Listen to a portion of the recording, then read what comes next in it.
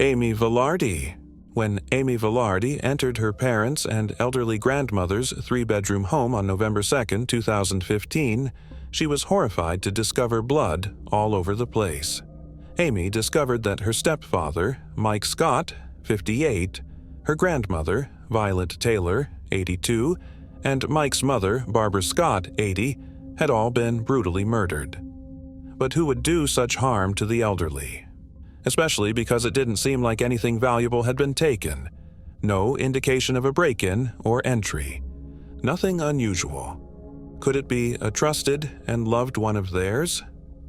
Together with their two mothers, Mike and Kathy resided in a trailer in Columbia, South Carolina. They had dated in their junior year of high school but lost touch. When they happened to cross paths again, love blossomed once more, and it was meant to be. They looked out for their friends and family and were the most compassionate people one could imagine. Being outdoorsy, Kathy enjoyed being active. Violet Taylor, her mother, trusted her with all of her money, particularly after her husband went away and left her some land. Barbara Scott, Mike's mother, cared for the little ones in the nursery and was an involved member of the church. She and Violet got along great and decided to live together in harmony with their kids for the majority of their days. A single-wide trailer was occupied by Kathy's 32-year-old daughter Amy and her fiancé, Ross Velarde, on the same plot of land. Ross and Amy were also the home of Amy's son and daughter.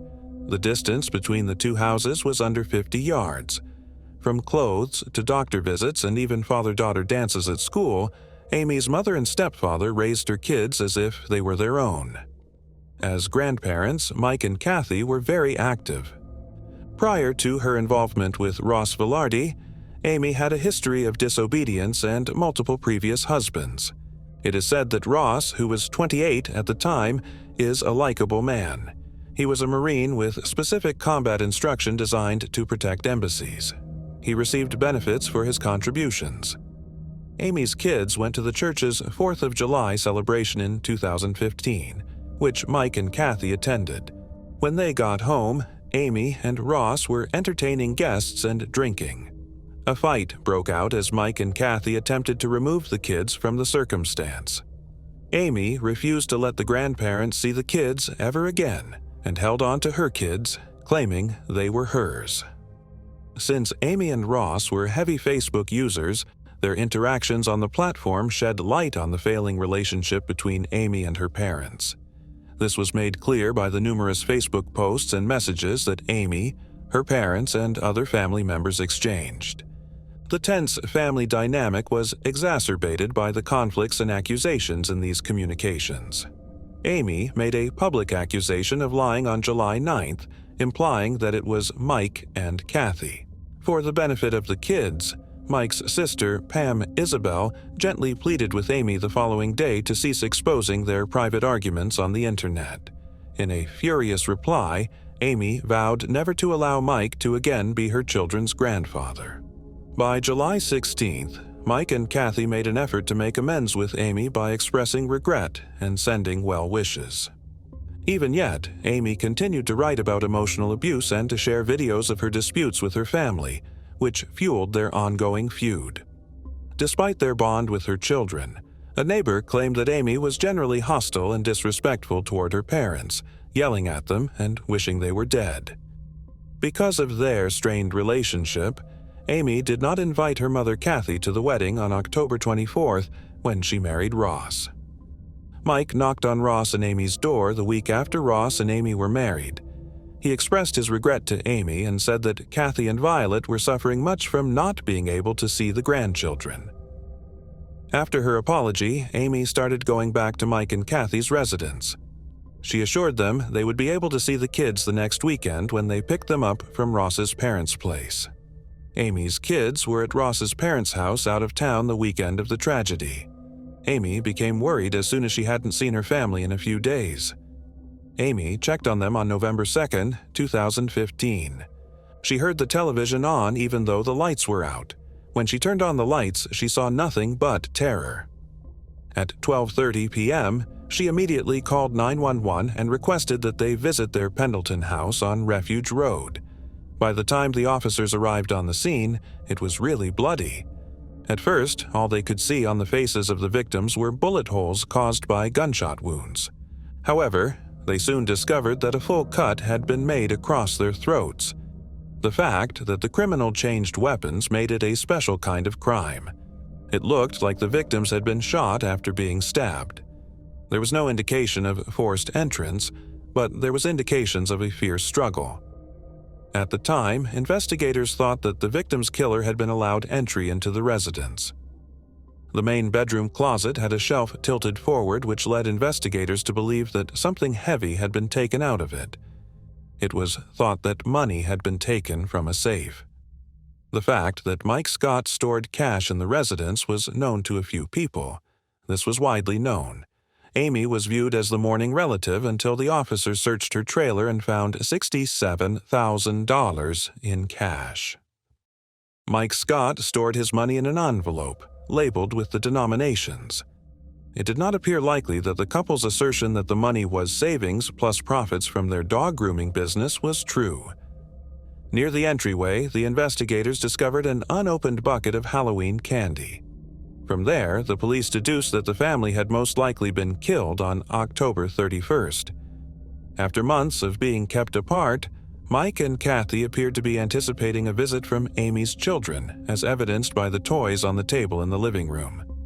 The grandparents seemed to be anticipating the children's visit, but Amy and Ross were close by in their trailer with her out-of-town kids. Why?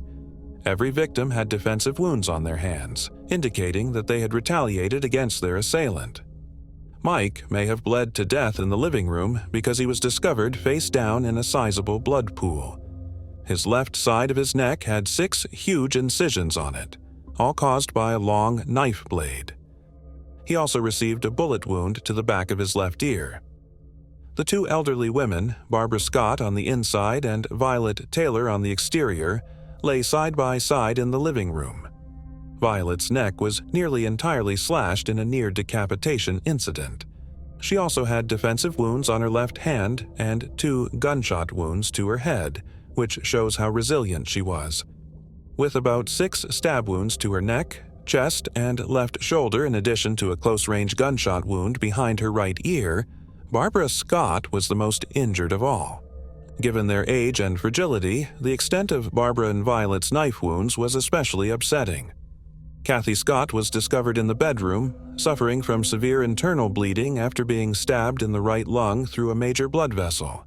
The injury measured 9¼ inches in depth, and the rectangular bruise matched that of a battle knife with a guard or hilt. She was also wounded by 2 gunshots. She also seems to have been going for a gun when she tripped over a cushion and a backpack. What happened was explained by the place where she was discovered. There were footprints on the carpet leading up to the hallway. She was probably stabbed, and after running to the bedroom, she was shot. Given the variety of killing techniques and the footprints discovered at the murder site, police had enough grounds to suspect that there were at least 2 attackers.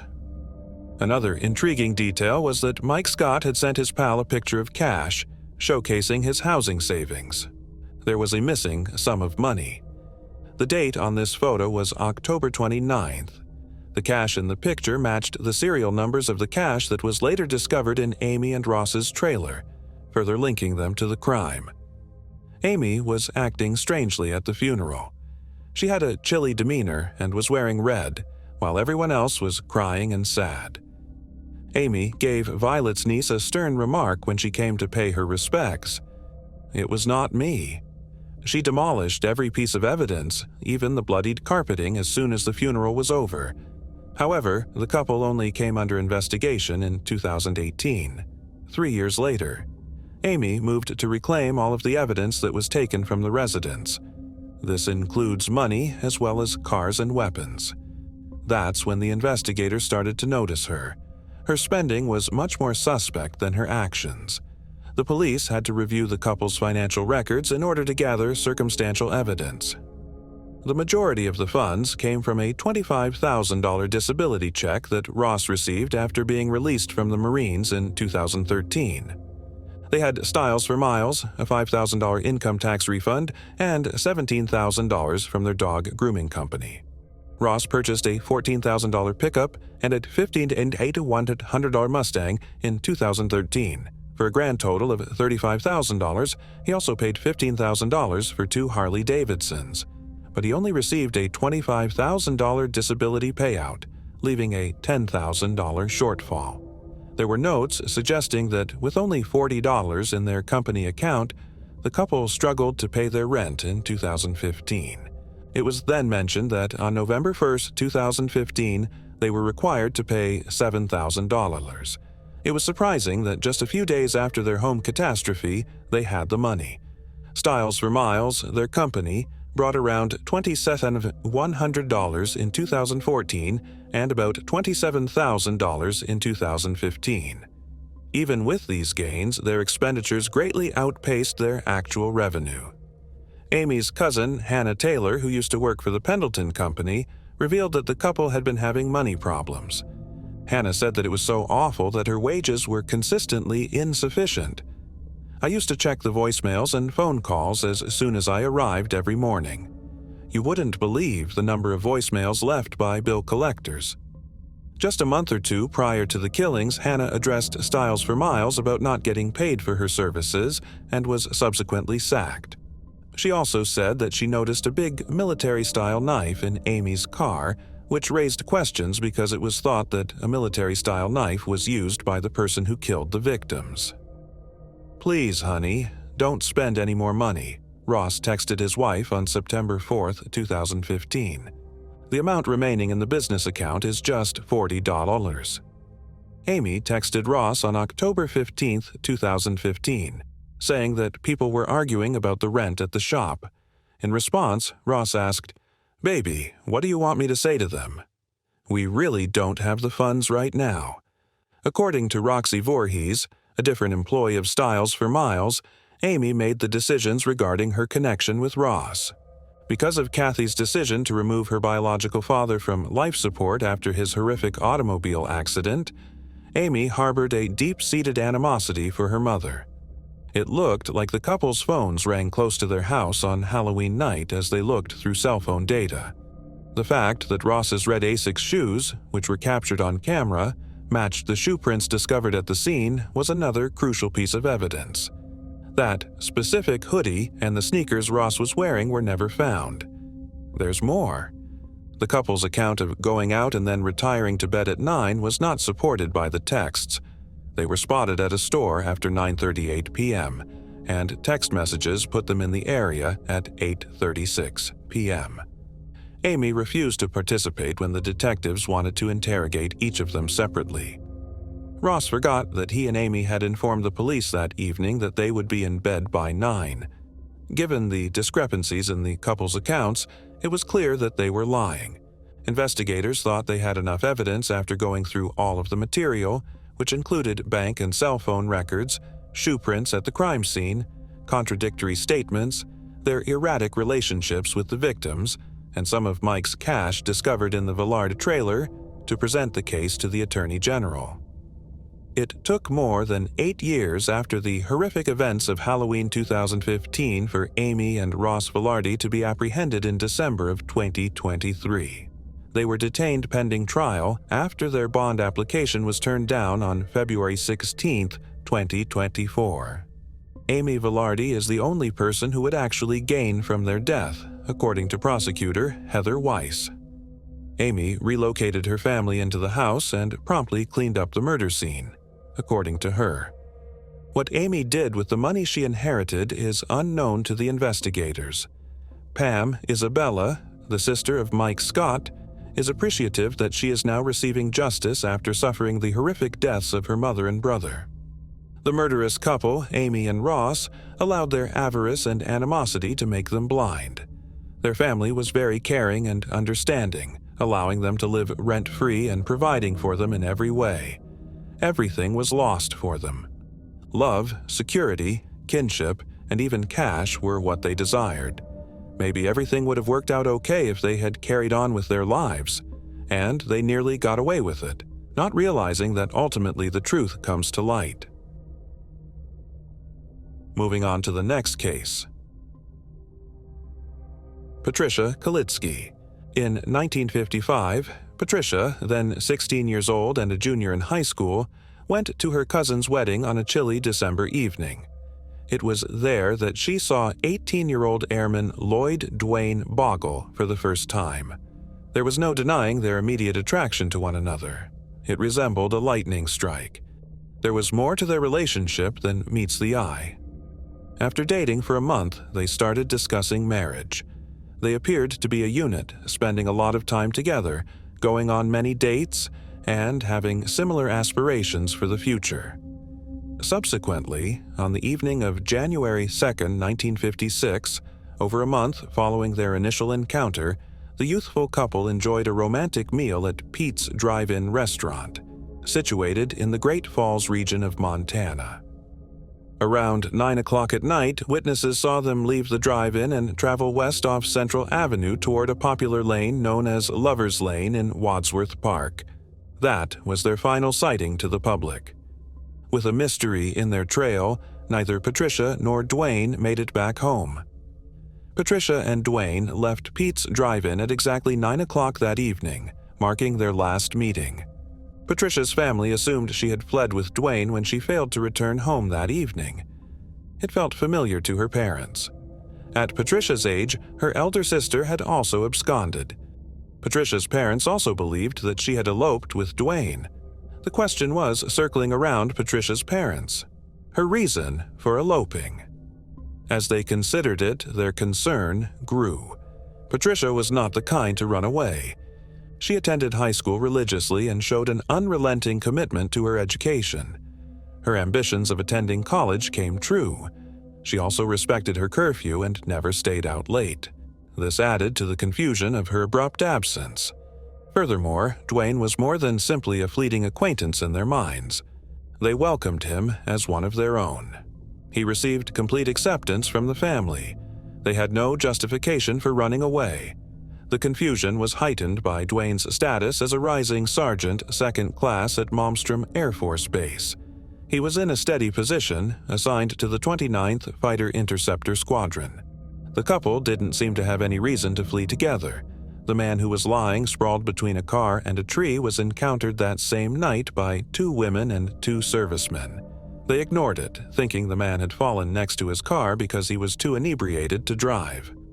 A life disregarded, a moment missed.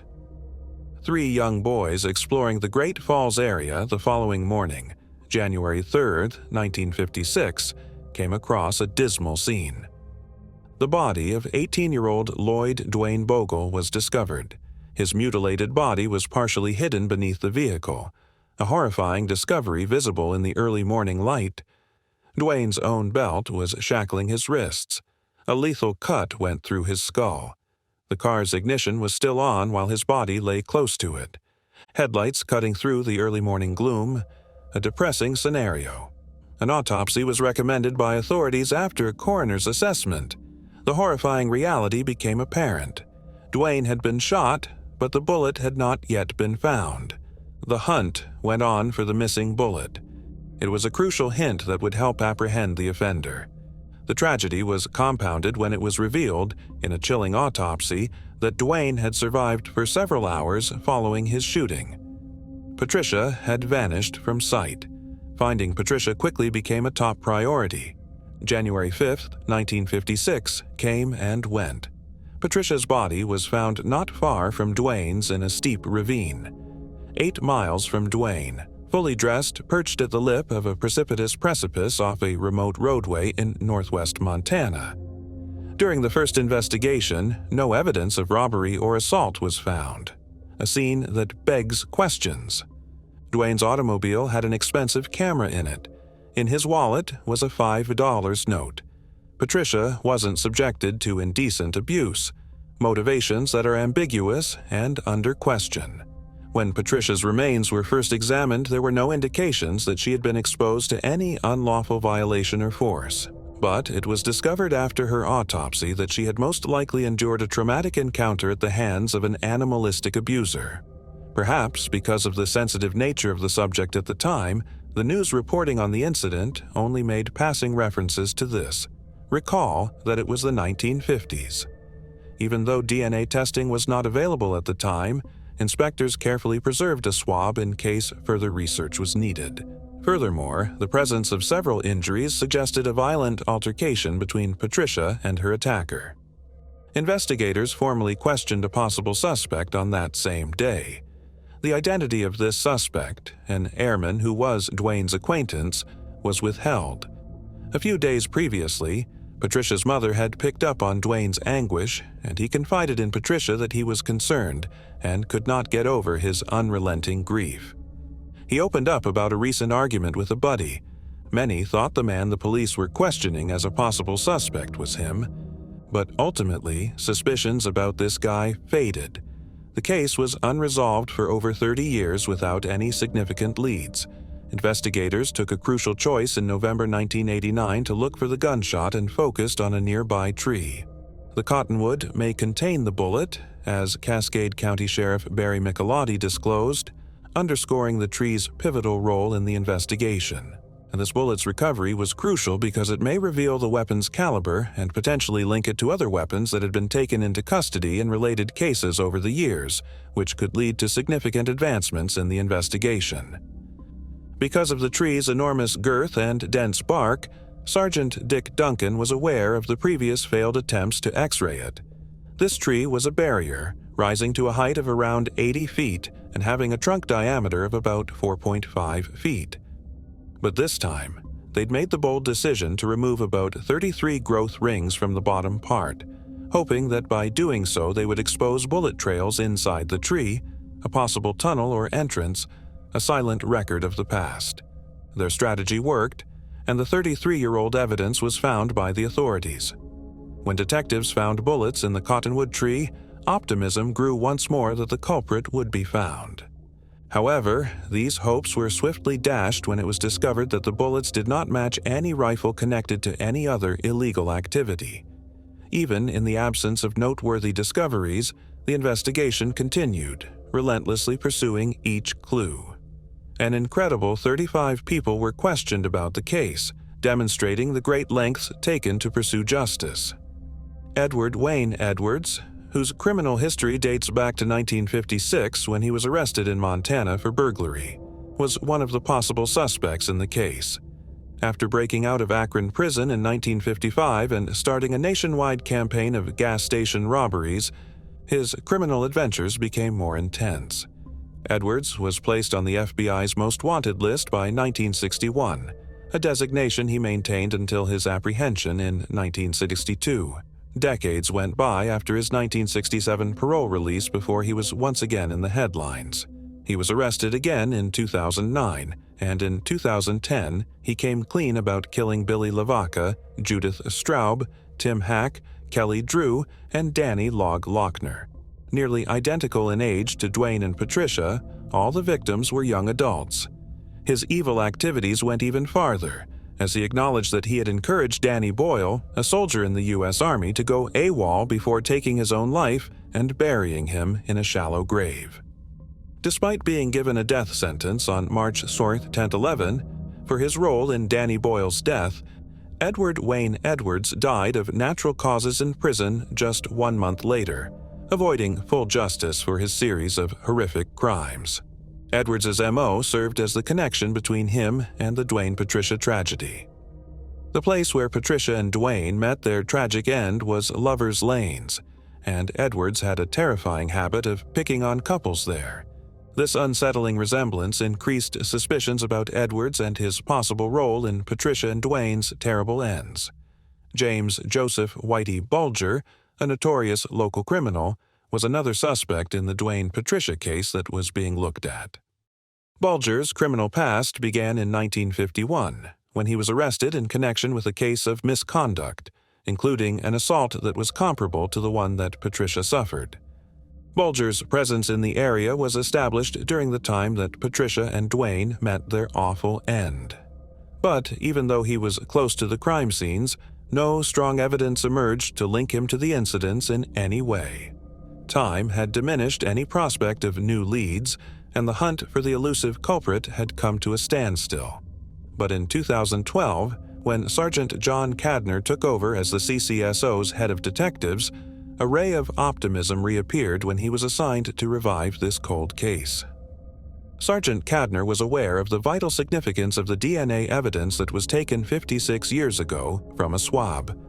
Detective Phil Madison sent this crucial sample to the State Crime Lab in 2001 when he was still there, but it merely served to demonstrate that Dwayne's DNA did not match his profile. As a result, it was included in the CODIS, Combined DNA Index System, library. Unfortunately, the database produced no interesting matches. Thus, the investigation was abandoned once more. After receiving the case, Sergeant Cadner collaborated with Bode Technology to replicate the DNA sample. They were able to properly recreate the sample by 2019. They didn't limit their comparison to the CODIS samples this time. Additionally, they compared it to DNA from common people found in public DNA databases. People who are interested in learning more about their family history use these databases.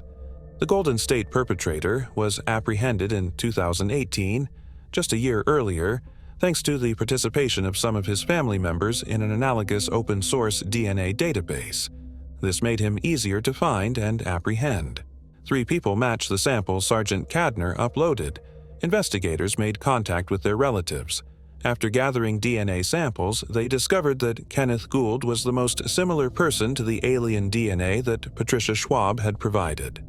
This was remarkable, said Sergeant Cadner, because at last, after 65 years, we had a lead and a place to investigate.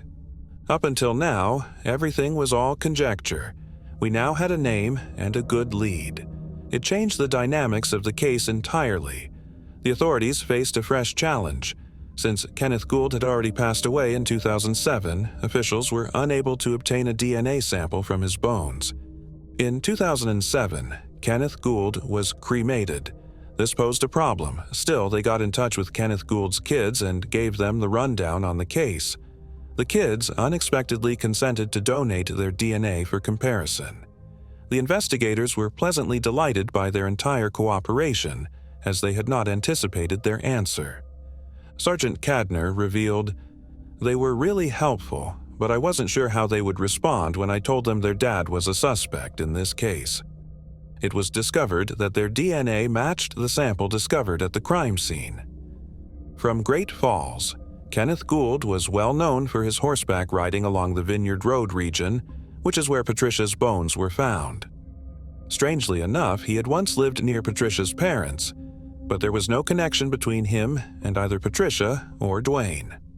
Notably, Gould married a 16-year-old at the age of 25, which was Patricia's age at the time of the killings. Just 1 month after Patricia and Dwayne's untimely deaths, Gould made a dramatic, life-changing decision. His entire life was turned upside down. His family moved to Geraldine, Tracy, Hamilton, and then out of Montana altogether, where they settled in Missouri with no plans to go back. It was decided that Kenneth Gould was the most likely suspect in the killings, but without a fair trial, his guilt could not be proved beyond a reasonable doubt because he was dead. Sergeant Cadner expressed his viewpoint, stating that although they were unable to establish Gould's guilt beyond a reasonable doubt due to his death, the overwhelming weight of the evidence led to him as the main suspect. He emphasized that even though they were unable to put the gun in Gould's hand, he was very positive of Gould's involvement in the crime given the facts and information that had been acquired. Sergeant Cadner was informed by Kenneth Gould's daughter that some people have secrets they keep hidden, which might mean that her father had certain secrets that no one else knows about. The families of Dwayne Bogle and Bogle-Kalitzke were eventually contacted after Kenneth Gould was identified as the culprit, providing them with the closure they had been waiting for more than 60 years. The families were glad to finally have answers and closure after a protracted length of time, but they were also brought back to terrible memories by the discovery, particularly for those who had a personal relationship with the pair. Sergeant Cadner observed with empathy that the families are feeling a range of emotions. It's a time of bittersweetness. Patricia and Dwayne were vivacious and well-liked by all. This resolution is difficult yet heartfelt since investigators poured a great deal of themselves into the case, giving up a portion of themselves to seek justice. The only other survivor of Patricia Kalitzke's family, her sister, had passed away from severe dementia by the time the culprit's identity was made public. Years of anxiety and unfounded rumors about Dwayne's whereabouts, including a possible connection to organized crime, had plagued the Bogle family. Karen Bogle-McCarthy, Dwayne's 54-year-old niece, considered how their generation was affected by contemporary technology at the time of the disclosure. She conceded that although technical progress had its advantages, it often reopened long-closed wounds that had begun to mend. Edgar Wilson, Kenneth Gould's 10-year Missouri neighbor, stated in an interview that he was very shocked by the charges against Gould. Wilson painted Gould as an essentially nice man who abstained from vices like drinking and stirring up trouble, characterizing him as mild-mannered, non-confrontational, and virtuous by nature.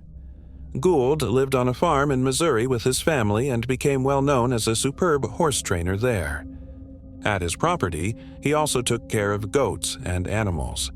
There is an unproven theory that Kenneth Gould secretly harbored feelings for Patricia, and that he took matters into his own hands when Patricia suddenly developed feelings for Dwayne, and after a month of dating, they began discussing marriage. Kenneth Gould became outraged upon witnessing the pair having sexual relations in the car and held them at gunpoint when he confronted them on Lover's Lane. Using his own belt, he restrained Dwayne and made a threat to leave Patricia. Dwayne killed himself next to his car when he objected. Then he abducted Patricia, carried her 8 miles into the forest, had his way with her, and then killed her too. His idea does contain a few anomalies, though. Although Kenneth and Patricia were over 13 years apart in age, there was some debate as to whether or not Kenneth truly married his wife at the age of 25, or whether she was 16 when they got married. Furthermore, this tragedy took place just 4 years following Kenneth's marriage. Did the remarks made by the daughter of Kenneth Gould, that everyone has secrets, have a deeper meaning? Is it possible that the daughter was aware of her father's romantic interest in Patricia in some way, or was it merely a casual comment? 3 people who could have provided insight into the crime's purpose have all passed away. Therefore, it is still unknown. Was it a cruel conclusion to a triangle of love, or was it a moment of weakness when a generally kind human turned into an animal for the evening? Was there just one person who did it, or were there multiple attackers? People who had the answers to these questions are no longer with us. Moving on to the next case. Ruth Marie Terry. A 12-year-old girl was following a barking dog in Provincetown, Massachusetts' Race Point Dunes on July 26, 1974. The young girl came across a corpse that was decaying. The remains lay just a short distance from a road, and a noticeable amount of insect activity was present. We found tire traces 50 yards from the location, and 2 sets of footprints guided us to the body. The victim was face down on half of a beach blanket. There was no indication of resistance. According to police theories, she was either asleep when the attack occurred, or she knew who was attacking her. The presence of the beach towel and sand at the scene suggests a possible relocation of the body to its original location. Under her head were Wrangler pants and a blue bandana. A gold-flecked elastic band pulled her long red or auburn hair back into a ponytail. She had painted her toenails pink. The police estimated the woman's height and physique to be around 5 feet 6 inches, with a sporty build. She also had other teeth extracted and underwent costly dental work, including crowns that cost between $510,000 and $550,000. The victim had one forearm removed as well as both hands. The attacker nearly decapitated her, possibly by strangling her. The military may have used an entrenching tool to crush her head on one side. The autopsy results indicated that the woman died approximately 2 weeks prior to her discovery. It was difficult to tell how old she was. She might have been 20 years old or 49. Several investigators at the time believed that the missing teeth, hands, and forearm indicated the perpetrator's desire to conceal their identity or the victim's identity. Authorities investigated thousands of cases involving missing persons and a list of authorized cars driven through the region. There were no matches discovered. Extensive searches of the nearby dunes revealed nothing but trousers, bandana, blanket, and ponytail holder as evidence. The investigators did not succeed in identifying the victim, despite their best attempts. They dubbed her the Lady of the Dunes. The tragic conclusion of the case led to the woman's burial in October 1974. They made a woman's first facial reconstruction out of clay in 1979. In 1980, researchers dug up her remains for analysis, but found no further evidence. They dug up the body again in March 2000 to collect DNA. In May 2010, the National Center for Missing and Exploited Children CT scanned her skull, using the resulting pictures for another reconstruction. The original thin metal casket had corroded and decayed, so in 2014, one of the case investigators donated money for a new one. Over the years, there were a number of leads, but none of them proved to be successful. A Canadian woman informed a friend in 1987 that she had witnessed her father strangling a woman in Massachusetts in the early years of 1972. Police searched but were unable to find the woman. Although it turned out not to be the case, another woman informed authorities the victim's reconstruction resembled her sister, who had vanished in Boston in 1974. Rory Jean Kessinger, a missing criminal who would have been 25 years old at the time of the incident, was another lead that investigators pursued. In 1973, Rory Jean had escaped from prison. Authorities saw similarities between the victim and Rory Jean. Her mother's DNA, however, did not match the victim's. We also ruled out two more missing women, Vicki Lamberton of Massachusetts and Frances Ewalt of Montana. Over the years, many competing theories and suspects have emerged in this case. In 1981, investigators discovered that mobster Whitey Bulger had spotted a woman who bore a striking resemblance to the deceased at the time of her likely death. Bulger had a reputation for extracting his victims' teeth. In 2018, Bulger passed away in prison, with no established connection to him. Initially, authorities considered Tony Costa, a repeat criminal from Truro, Massachusetts, as a suspect, but ultimately ruled him out. Costa passed away on May 12, 1974. In July 1974, the victim was discovered. A man named Haddon Clark once told investigators he was the one who killed the Lady of the Dunes. Authorities diagnosed Clark with paranoid schizophrenia, a disorder that can lead someone to fabricate a confession to a crime. Clark wrote a letter to a friend in 2004 claiming to have killed a woman on Cape Cod, Massachusetts. He also sent two sketches. One image showed a nude woman lying on her stomach, while the other showed a map indicating the location of the body. In April 2000, Clark took investigators to a location where he claimed to have buried two victims 20 years before. Furthermore, he claimed that between the 1970s and the 1990s, he had taken the lives of other people in different states. Investigators were never able to conclusively connect him to the Lady of the Dunes case. The Lady of the Dunes may have served as an extra in the 1975 movie Jaws, which was filmed near the village of Munemsha on Martha's Vineyard, approximately 100 miles south of Provincetown, between May and October 1974. This theory first surfaced in August of 2015. Just weeks earlier, Joe Hill, the son of horror writer Stephen King, brought this to the police after reading The Skeleton Crew, which describes how amateur detectives are cracking America's most enigmatic cases. As Hill watched the movie's 4th of July beach scene, he noticed a woman in the crowd, dressed in pants and a blue bandana, identical to the clothes found with the body. What if, he thought, 100 million people saw a cherished summer classic and never realized they were staring at the young victim no one has ever been able to identify?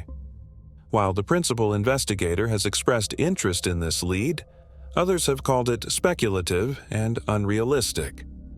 In 2022, Othram received the skeleton remains. This resulted in the development of a DNA profile, which later served to identify the victim and pinpoint distant relatives. The FBI field office in Boston revealed the victim's identity on October 31, 2022. Her name is Ruth Marie Terry. There was no information provided on probable suspects or the reason Ruth was in Massachusetts at the time of her murder.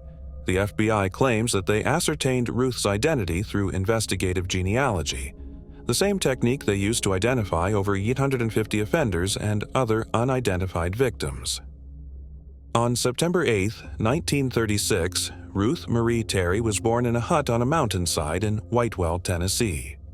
Her parents, Johnny and Eva Terry, died at the age of 23, shortly after giving birth to Ruth. Ruth left Whitewell to work at the Fisher Body Automotive Plant in Livonia, Michigan in 1957 after a brief marriage. She gave birth to Richard in 1958, but because of her financial situation, she was unable to raise him. In exchange for him covering her bills, she permitted Richard Hanchett Sr., the superintendent of her workplace, to adopt her child. Ruth relocated to California after the adoption procedure was completed, leaving Livonia. When Ruth contacted her son in 1972, he was still in a coma after an 18-day heroin overdose, so he wasn't ready to see her. She married Reno, Nevada, antiques trader Guy Rockwell Moldavan on February 16, 1974. 4 months before her demise, the pair paid a visit to her Whitewell family.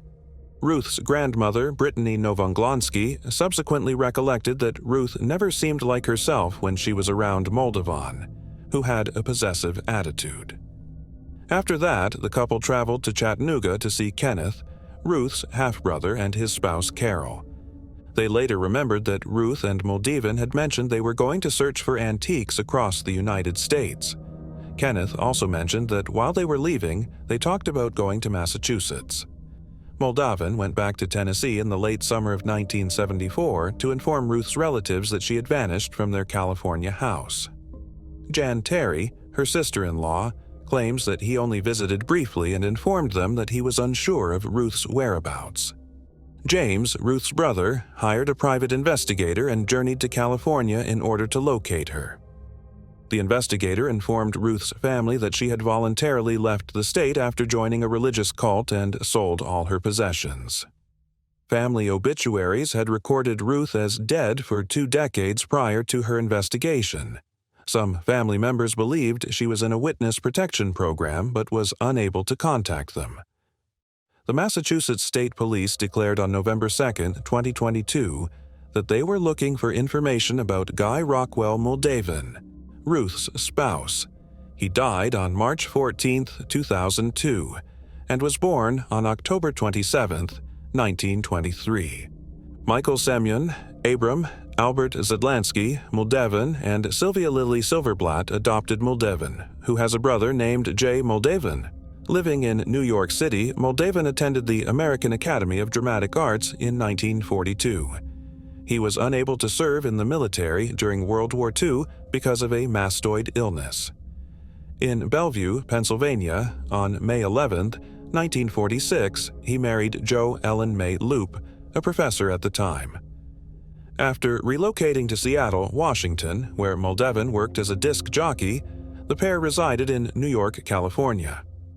On July 16, 1956, the couple got a divorce.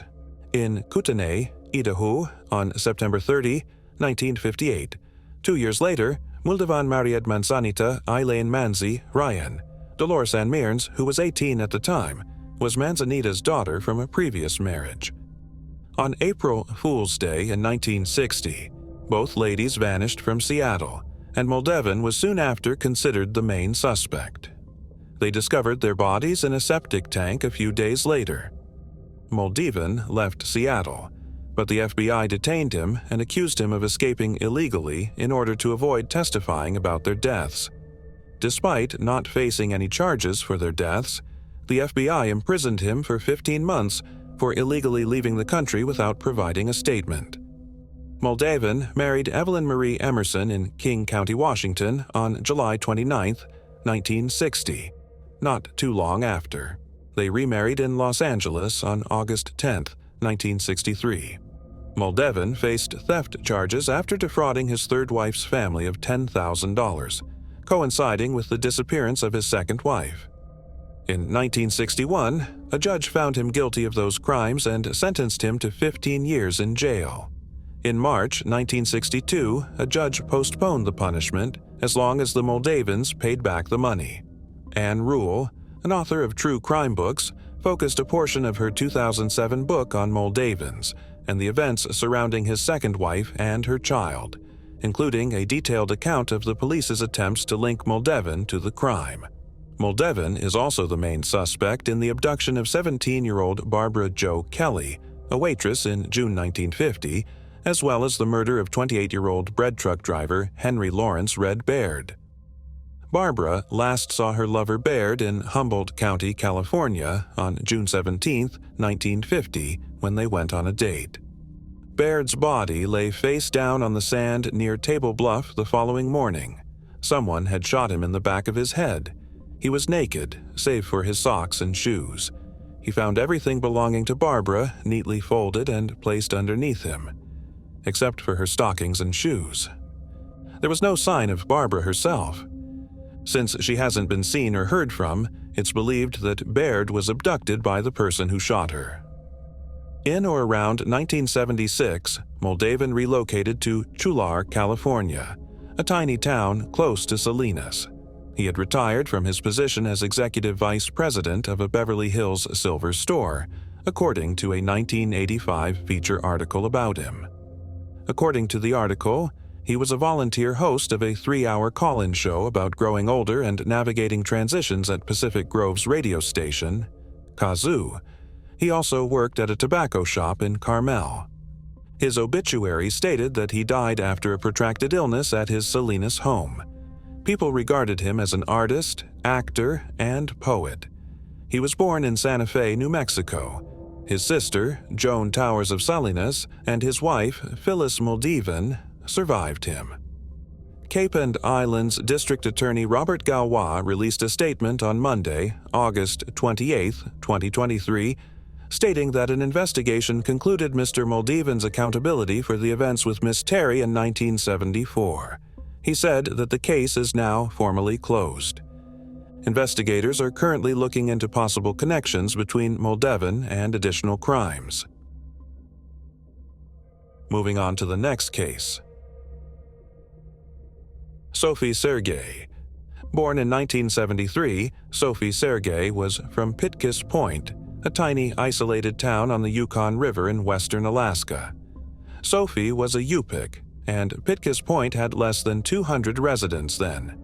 Native Americans typically populated the area. Growing up in this small town, Sophie's early years were influenced by the particular difficulties and natural splendors of rural Alaska. Sophie was given a strong sense of family values and community, and a connection to her indigenous roots by the hamlet, distinguished by its remote location and sparse population. The strong ties bound the people of Pitkas Point together as they shared a common way of life in the isolated wilderness of Alaska. Sophie was praised for being a model citizen and a fantastic daughter. She had a bright personality, was a diligent worker, and was determined to follow her dreams. She rose to prominence in the community's eyes, especially among the younger crowd. Sophie had goals for her life that went beyond the confines of her tiny community. She hoped to do more important things. Despite the difficulties of the isolated location and scarce resources, Sophie's commitment to learning was evident. She was fortunate to be awarded a full scholarship to the University of Alaska, a prestigious school that meant moving around 500 miles from her hometown. This shift marked a tremendous transition from the close-knit indigenous village to the vibrant, culturally varied campus. Sophie was fascinated by the wonders of the water, so her academic interests at the university were focused on marine biology. Sophie was a standout student until she hit a rough patch in life, which forced her to leave college for a while. This choice was made for 2 reasons. First and foremost, Sophie wanted to return home to help and care for her aging mother because she felt a strong sense of duty to her family. Second, She decided to work and save money for the necessary dental treatment after realizing the financial limitations imposed by her educational path. Sophie worked as a teacher's assistant at a school in her local village while she was away from the university. This decision demonstrated her excellent work ethic and dedication to community service. Sophie showed her independence and sense of responsibility when she chose to take charge of her financial condition and work toward accumulating money for her dental treatment rather than burdening her family. She wanted to re-enroll in college after completing her 2 years of study in marine biology, demonstrating her unwavering devotion to reaching her academic goals. But in April 1993, Sophie's life tragically changed course while spending a weekend in Fairbanks. The first part of April 25, 1993, appeared to be a typical day with regular activity. Sophie had taken a plane to Fairbanks on this particular day to see a dentist. She intended to live in Bartlett Hall, a dorm, and stay with her friend Shirley, a University of Alaska Fairbanks student. That evening, Sophie went out and had dinner and a movie with friends, participating in activities typical of many college students. During a sunset viewing excursion, Sophie is shown in the last known snapshot, her arms out, seemingly ready to embrace the world. After returning to Shirley's room in Bartlett Hall, Sophie spent the evening socializing and watching movies in a laid-back atmosphere with Shirley and her partner, Noah. Sophie walked down to the common area later in the evening for a drink and then decided to smoke a cigarette. Shirley advised Sophie to smoke in the second-floor restroom to escape the bitter cold, considering the below-freezing weather in Alaska. Sophie consented, and in her absence, Shirley and Noah decided to depart, notifying Sophie with a note left on the door. They had no idea that this choice would unintentionally add to the mystery surrounding Sophie's abduction. When Shirley returned to her dorm room the following morning, she found that Sophie had yet to return. Shirley called the police to report Sophie missing after worrying and failing to locate her companion. Concurrently, without knowledge of the catastrophe in Fairbanks, Sophie's orthodontist called to inform her family that she was not there at the appointed time. As the day went on, a janitor in charge of the Bartlett Hall second-floor restroom discovered something awful.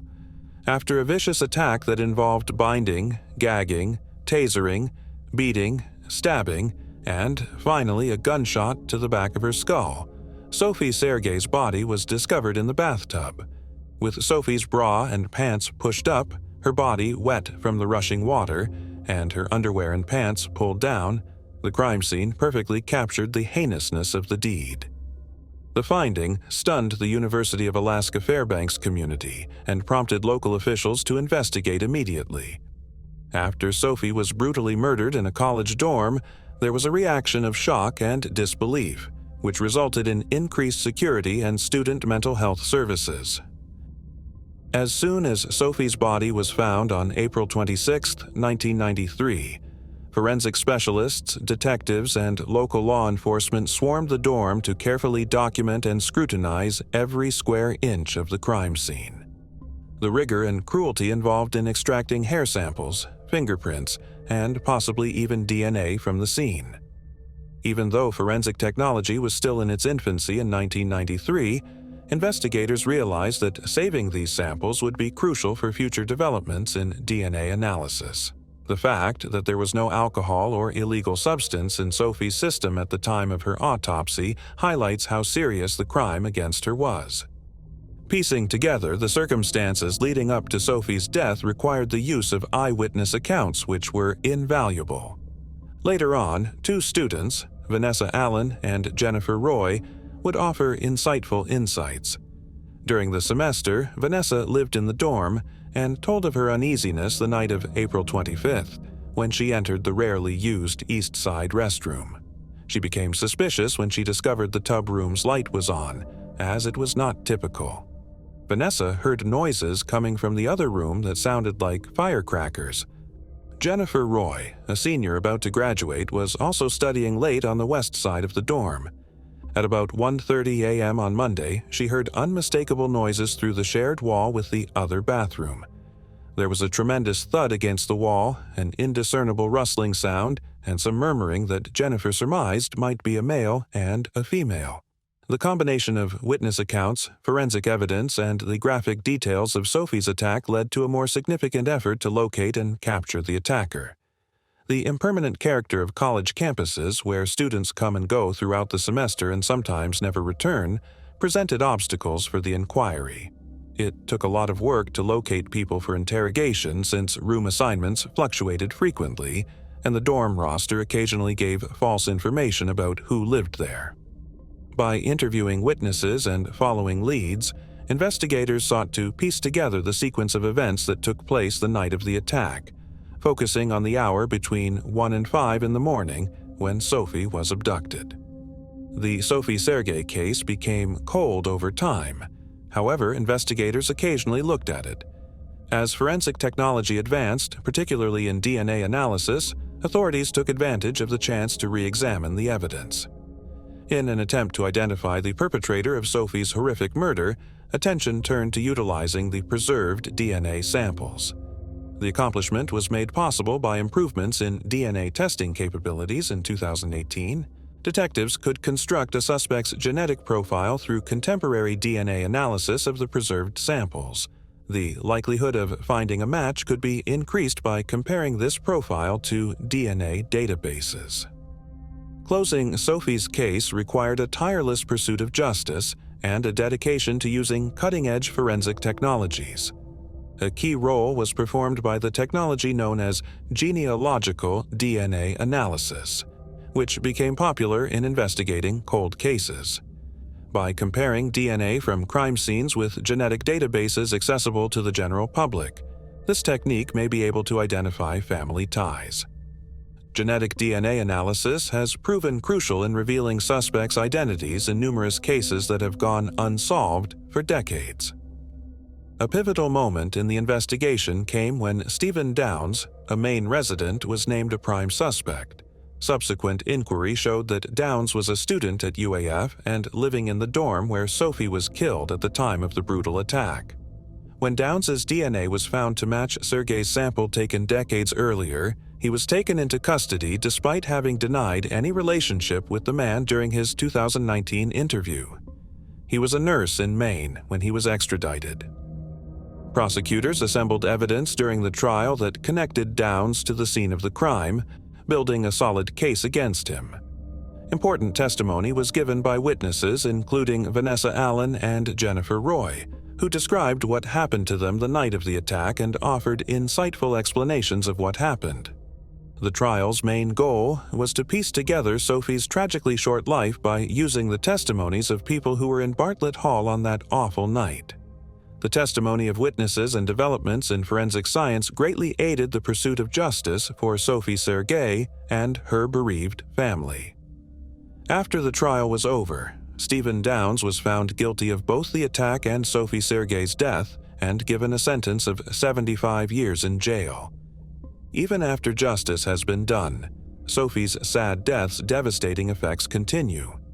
Even though her friends and family were able to find closure almost 30 years later, the tragic events of 1993 still have a lasting impact on their lives. The path taken by Stephen H. Downs from an unsolved cold case to his arrest and conviction demonstrates the revolutionary power of genetic genealogy in providing victims with justice and comfort to bereaved families. Moving on to the next case. Terry Ladwig. In 1994, Terry Ladwig, then 28 years old, resided in Concord, California. Stephen Ladwig, a naval petty officer, was her husband. In the Concord apartment she lived with her husband on Adelaide Street, Terry was beaten and strangled on December 2, 1994. After returning from a tour of duty over the USS Parche submarine, Stephen Ladwig discovered Terry's body. She never had Stephen Ladwig as a suspect in her death. The police at the time had not named any suspects. The apartment was searched for forensic evidence. The absence of any indication of forced entrance was the only other lead investigator's advantage. It is possible that Terry was acquainted with her assailant. The investigation was closed after investigators were unable to identify a suspect. James Grimsley, 55, was detained in Salt Lake City, Utah, on January 27, 2023, and accused of killing Terry Ladwig. Grimsley, who was working as a truck driver in Salt Lake City at the time of his arrest, was originally from Oregon. Lieutenant Sean Donnelly of Concord Police stated that they are unsure about the motivation. We can assume that the victim allowed him into the flat because there was no indication of a forced entry. I can confirm that the scene was aggressive. Terry and the suspect appeared to have been engaged in a heated altercation. Many interviews were done during the initial inquiry, and forensic evidence was taken from the scene, according to Donnelly. We won't reveal the precise relationship at this time, though. After the arraignment, we or the district attorney's office may provide that information. Grimsley was extradited to Contra Costa County after being arrested in Salt Lake County on a $1,000 warrant. Following the public announcement of Terry's arrest, Britney Drexel, one of his pals, had the following to say. She was an amazing lady. She was a really kind person. People laughed at her. Every time she entered, she would make me smile. Moving on to the next case. Era Johnson. 5-year-old Era Johnson was tucked in beneath dark orange sheets by her parents on the evening of April 2, 1986, when they were dressed in orange pants. Her father last saw her in her bed in the family's mobile home in the Big Sandy town on the 300 block of Boulder Street, sometime between 1 and 2 in the morning. However, Era's parents were devastated to discover their daughter was disappeared when they got up the next morning between 6:30 and 6:45. There was no indication of a struggle in Era's room, and the rear door to the house was open. There were no signs of the 5-year-old in or near the house, and the child had taken her orange bedspread with her. It wasn't like she had just left. Although it seemed like someone had taken her, neither Era's family nor her neighbors had noticed or heard anything out of the ordinary that evening. Scent dogs were brought to the location by law officials, but the dogs were unable to detect the small girl's scent. James and Ophelia, Era's parents, had polygraph examinations not long after her abduction, according to Era's Charlie Project page. It further says that another man was requested to take one and that he did as well, but it doesn't seem like anything is known about this man or the reason he was invited to take the test. Investigators think that the person who abducted the young girl knew the family's customs. Authorities declared in 2007 that they thought David Elliott Penton, a serial killer and child rapist, was a person of interest in the case decades after Era vanished. Penton was born in February 1958 and reared by his mother alone in Columbus, Ohio, following his father's abandonment.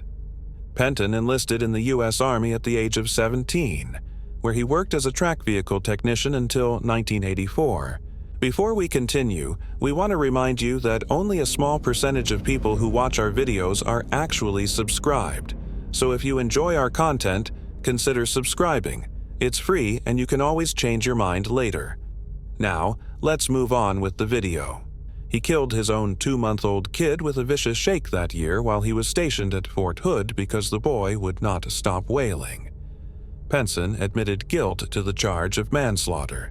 But when he was free on bond, he fled the police. 3 years later, in Ohio, he was arrested for the murder of a friend's young niece. Since 1987, Penton has been incarcerated in Ohio. He boasted to his fellow prisoners about his atrocities. So while he was detained, he accepted a plea deal acknowledging that he had killed 3 small children in Texas.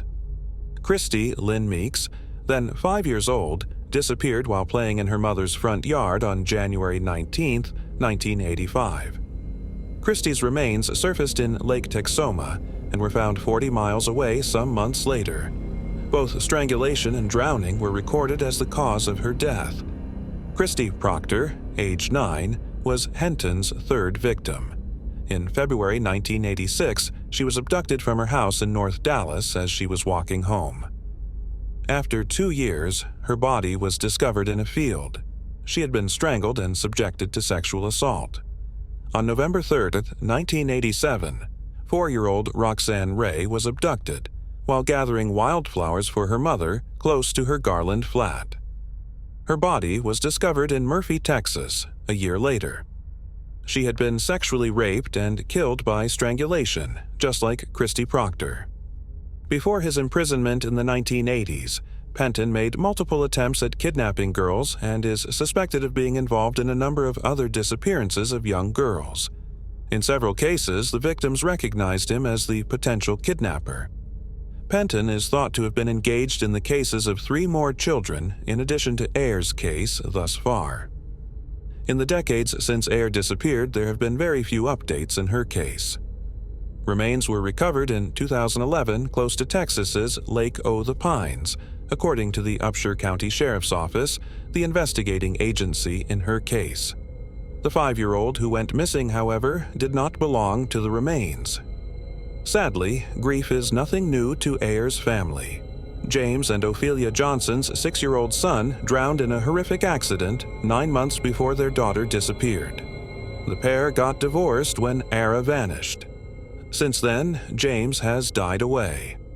When Ara Johnson disappeared from her family's home in the 300 block of Boulder Street in the Big Sandy town, she was only 5 years old. She is characterized as a black girl with black hair and brown eyes. She was around 3 feet tall, weighed about AU 39, and had lost her front 2 lower teeth when she vanished. Her underpants were orange. Ara may go by Nisa because she has a silver filling in her back right tooth. Her age, if she survives, will be 41. By phone, 903-843-2541. If you know anything regarding Ara's disappearance, please contact the Upshur County Sheriff's Office. Moving on to the next case. Belle Gunness. On November 11, 1858, Bernhild Storseth, better known as Belle Gunness, was born in Selbu, Norway. Her early poverty served as fuel for her subsequent thirst for wealth and the good life as an adult. She was raised in a low-income family as tenants on a tiny farm. Belle immigrated to the U.S. in 1881 while still in her early 20s. Before moving in with Mads Sorensen, another Norwegian immigrant, in 1884, she worked as a maid for a while in Chicago and changed her name to Belle Peterson. The couple's candy store was completely destroyed by arson, but they were compensated handsomely by their insurance. Inexplicably, their house burned down as well, and the Sorensens were compensated once more. To the outside world, Belle appeared to be continually accompanied by misfortune, even if they were probably content with the money they received. 2 children were born to the marriage, but Belle was not the biological father of them. 2 years later, in 1898, her brother Alex passed away after his mother Caroline, who had passed away in 1896. They both died of colitis, yet it's now thought that their new mother's poisoning caused their illnesses. Mads's death from cerebral hemorrhaging on July 30th, 1890, caused even more distress.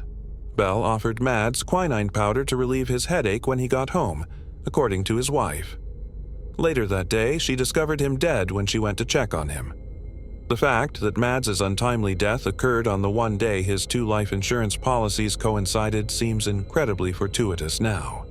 One started as the other was about to end, but at the time, investigators discovered no evidence of malevolent intent, and Belle was exonerated of any role in her husband's demise. She went to an Indiana farm after receiving $5,000 over $100 and $40,000 in today's currency from his life insurance policies. Belle wed Peter Gunness in 1902. He was a recent widower with 2 small children to raise. The youngest died a week after the couple's marriage at the age of 7 months.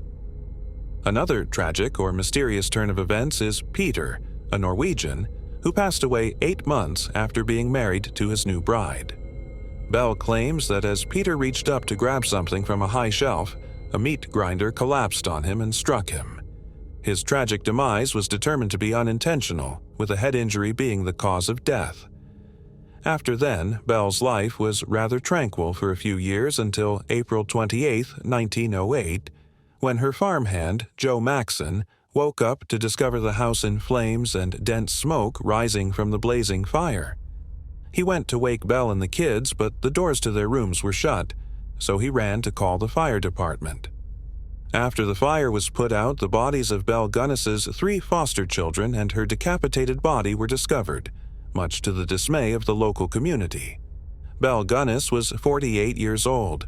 Newspapers reported on the terrible conclusion that the mom, who had endured so much in her life, had suffered a terrible death while attempting to save her children from the fire.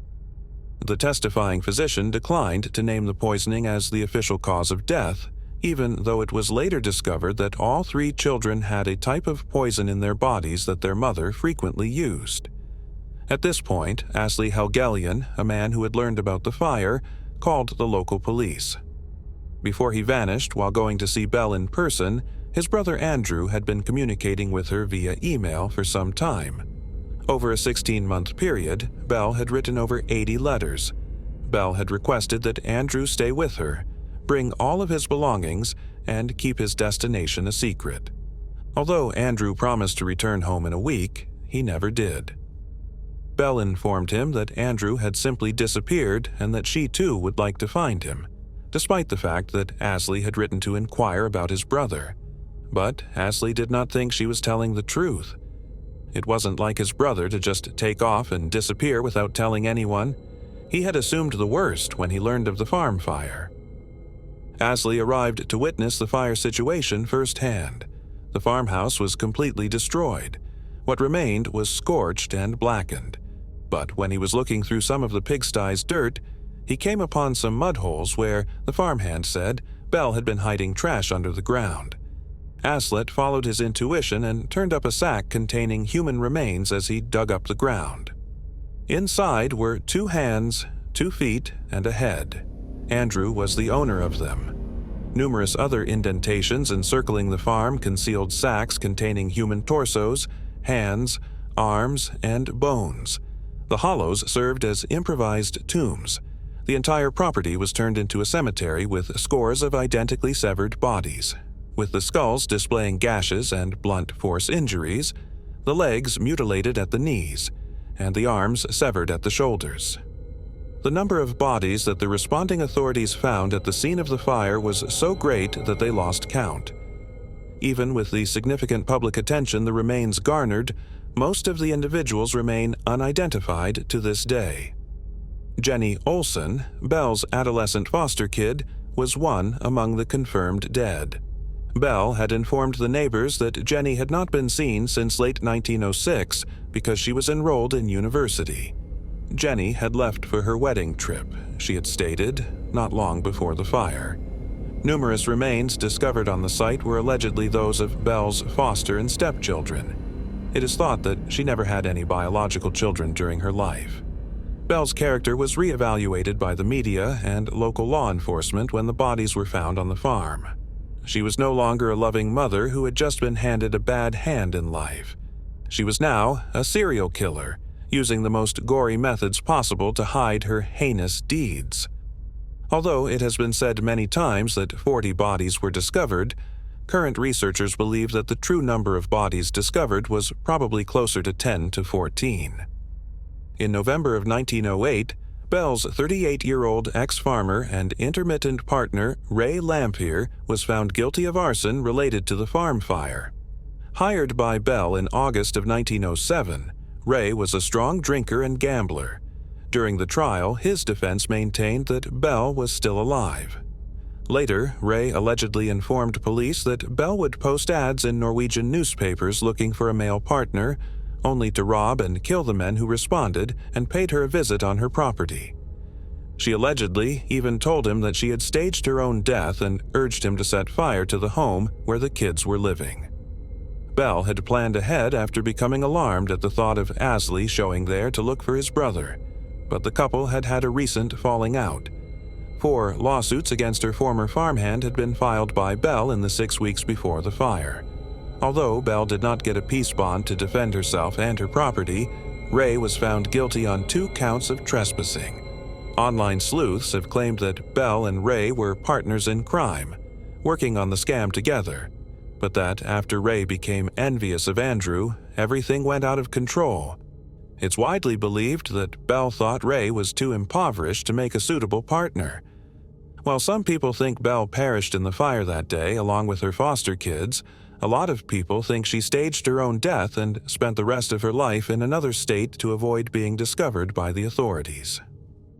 A large portion of this theory stems from the fact that, despite earning what would now be considered tens of thousands of dollars per death for her plan, Belle's bank account had only $700 remaining after the fire. Additionally, it has been stated that Belle bought kerosene and kept her kids home from school on April 27, 1908, the day before the fire. In addition, it seems that she went to see her attorney to draft her will and confided in anyone who would listen about her fear that Ray would murder her and set her home on fire. Furthermore, the body in the fire was unusually little, too small to be Belle Gunness's, who was a tall, broad woman who weighed more than 250, according to witnesses and residents at the time. Only on May 19, 1908, was she allegedly recognized by her dental bridges, which many have theorized she might have taken out and thrown into the fire. If it wasn't Belle, there isn't much conjecture as to who the headless woman in the fire might have been. However, some have suggested that it might have been a woman Belle had been spotted with a few days prior, or possibly a recently hired housekeeper. Over the years, numerous reports of seeing Belle have surfaced. Naturally, none of them have been confirmed. Among these sightings, the one that happened in Los Angeles in 1931 is the most famous. The case against Esther Carlson, 61, and Anna Erickson, 42, involved poisoning her boss, August Lindstrom, an affluent 81-year-old, over money that Lindstrom had stashed in the home, roughly $33,735 in today's currency. As August's housekeeper, Esther was said to resemble the presumed deceased Belle Gunness. Given their resemblance and Esther's method of poisoning, a lot of people believed that this was the Belle Gunness who had staged her own demise in 198. Esther refuted these claims, providing her employment history from 1890-1908 as evidence. She died prior to the trial. Authorities set up a visitation schedule for select Indiana citizens who knew Belle after Esther's death. They thought it was her. 3 children in a picture discovered in Esther's trunk were recognized by another resident as the ones who perished in the fire. The lone flaw in this reasoning is that in 1931, Belle would have been in her early 70s rather than her early 60s. During her master's program in anthropology, an Indiana lawyer who researched the case said Belle had likely murdered at least 25 people during her horrifying career. Belle Gunness was never positively located, notwithstanding contemporary theories whether she had actually run away in the first place. After serving a year in prison, Ray Lampier passed away, leaving officials and residents with more questions than answers. Recent DNA testing on the body left in the fire produced inconclusive results since Belle's DNA sample was too deteriorated because it arrived in the shape of an envelope. Moving on to the next case. Beverly Jros. Beverly Jros, then 16 years old, lived in a 1.5-story house in Garfield Heights, Ohio in 1964, with her mother Eleanor, father Thaddeus, and sister Carol, then 12, characterized as a shy and reserved young girl. Beverly's remarkable beauty was well known throughout the area. Although it took her some time to trust people, her loving and loyal nature was well known to her friends and family. Beverly, a junior at Merrimont High Institution, an all-girls Catholic institution, loved jazz and classical music. The 16-year-old loved poetry and books, and in her spare time, she loved taking leisurely strolls through the Cleveland Museum of Art. She received a collection of Shakespeare plays and a gold-embossed notepad to record her own poems for Christmas that year. In addition, Beverly volunteered as a typist at Merrimont Hospital. Her goal was to go to college and become a teacher. For the family, December 28, 1964, began just like any other day. Their 2 girls gave their permission for Thaddeus and Eleanor to go early for work. Carol and Beverly set out to walk 2 miles to their grandmother's house at around 10:30 in the morning. While at her grandmother's, Beverly made plans to meet up with two of her pals at approximately 11 in the morning. At 1:30, Barbara Klanowski was supposed to arrive at the family house and walk with Beverly to the home of another acquaintance, Margie. After 60 minutes, the 16-year-old bid farewell to her younger sister and grandma. It was freezing outside, so her 18-year-old son was advised to drive her back by a neighbor who witnessed her leaving the house. When he dropped her off at the Fairley house, the young man noticed nothing out of the ordinary. He didn't go inside the house or hang around and talk. He just went back home. Beverly, meantime, got home about 12 to 10 p.m. She set her handbag down on the kitchen table, put her coat on the banister, and turned on the radio. The 16-year-old received a call from Steven Stankovic, a man who worked with her father and was hoping to talk with Thaddeus at some time in the following 30 minutes. After terminating the contact with the colleague, Beverly prepared a note for her father letting him know that Steven had phoned. A jeweler arrived at the house around 12:40 p.m. in search of Eleanor. She was prepared to pick up the necklace she had brought in to be mended. Beverly informed her mother at work that the necklace had been mended 20 minutes later. After a brief conversation, Beverly said she had to leave since she was expecting Barbara shortly and needed to change. Her grandmother called at 1:10 p.m. 10 minutes later. They conversed for a few minutes once more. Beverly reportedly spoke fast and said, "Grandma, I can't talk to you right now. It's Barbara here." After that, she hung up. It is believed that the 16-year-old walked upstairs to change clothes between 1:10 and 1:15 p.m., though we cannot be positive of this. The only room up the stairs in their modest parents' house was the room that Beverly and Carol shared. The ground floor showed no traces of a battle. Barbara's mother dropped her off at Beverly's house between 1:20 and 1:25 p.m. They noticed that no cars were parked close to the home or on the drive. Barbara noticed that the storm door was locked, but the side door was still ajar when she went to it. Inside the house, she could hear the radio playing loudly. When she got back to the front of the home, she heard music coming from inside and rang the doorbell once more. She could make out the singer's words and assumed the radio must have been near the front entrance. Perplexed that nobody was picking up the door, Barbara chose to wait a few more minutes, grabbing a magazine from the family mailbox and idly thumbing through it as she stood on the threshold, certain that the door would open any moment. Maybe the music was playing so loudly that Beverly didn't hear the door, or maybe Barbara was being made fun of. Subsequently, she perceived a forceful thud akin to someone toppling a bureau. About 15 minutes later, Barbara started her walk home. She contacted Beverly from her own house when she got back. Nobody took a response. Throughout the afternoon, she gave her a few calls, but once more, she got no response. After some time, Margie, who had been anticipating their arrival earlier that afternoon, called to inquire as to why neither girl had shown up. Then, in an attempt to find Beverly, she called her grandmother, who informed Thaddeus that his daughter hadn't been seen since midday. Thaddeus got home at approximately 4:30 p.m. The storm door was unlocked and the side door was slightly ajar by now. Even though the family never utilized this entrance, he discovered the rear door in the same manner. None of the entrances displayed evidence of forced entry, and the front door was locked as it should have been. Nothing was missing from the house, and the radio continued to play loudly. However, Thaddeus discovered his eldest daughter lifeless, face down, in a pool of blood in her bedroom upstairs. He gave the cops a call right away. The official cause of Beverly's death was determined to be rope strangulation. She was partially submerged in blood on top of the blanket that was usually placed at the foot of her sister's bed, laying on the floor between their beds. It looks like the scene was staged or that someone was interrupted, even if Beverly hadn't been sexually attacked. Her blouse and bra had been forced up, and her sweater had been ripped down to her hips. Her blouse's buttons were torn off during the battle and were lying on the ground next to her. From her waist down, she was bare. In the chamber, 3 ropes were discovered.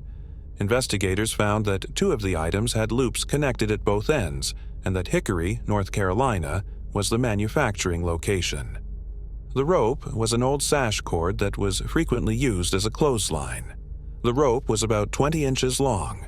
It is thought that the rope was carried to the location by the murderer and was not just laying about the house or yard. A portion of it lay beneath her, while a portion hung over her shoulder.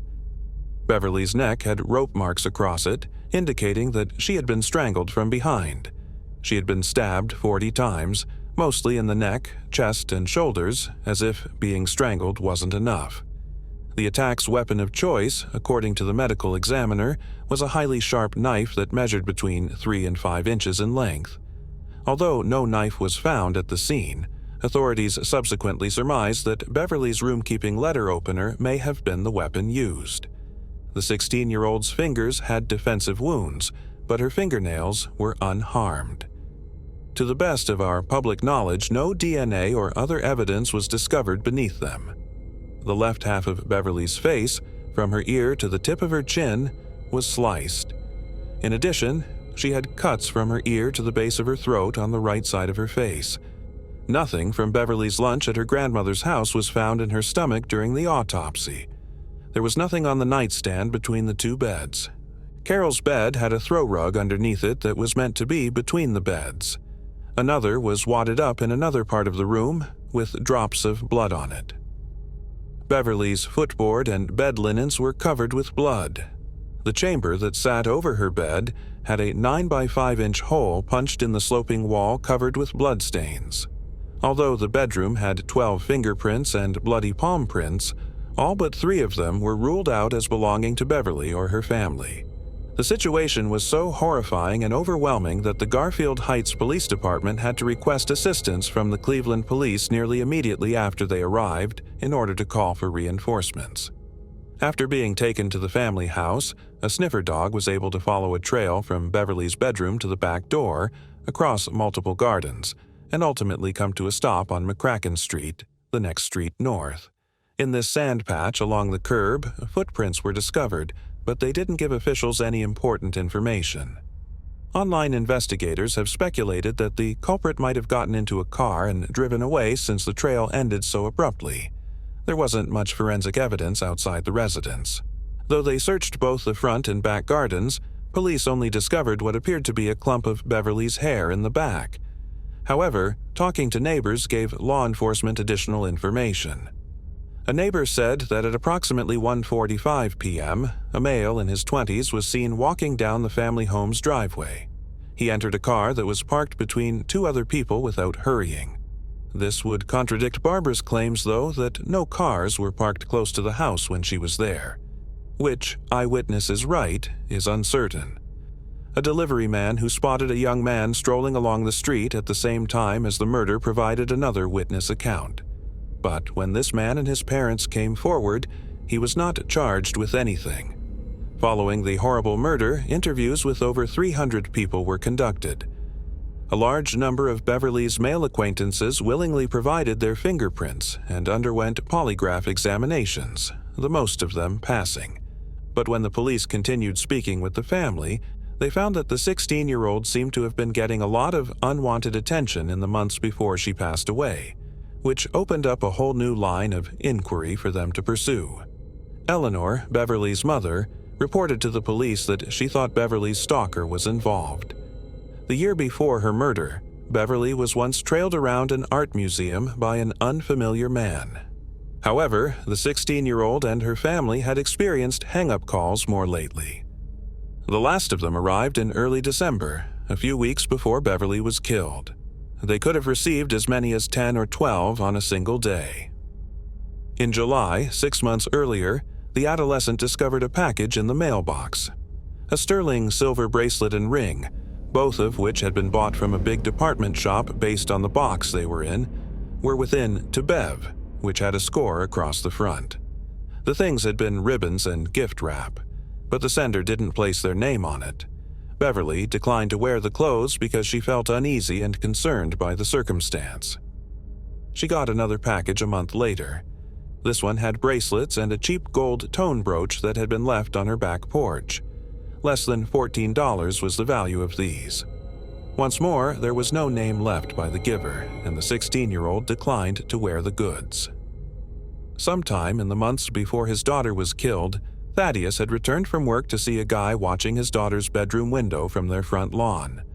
The man was pursued along the street by Thaddeus, but he was not caught. As everything continued, Beverly started to worry more and more for her security. Her family reported to the police that she had grown jittery and would always make sure to lock doors and pull curtains before entering a room. She once locked her own parents out of the house because she was that afraid. She would often stay in touch with her family when she was away. She eventually purchased a brass letter opener as a precaution, the identical letter opener that is thought to be the cause of her stab injuries. It has never been found. Over the years, there have been a number of suspects and people of interest in Beverly's case, even though no one has yet been charged or taken into custody. One of the first people to be looked into was her boyfriend, Roger McNamara, a straight-laced conservative college student. He had an alibi, although it wasn't the strongest one. He did, however, pass the polygraph exam, which was administered in 1964 and was handled far more seriously than it would be now. Furthermore, officials were unable to determine his motivation for wanting his girlfriend killed. An additional potential suspect was Daniel Schultz, Beverly's ex-boyfriend, who was the complete antithesis of Beverly's present boyfriend and was viewed as a greaser and bad boy. Daniel stated that at the time of the murder, he was employed. He proved it by giving his time card to the police. A neighbor who witnessed the incident said she saw Daniel hurriedly making his way home. Daniel had a tenuous alibi, just like Roger, yet he passed the polygraph. Daniel is said to have ceased assisting the police in recent years, which some find odd. To others, though, it might just be the case that he is worn out from the persistent mistrust. Maybe all he wanted was some quiet and a clean break. It is said that he departed the nation approximately 15 years ago. Beverly's neighbor was also thought to be noteworthy. According to rumors, John Palian, a college student, had a thing for Beverly and even went so far as to watch her while she sunbathed in her backyard during the hottest months of the year. His classmates said that he was a shy person. Internet detectives have speculated as to whether he was in charge of one or both of the jewelry packages. Maybe he was just too shy to present Beverly with the gifts in person. John's polygraph results were inconclusive, and he had no plausible alibi for the time of the murder. The last viable suspect in Beverly's case is mostly mentioned by internet detectives. Barbara Klanowski, a 16-year-old friend who had visited her home on that particular day. The theory put up by armchair detectives is that Barbara wanted to injure Beverly because she was jealous of her because Beverly was the one who got attention from men more often than not. It would have been simpler for a friend than for a stranger, or someone the 16-year-old didn't know well to enter the house because Beverly was so circumspect at the time of her murder. Internet sleuths have speculated that Barbara may have enlisted the help of an ex or one of her own lovers in the plan, even though she may not have been physically capable of carrying out the assault. This might provide an explanation for the murderer's dual use of a rope and a knife. There are other reasons why there were two murder weapons, though. Given that Beverly might have used her own letter opener, it's plausible that the murderer arrived at the location with a single weapon and that the stabbings weren't prearranged. There are not many ideas surrounding Beverly's case, aside from the pool of potential suspects. It's easy to see it as some sort of crime of passion for most people. The murder was carried out in a very harsh and violent manner without any thought to technique or caution. Nevertheless, the fact that at least one weapon was transported to the murder scene, according to the officials, suggests that the killing was planned. Theories circulated online that Beverly's murderer knew they would have to kill her after they sexually assaulted her since it was someone she knew. Perhaps Barbara cut him off, or the situation escalated. Some have put up the theory that the offender reacted angrily because he felt helpless. Additionally, the police have stated that they think Beverly was attacked while changing, but rather than providing answers, this has raised additional questions. Did she leave Barbara's door unlocked? Given how tense she was at the moment of her death, it seems implausible that she would take such an action. Did she admit a familiar face? She would feel more comfortable dressing and leaving them downstairs in that way. Did she inform her grandma that Barbara was there? only to discover that it was actually her assassin or stalker. Are they the same individual? The fact that no one in Beverly's family recognized the man who had called her earlier that day to ask about her father, possibly the killer, and to make sure the 16-year-old was home alone, is one of the most noteworthy aspects of her case. Beverly's case has over 900 files and statements. The case has been revisited in the last several years. DNA samples have been collected and tested, and the files have been re-examined. In order to distinguish between genuine and fake confessions, the authorities have acknowledged that they possess information that they have chosen to keep secret. However, Beverly's murder is still unsolved. Authorities are suspicious of two guys who are still residing in the neighborhood as of 2018. However, as everyone knows, justice frequently operates slowly. The house was broken into 7 years after the murder, when Thaddeus and Eleanor were at a funeral. A gold watch was the only item taken. The family discovered, upon closer examination, that two prints that were hanging on a wall had ripped backings. The Blue Boy by Thomas Gainsborough and Pinky by Thomas Lawrence were two of Beverly's favorite pictures that her father had framed for her. According to a true crime writer who follows Cleveland cold cases, it seemed like the intruder was searching for something, but it's not quite clear what. Maybe the burglar felt the prints had some value at first. In Beverly's case, there was only one false confession made by a young door-to-door salesman with a violent and criminal past. William Horrigan, the case's former lead detective, always believed he knew who the murderer was, but he never had enough proof to file a prosecution against them. He called the suspect annually on the 16-year-old's death anniversary until they began contacting him first one day. The identity of the culprit has never been made public, although Horrigan shared his knowledge with the detectives who succeeded him when he retired. Nevertheless, Horrigan continued to work the case even then. He passed away in 2004 at the age of 93. Beverly's parents and sister remained to reside in the family home after her death. It is said that they made no changes to it in the hopes that a jury would eventually request to view it. The 9 by 5-inch hole in the wall was finally filled in by Thaddeus, but he covered it up with the same wallpaper that had been in the girl's room all along.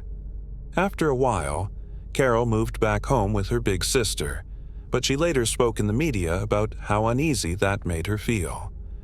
In the end, Beverly and Carol's parents were divorced. Up until his passing in 2012, Thaddeus remained a resident of the house where his daughter had passed away. Eleanor passed away on February 14, 2018, at the age of 92.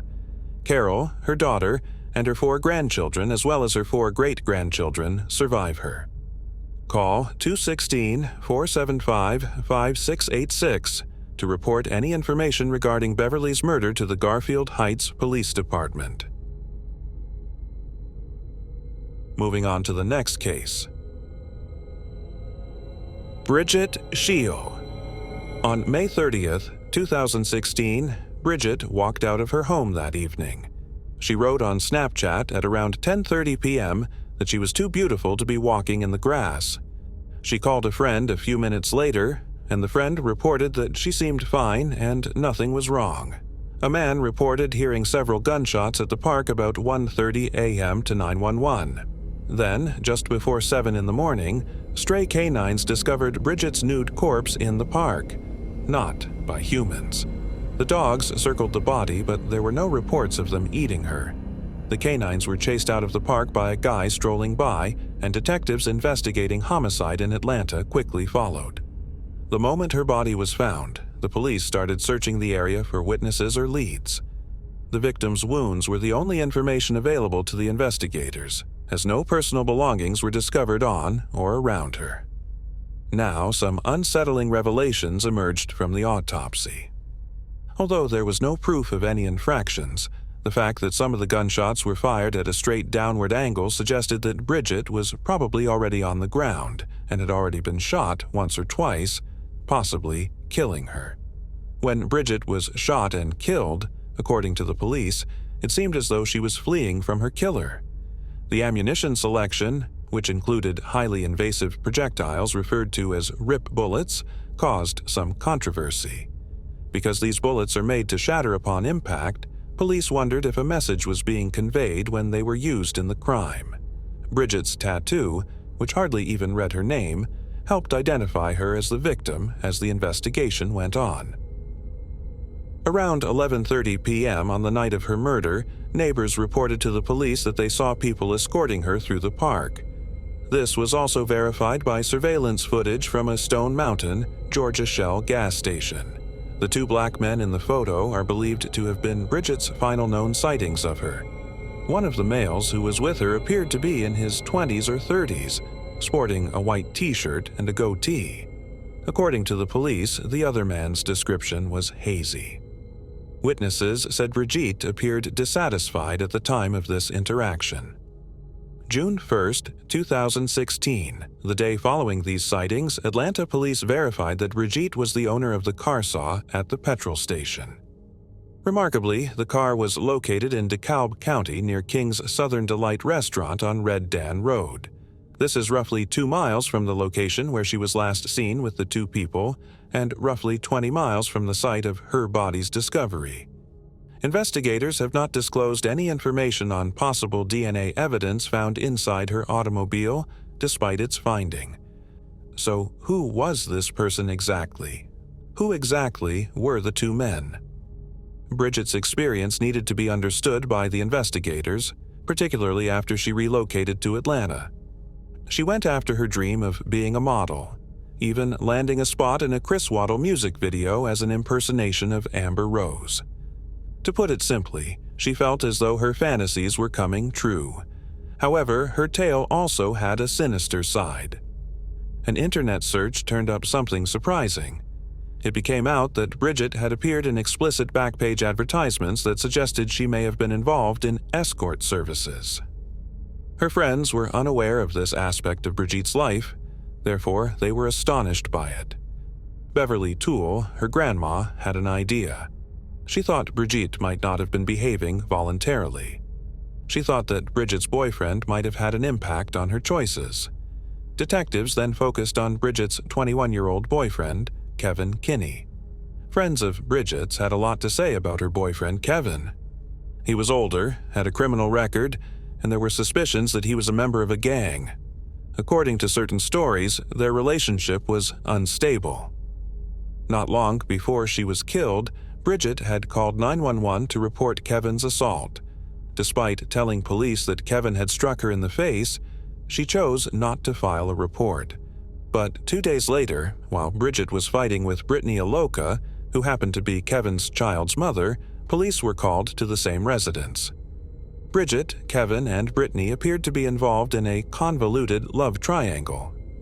Bridget lived with Kevin and Brittany prior to her death, which probably exacerbated the family conflicts.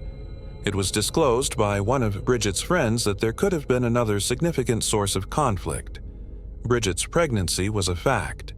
It was clear from her fear and hesitation that she had only recently found out about the pregnancy a few weeks prior to her untimely demise. However, there would have to be conflict between Kevin, his present girlfriend, and the mother of his child if he were to live with them. Kevin and Brittany were now detained by the police for questioning, but no charges were brought against them, and they were not identified as suspects. Brittany chose to focus on being a mother and refrained to speak. To many surprise, Kevin said that following the interrogation, he was no longer considered a suspect. But the cops said nothing about their inquiry.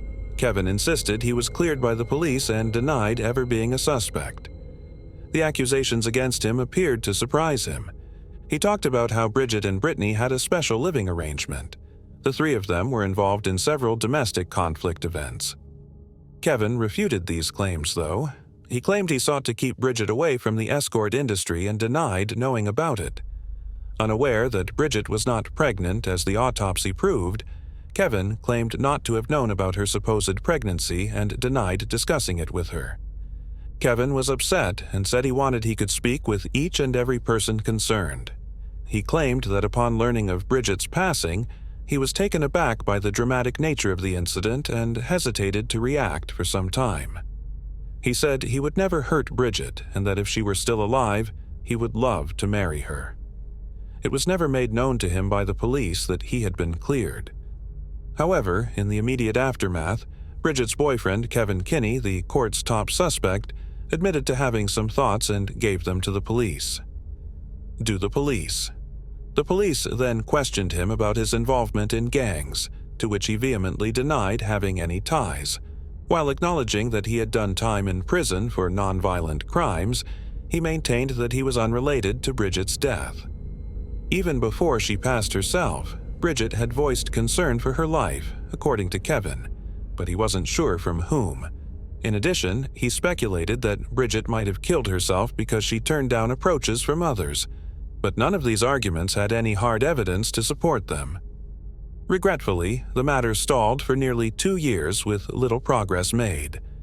2 years after Bridget's terrible murder, on May 31, 2018, fresh information comes to light, throwing new light on the case that had puzzled detectives.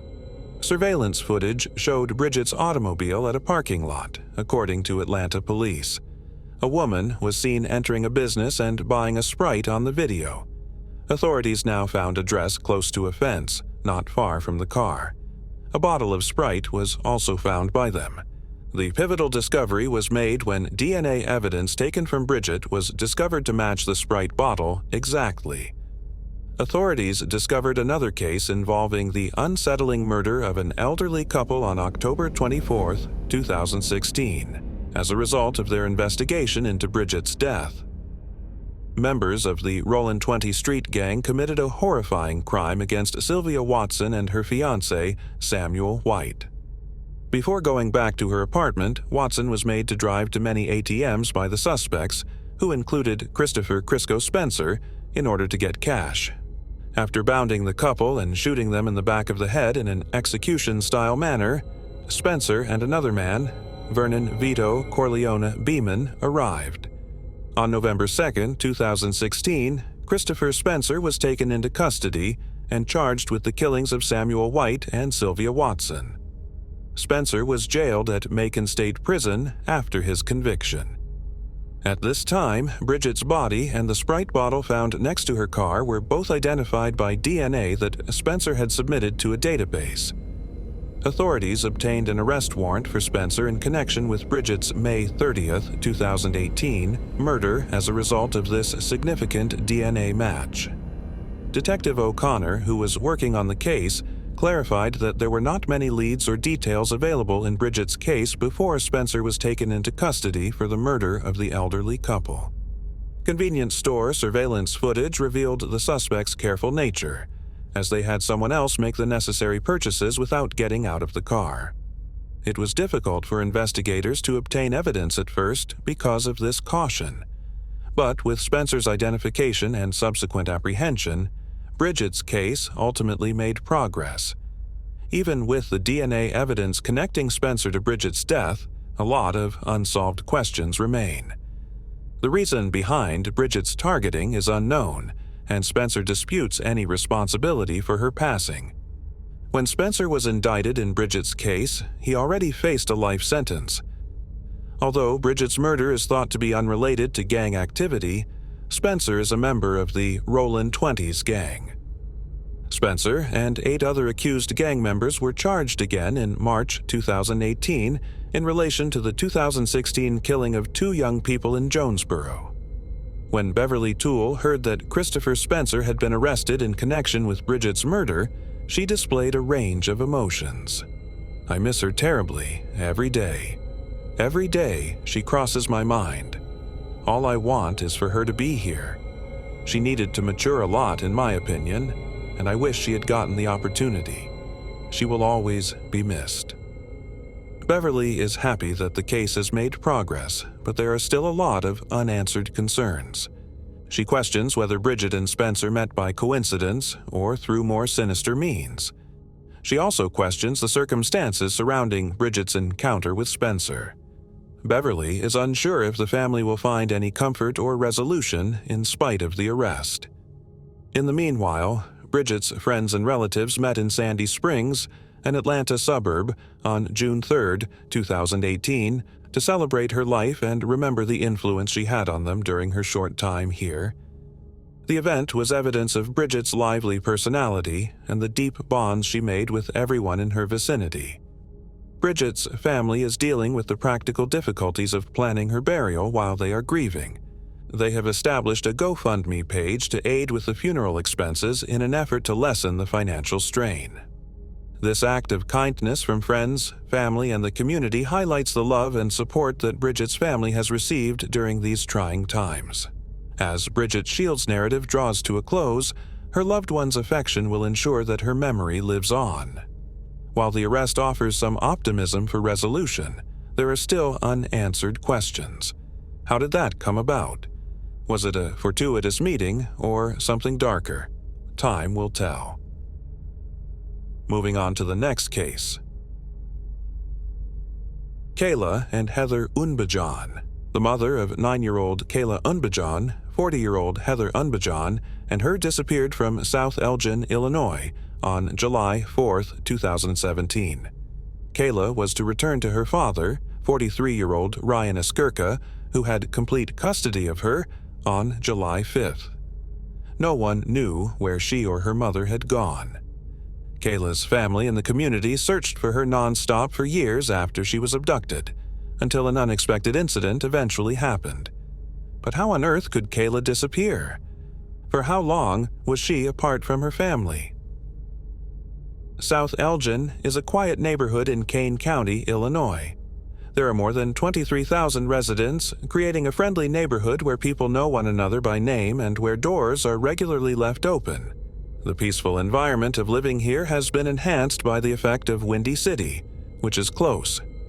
The historical and recreational features in the community will appeal to adventurers as well as history aficionados. However, the perfect environment was destroyed in 2017 by a regrettable incident. The town's reputation for low crime was damaged by an unforeseen event. This served as a sobering reminder that security can be compromised even in friendly environments.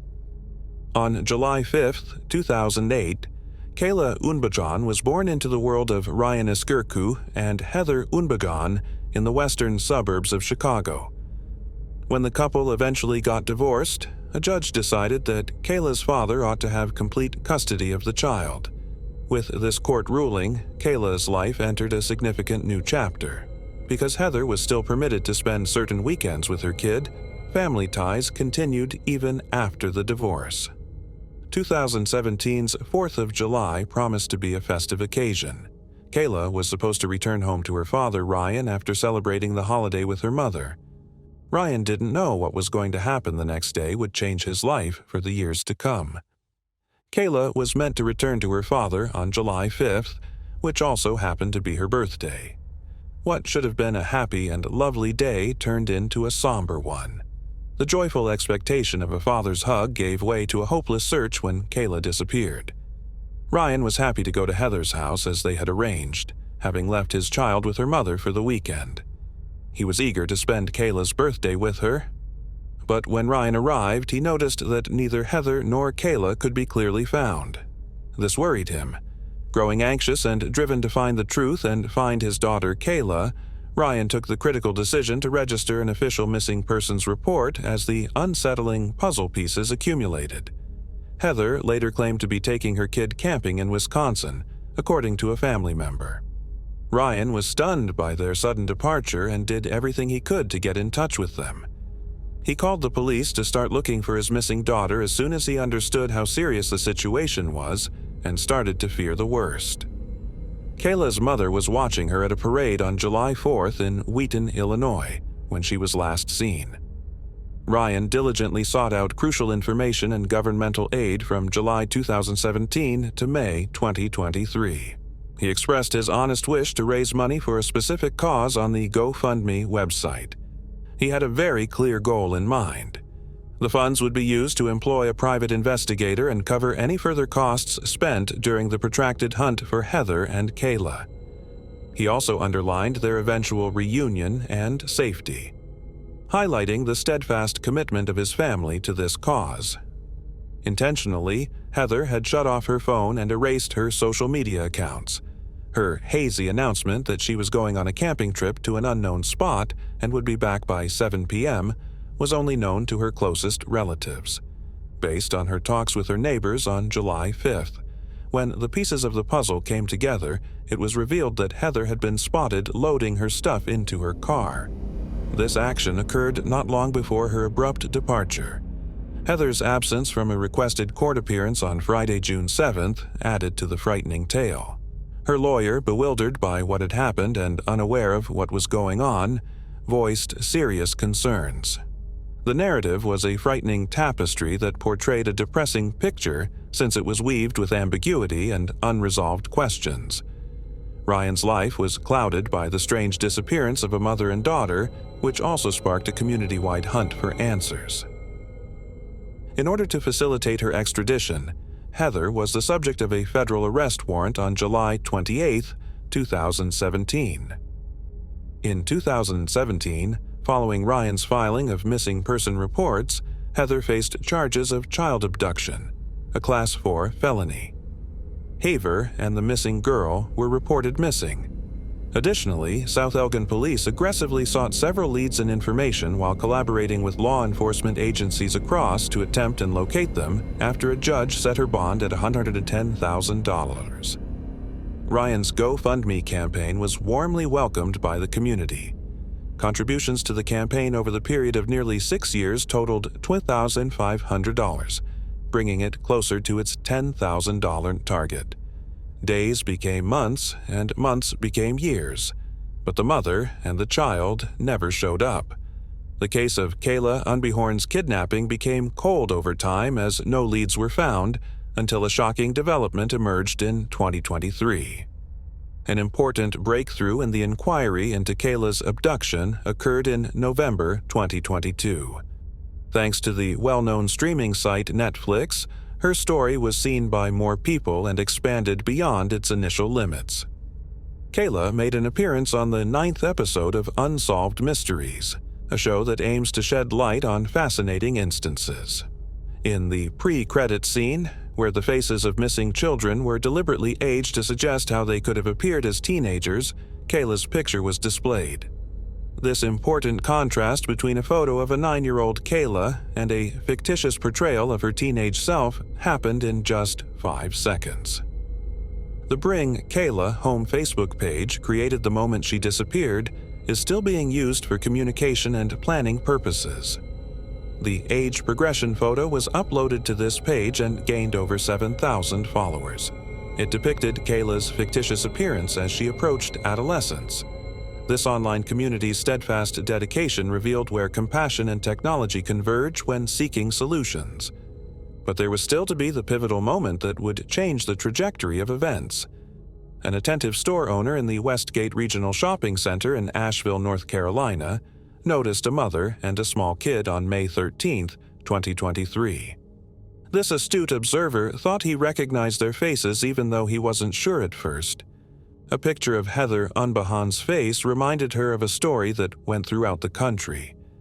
And then the horrifying conclusion that Kayla, the missing girl, looked a lot like the little child who was with her. Strike. As soon as the shop owner saw how bad things were, he took action. He contacted the police as quickly as he could. As soon as the authorities received the information, a decision was made. At 7:26 p.m., officers investigated a potential kidnapping at Plato's Closet in the Westgate Regional Shopping Center on May 13, 2023, according to a statement from the Asheville Police Department. It was revealed to the police upon their arrival that Kayla had been recognized from the Netflix series. This astute assessment sparked a chain of circumstances that resulted in Kayla's father and mother's long-awaited reunion and her mother's incarceration. After 6 difficult years, Kayla and her father were reunited, ultimately establishing the much-needed period of harmony and unity. On May 16, 2023, the state's attorney's office for Kane County offered social media commentary regarding the sequence of events. It highlighted the collaboration between the Asheville police and their South Elgin counterparts by talking about the swift action that followed the recognition. Thanks to this well-coordinated effort, the identities of Heather Unbehorn and Kayla, the long-missing kid, were immediately ascertained. Jerry Krawczyk, the chief of police in South Elgin, conveyed his gratitude and the excitement that law enforcement agencies and citizens from other states were feeling. The results are pleasing because of these people's persistent efforts. Chief Jerry Krawczyk stated that Kayla was in good physical and mental condition following her reunion with her father. This positive result gave hope to detectives and families searching for loved ones who had been missing for a long period. Digital breadcrumbs typically facilitate speedy detection, but Heather was able to avoid the typical patterns and remain undetected for an extended period of time. Heather could choose to face the criminal extradition accusation by complying or by declining to do so. As a result, she was released on Tuesday, May 16th, following the payment of a $25,000 bond. But her fleeting taste of freedom was short-lived as she willingly turned herself in the next day in Kane County, Illinois. A pivotal moment in the story occurred when she was formally detained on suspicion of kidnapping a child. After the court proceedings, Heather came before the judge on Thursday, May 18th, 2023. She was given bail because of her attractiveness and freed with the requirement that she wear an electronic monitoring device. Kayla's father sought a restraining order against Heather. This order required her to stay at least 1,000 feet away from his residence and to stay in Illinois until the judge gave her permission to leave, given the circumstances. A state's attorney's office spokesperson for Kane County revealed the specifics of these legal actions. Heather Unbahan returned to Kane County Court to enter a plea to the allegation of child kidnapping. She was freed after taking these actions, but only after posting a $10,000 bail and agreeing to wear a GPS tracking device to ensure she followed the guidelines. It's unknown if she sought legal advice or entered a plea. Ryan requested privacy amid family matters and court processes. He was at the time rekindling his friendship with Kayla, his long-lost daughter. The widespread dissemination of Kayla's tale and the advent of Netflix, a widely accessible streaming service, marked a turning point in the case. The reach of technology brought her story to the attention of the whole public. The impact from this revelation led to the reunion of Kayla with her father and the resolution of the mystery surrounding her disappearance. The episode with Kayla Unon may be found in the 9th episode of Unsolved Mysteries Volume 3, titled Abducted by a Parent. In this episode, the long-standing mystery is ultimately resolved with Kayla's 6-year recovery, completing the picture. It's encouraging to learn about her finding and seeming well-being even after her extended absence. Ryan, her father, made a statement through the National Center for Missing and Exploited Children expressing his joy and gladness. It was definitely a miracle that Kayla made it home safely after all these years. He conveyed his appreciation to the South Elgin Police Department and all other cooperating law enforcement organizations. The importance of the Bring Kayla Home Facebook page in disseminating information about her and her story was also emphasized by him. In light of this encounter that changed their lives, as they proceed on their quest to reunite and start a new life together, Ryan requested privacy as well. What are your thoughts on this case? Let us know what you think by leaving a comment. Moving on to the next case. Britney Drexel. On October 7, 1991, Britney Drexel was born in Rochester, New York. Dawn Drexel is her mother. Britney wanted to work in nursing, cosmetology, or modeling when she was a teenager. She experienced depression. Britney, then 17 years old, requested Dawn in April 2009 if she and her friends, along with her boyfriend John Gracio, might spend spring break in Myrtle Beach, South Carolina. Dawn declined because there were no parents traveling with the other teenagers and she didn't know any of them. It also gave her a horrible sensation. Dawn and Britney argued for several days after Dawn's rejection. Then, on the 22nd, Britney asked her mother if she might spend a few days at a friend's house. Dawn concurred. That day, Britney and her friends headed for Myrtle Beach instead of her friend's place. John, her boyfriend, objected because of his job obligations. The Bar Harbor Hotel was where she and her pals stayed. Britney called Dawn 3 days after she got there to let her know she was at the beach. Dawn was unfazed by this as she thought it was just a nearby beach and not Myrtle Beach. Britney dropped her companions down at the Bar Harbor Hotel beachfront around 8 o'clock that evening. After that, she strolled down South Ocean Boulevard for roughly 2 miles south to see a friend. Peter Barazowitz, a 20-year-old nightclub promoter, is the friend. A few years ago in Rochester, New York, they first met. Along with his buddies, he was on holiday at Myrtle Beach, where they were lodging at the Blue Water Resort. The Blue Water Resort's security cameras capture her entering the structure. She had on a black and white tank top, shorts, flip sandals, and a beige purse. Before we continue, we want to remind you that only a small percentage of people who watch our videos are actually subscribed. So if you enjoy our content, consider subscribing. It's free and you can always change your mind later. Now, let's move on with the video. She left at about 8:45 p.m., according to the cameras. Britney began messaging John via text after she left. They exchanged texts till 9:15 p.m. Then her text abruptly ended. Concerned, John phoned her pals at Myrtle Beach to find out where she was and what had transpired. He chose to phone Dawn after they were unable to assist him. She had never heard before that Britney had visited Myrtle Beach. After failing to get through to Britney, she called the Rochester police, asking them to get in touch with the Myrtle Beach police in an attempt to locate Britney. Police in Myrtle Beach began searching for her the following morning. They watched her movements and looked through the Blue Water Resort security camera footage. Since Brozowitz was the last person to have seen her, they also questioned him. They then looked into Britney's hotel room. She had packed everything she would need, but neither her purse nor her cell phone was there. The authorities tracked her phone using cell towers and service providers in an area close to the Georgetown-Charleston County boundary, 60 miles south of Myrtle Beach. Early on April 26th morning, the phone had unexpectedly ceased pinging. It was the morning following her last sighting. Then, for almost 2 weeks, areas surrounding it and Myrtle Beach that might have been used to dispose of a body were searched.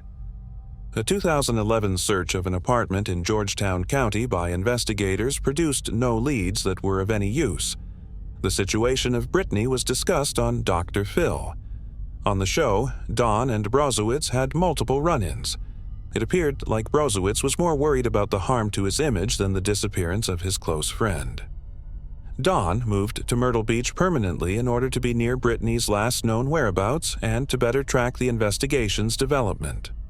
According to Dawn's belief, Britney traveled to Myrtle Beach after being promised an intriguing opportunity, like a modeling job. Dawn thought her daughter was a victim of human trafficking. According to Myrtle Beach police, this is untrue because there isn't any trafficking going on in the region. This is absurd, as Myrtle Beach's home county, Horry County, is the top-ranked county in South Carolina for victims of human trafficking.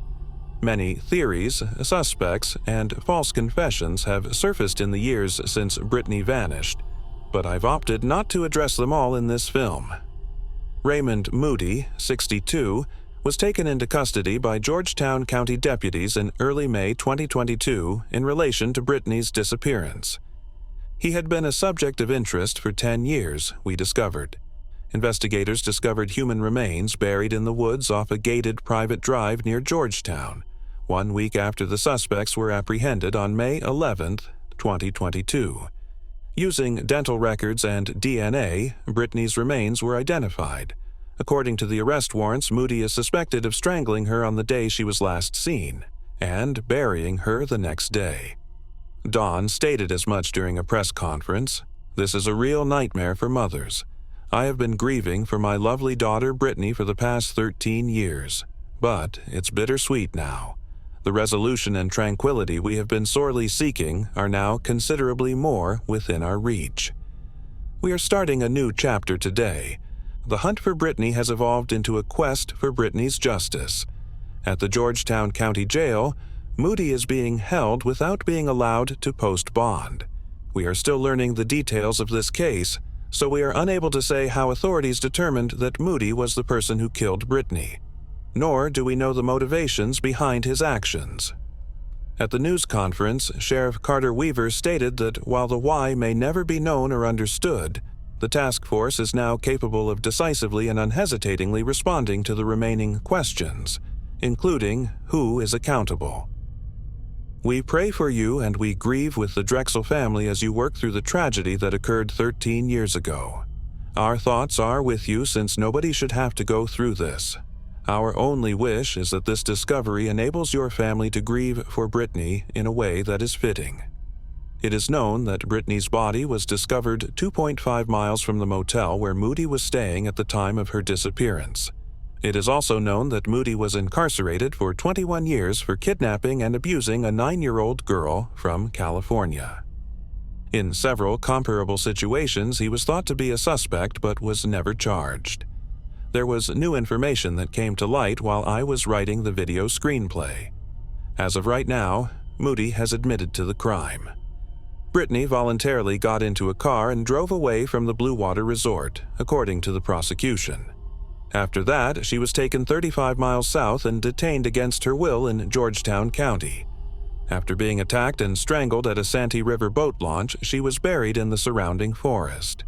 The Georgetown County Sheriff's Office stated that Moody provided the information and cautioned that it should be regarded with a grain of salt.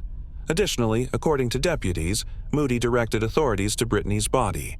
He is deeply implicated by this because there is no other way for him to know where she was buried. According to the police, Moody was stopped on April 26, 2009, in the town of Surfside for speeding. This occurred one day following her final sighting and one day following her burial by him. Moving on to the next case. Estela Caransa. Estela Caransa, also known as the Ice Killer or Ice Cream Killer, was born in Mexico on September 6, 1978. However, she is dual national with both Spain and Mexico. Estela, an honor student with intelligence, traveled to Spain when she was younger and then settled in Germany, where it seems she picked up the language in just 3 months. The young lady then relocated to Austria, where she started her own ice cream shop. After a brief courtship, Estela, then 22 years old, married 38-year-old Holger Holtz in Vienna. Although Estela appeared to be obsessed with getting married and having a family of her own, her happily ever after didn't pan out the way she had imagined. Her husband's connection with her broke down quite fast. After being married, Holger was said to be sluggish and uninterested in his wife, and he started verbally abusing her. He told her over and over again how ugly she was, and soon they were no longer sleeping together. In addition, Holger joined the Hare Krishna movement and seemed to start spending more time at a temple than at his wife's house. After becoming disillusioned with her husband and desiring a child, Estela chose to start seeing 48-year-old Manfred Hinterberger, an ice cream machinery dealer. Her husband and her divorced, but he wouldn't leave. Therefore, Estela's ex had a front-row ticket to watch as their relationship began to fall apart.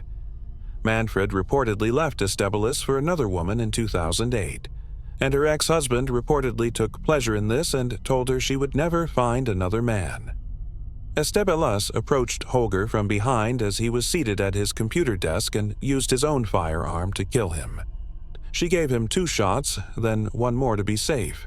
Estela then attempted to set the body on fire, but it managed to stay mainly intact, according to her own memoirs, which were released in 2014.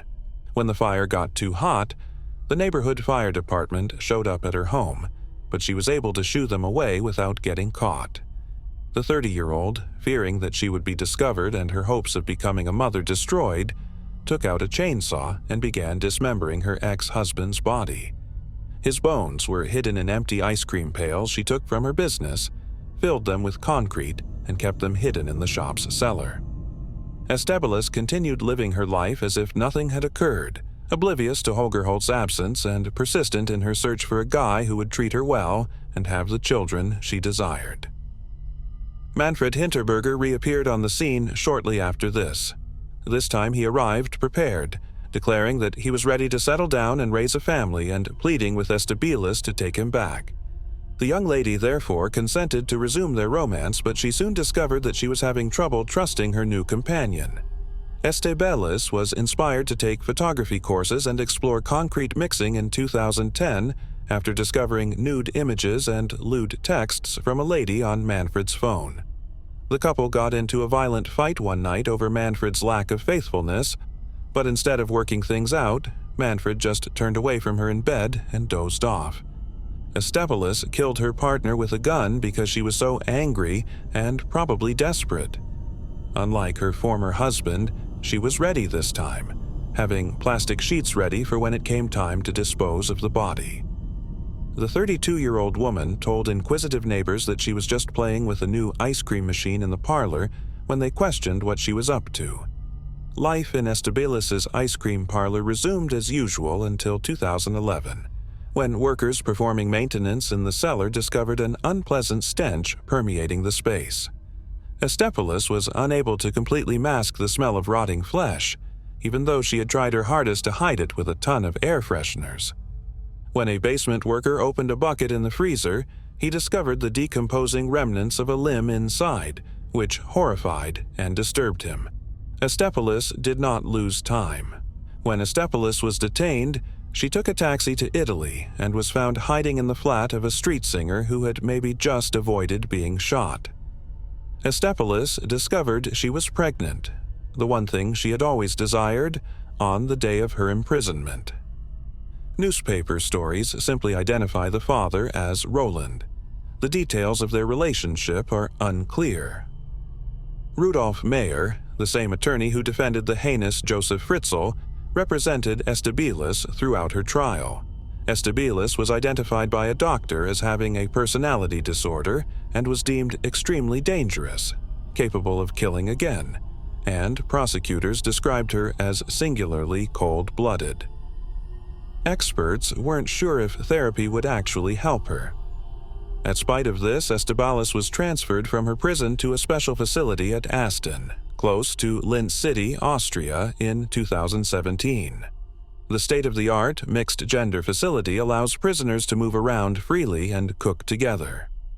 According to reports, she was moved because she demonstrated a significant decrease in the relevant threat. It is uncertain how the 40-year-old demonstrated progress and changed from being at risk of relapsing to being qualified for a transfer to a less restrictive setting. Estebel spent her time in prison studying business and wrote a book on the events that took place between 2008 and 2011. The book was published in 2014. Some stories state that she will receive the entire revenues from her book to support her son, Roland, who was born while she was incarcerated. According to a BBC piece, she wed her child's father while incarcerated, and there are conflicting claims on the son's residence in Spain, with his father or his grandparents. Moving on to the next case. Immaculate Mary Basil. On December 8, 1985, Immaculate Mary Basil was born in a remote area of British Columbia, Canada, to Samuel Basil and Patricia Joseph. The day was the Feast of the Immaculate Conception, a Roman Catholic event honoring the Virgin Mary. Immaculate got her moniker, and Samuel reasoned that there wasn't a more appropriate name for his newborn daughter than one that represented the occasion. The newest member of the Basil family was greeted with a developing identity, and the nickname Macky soon followed. Macky grew up in the First Nations community of Tash, British Columbia, which is situated in the expansive rural forests of Canada. The Dako, or those who travel on water, were an indigenous group that lived in the town, which was part of the Talazda Nation on the Coos-Che Reserve. There was just one road leading into and out of the settlement, and its population numbered only 400. Tash's small hamlet, which was centered around the lake Knock Alban, also known as Stewart Lake, spent the summers fishing in the lakebed and scavenging in the highlands. The individuals who called it home persevered and made the most of their survival despite the extremely frigid winters and scarcity of heat sources. During her early years, Macky seen her family expand in a largely stable home. She was the third of 8 siblings. Her early years were spent with her older brother Peter, older sister Ida, and younger sister Crystal. The siblings had a great relationship and were well on their way to having amazing childhoods under a secure roof. However, when Macky was just 4 years old, everything changed. After being implicated in an adultery scandal, her father Samuel moved out of the Basil home and took up residence with another woman. Patricia, Macky's mother, had concealed years of agony and hardship for herself. Thus, the occurrence broke her. Patricia endured mistreatment and abandonment at the hands of her nation while attending a Ladwig residential school as a young girl, losing her identity and culture as an indigenous woman. Her ex-husband's adultery, coupled with these experiences, caused her to have severe alcoholic episodes, and the family found it difficult to move on. Initially, Macky's sibling Peter had responsibility for seeing to his younger siblings. Though as a teenager at the time, he was able to find part-time work around the reserve and provide Macky and her sisters with some basic supplies, it was insufficient over time. The children were eventually taken from their mother and placed in foster care by a ward assigned by the British Columbia Welfare Division, after an arrangement made by the Ministry of Children and Family Development. Once placed in foster care, Macky's life took a catastrophic turn for the worst. She was fortunate to live under one roof with her sisters, Crystal and Ida, for the first few years. As they endured the suffering of callous foster parents, the three watched out for one another. When kids would become dirty from playing outside, they were made to strip in public and fed bad food in one household. Macky and her sisters were eventually placed in separate foster homes. Despite the devastating impact on their general state of being, the siblings continued to communicate with one another. They continued to go to the same school and continued to hang around during lunch, and the girls would phone each other every day at 10 in the morning if they weren't in class. Macky was most affected by the split, though. Macky's parents at the time were careless about the Vogue and wore antiquated clothes, which frequently led to bullying at school because of her outfit and her strong regional accent. Once the 3 girls reached adolescence, they were eventually placed back in the same home after a few years of being in secluded foster care. But the reunion was far from sentimental. As the girls grew older, their foster parents, more especially their foster fathers, would harass and abuse them sexually.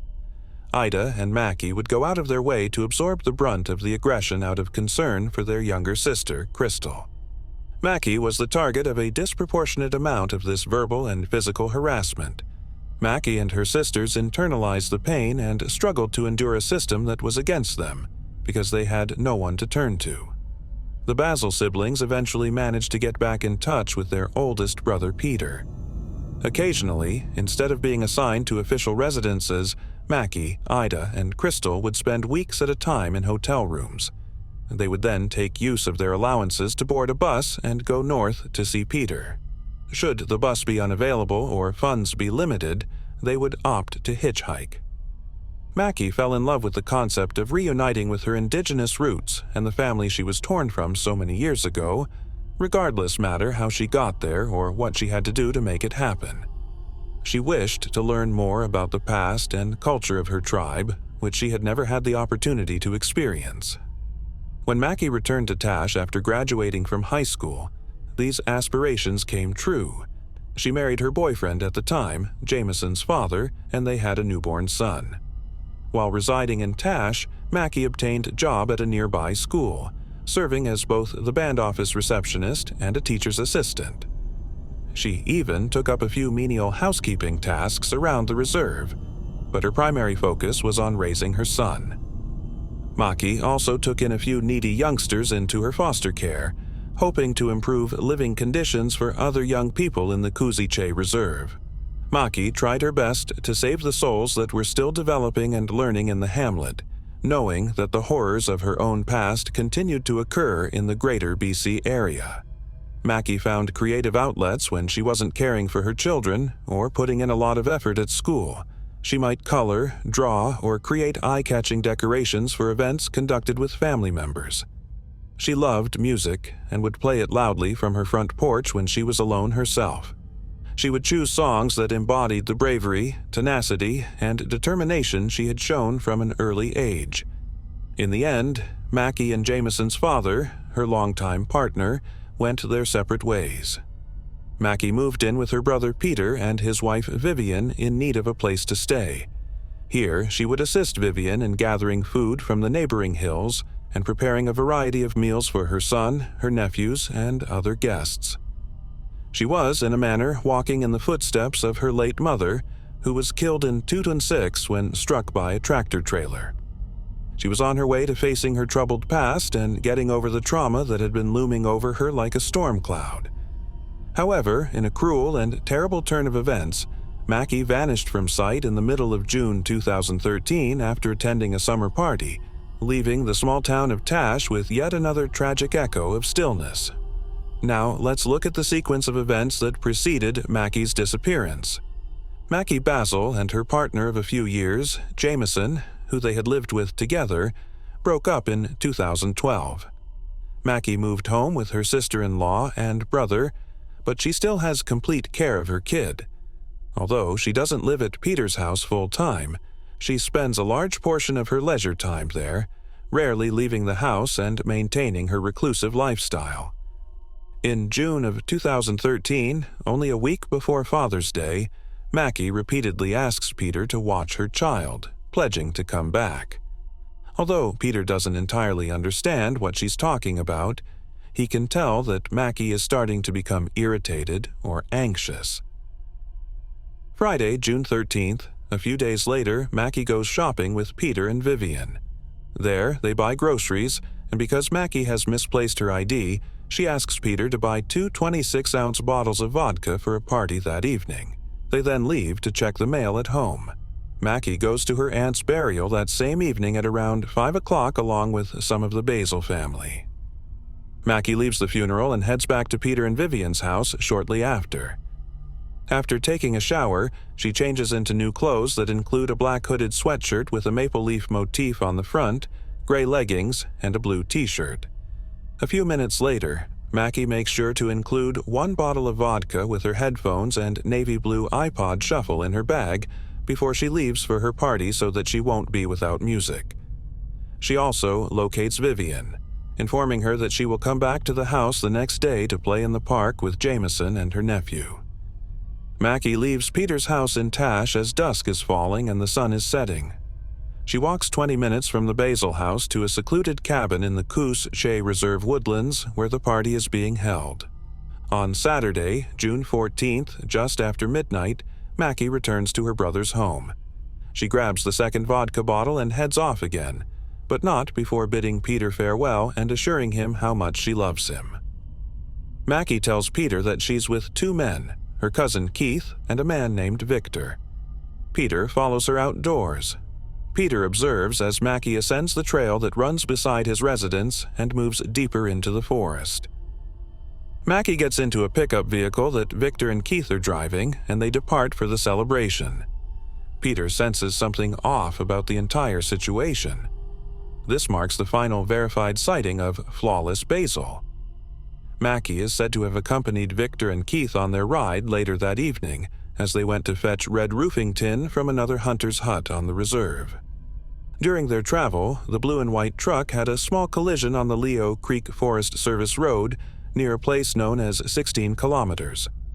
Around 9:30 a.m., a forest worker who was traveling on the same service road notices a lone, long-haired woman crossing a bridge and heading away from a disabled pickup truck.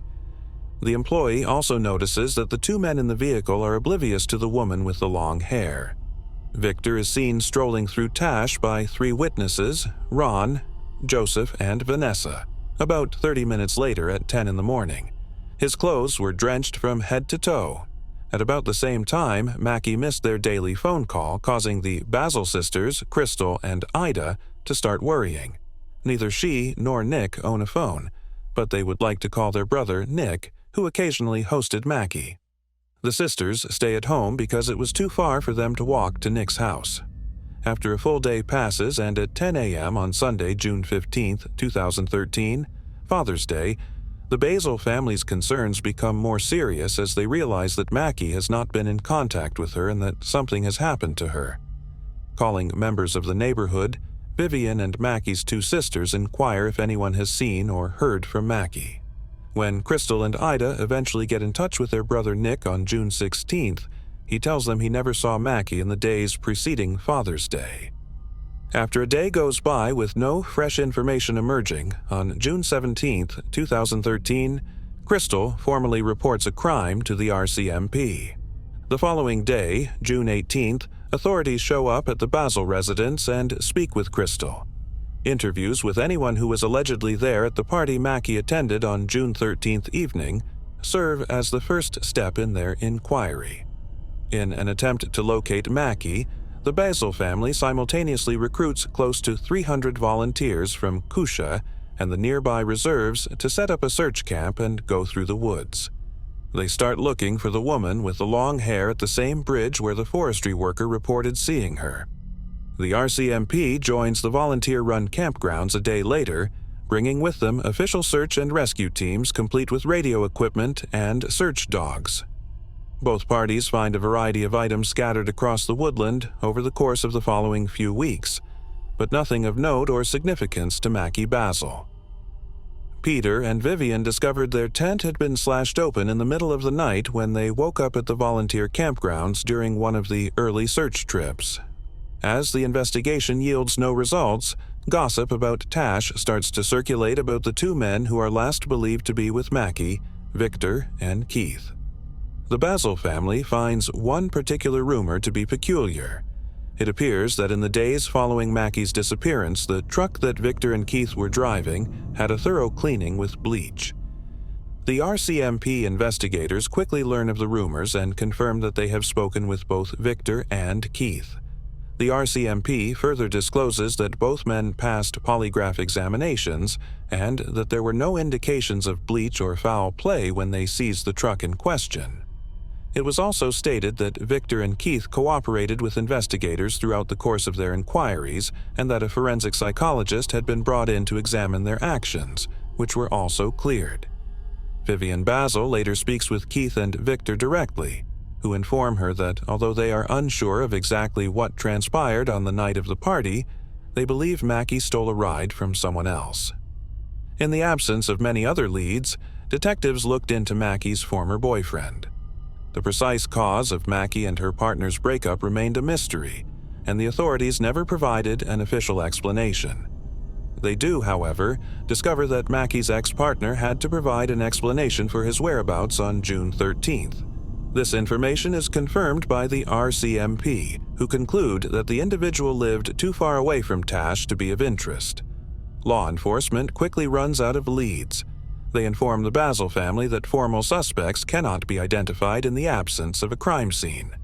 They do, however, think that anyone who preys on a young woman alone at night could be guilty, and that foul play cannot be completely ruled out.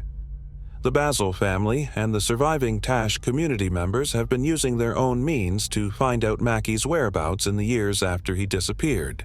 They search for hints, such as following water channels or using the animals in the trees as guides, by using dreams and their symbolism. The family enjoys watching real crime television in particular because they hope it will spark ideas for leads or similarities in other cases. They even go so far as to speak with a clairvoyant who assures them that important information would eventually be revealed by someone. Meanwhile, volunteers and detectives comb through the isolated cabin that Macky attended the party incessantly. It decays into a half-standing ruin that serves as a haven for spiderwebs and abandoned materials from a nearby logging industry. The people of Tash are still in complete shock over Macky's mysterious disappearance as of right now. The tragedy destroyed many of their intimate relationships and sense of community, and the absence of any kind of resolution or logical explanations left them feeling severely hurt. Nevertheless, the Basil family hasn't given up hope that the truth would come to light and continues to believe that someone in their area is accountable. Similar to most incidents in rural Canada concerning the abduction of First Nations women and children, Macky Basil's case file lacks significant hints or focal points. With so little in the way of verifiable facts or unquestionable data made public by the designated investigators, a great deal of the material is already unclear. While this makes some sense, authorities tend to withhold certain information so as not to disrupt the flow of an investigation. Nearly 9 years have gone since Macky went missing, and there is still a dearth of tangible evidence or testimony that helps clarify the precise circumstances surrounding his disappearance. Nevertheless, one significant eyewitness testimony sticks out from the others with jaw-dropping details that might have more meaning than first believed. This case point originates from Macky's mother's side relative, Vanessa Joseph. Shortly after the inquiry began, Vanessa was interrogated, and she shared some intriguing details concerning the June 13, 2013, party, and the 2 men who were last seen alive with Macky. Although Vanessa is unsure of the precise number of guests that attended the party in the isolated cabin on that fatal evening, she believes the most of them were Macky's cousins and other relatives, everyone in an exclusive group where each person knew every other person. Vanessa said in the statement that although she didn't have a close contact with either man, she was personally aware of who Victor and Keith were. Vanessa was equally skeptical of the circumstances surrounding Macky's abduction and Victor and Keith's involvement, and she looked into every possibility.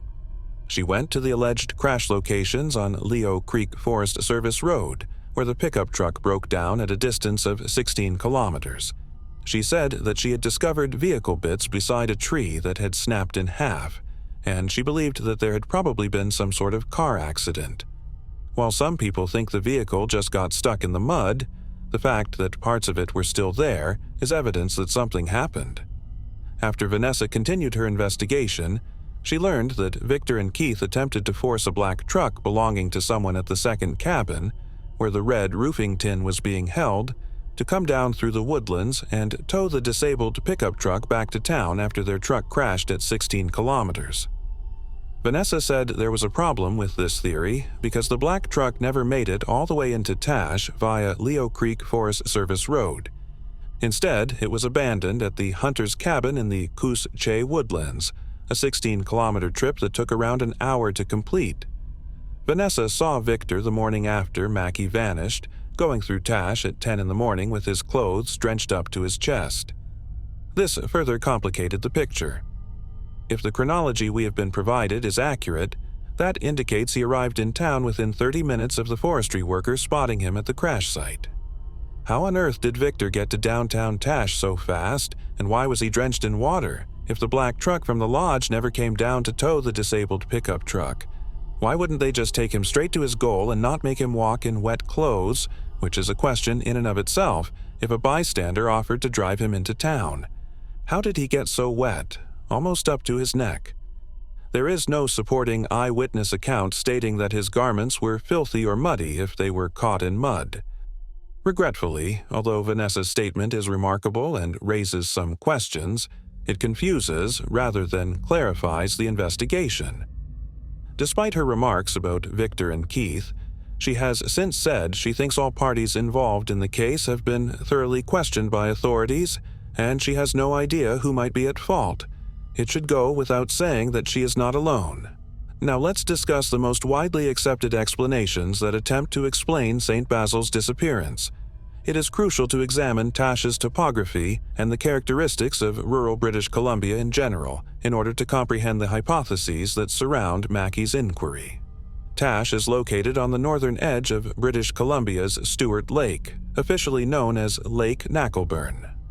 Fort St. James, which is 45 minutes south of Tash and connected to the reserve by Tash Road and Route 27, is the nearest and most populous intersection in the vicinity.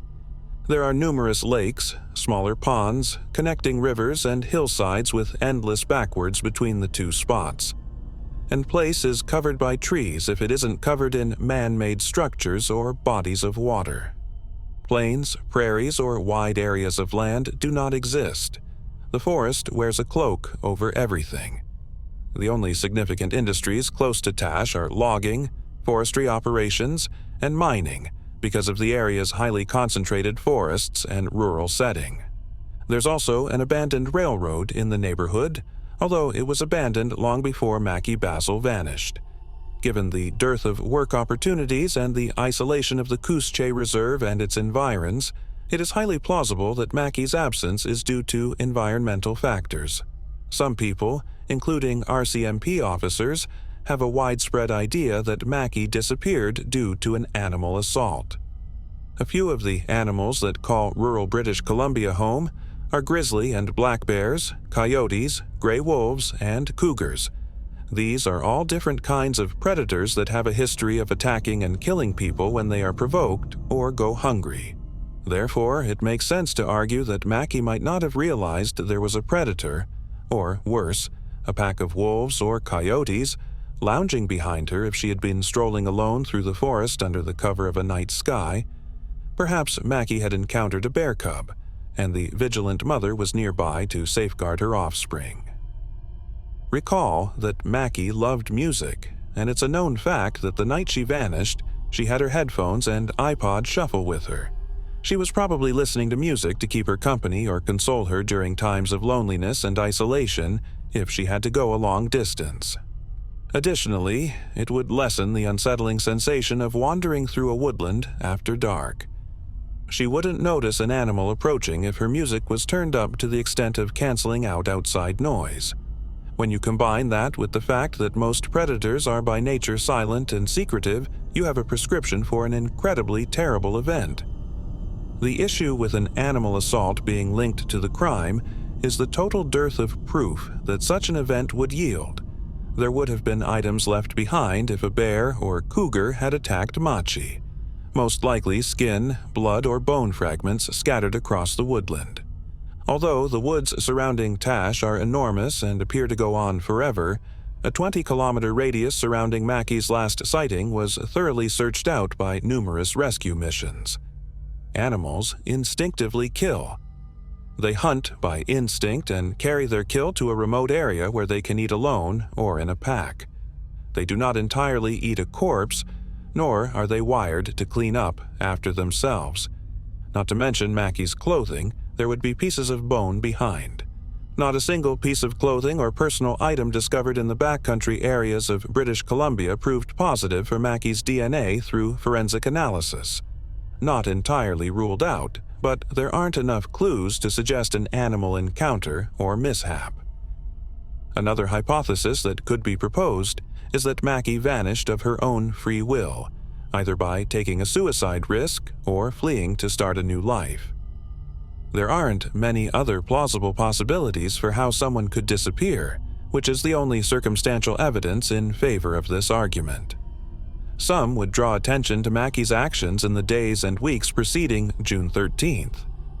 She abruptly ended her long-term relationship with her son's father, giving her closest friends and family no explanation as to why or how she did it. Additionally, she asked her sister and brother to occasionally watch her son, and particularly said farewell to Peter twice, telling him, "I love you." On that night that she went, "I loved you twice." It seemed to some like a tactful approach for her to mend fences with her loved ones before heading out of town. Some may counter that Macky's unwavering love for her son and the other kids she helped foster, including her nephew, prevented her from taking her own life or fleeing without warning.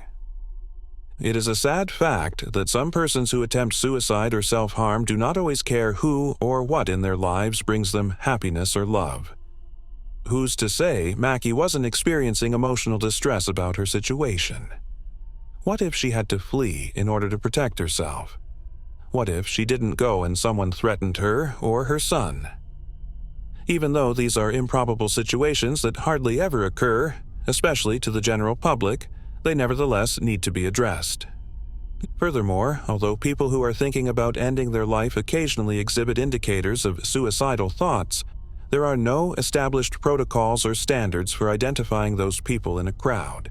Even those who seem completely happy and at ease with their lives sometimes struggle with inner conflicts and end up taking their own lives. Macky might have been among those individuals. She suffered years of mistreatment, violence, and disregard. Her father abandoned her, and when people experience abandonment fears as youngsters, those same fears can sometimes feed their adult concerns. Those who experience abandonment concerns frequently turn away from others later in life, not because they are heartless individuals who wish for their loved ones to suffer, but rather because if they turn away from someone early on, it eliminates the chance that they may be turned away from them later on. Ultimately, it's difficult to know, and the suicide or consensual escape explanations are merely conjecture if they don't originate from Macky herself. In our opinion, and the opinion of those following the case, the third scenario that most rationalizes Macky's death is that he was the victim of foul play on June 14, 2013, early in the morning. Naturally, this idea raises an important follow-up query. If Macky Basil vanished due to the actions of another human or humans, then who is to blame? The most apparent candidates are Keith and Victor, if for no other reason than the fact that they were the last two individuals who were said to have seen Macky alive. According to their statement, Macky was traveling to a hunter's cabin for supplies when they crashed a pickup truck and ended up at the 16-kilometer checkpoint on Leo Creek Forest Service Road in the late afternoon on June 14th. The reason she split up with the two guys is not known to the public, but it's also possible that she didn't tell them. According to the men, Macky left the scene on foot following the collision, saying she would try to hitchhike back home and would find a ride somewhere else. In the men's version of the narrative, it's not clear what time any of this occurs. The problem with Victor and Keith's testimony, which was deemed credible by law enforcement and the unreliable polygraph test, is that they are the only ones who can stand by it. Other than the forestry worker, who could not positively identify the woman he saw as Immaculate Basil, or precisely describe the problem with the vehicle parked on the side of the road, no one else observed the car crash scene. When the police investigated this anonymous worker, they discovered that his allegations were unfounded. The fact Victor's past wasn't exactly stellar only serves to further complicate matters. Victor was not only older than both Macky Basil and his opponent Keith, but he also didn't live in Tash and had a rather long criminal history. Victor is formally listed as having 5 distinct violent crime convictions and at least 1 sexual assault charge from the British Columbian provincial courts. Although the specifics of these accusations are unknown, they undoubtedly cast Victor in a negative light. Given his past, it's probable that he killed Macky, took advantage of her, and threatened to harm Keith. Given that Macky was older than Keith at the time, it's possible that he found it difficult to defend her from the strength of a much bigger, older man. Again, all of this is presumptive. Victor has officially been disqualified by the RCMP since he has consistently refuted all of the allegations made in the case. Although the circumstantial evidence doesn't always make people feel good.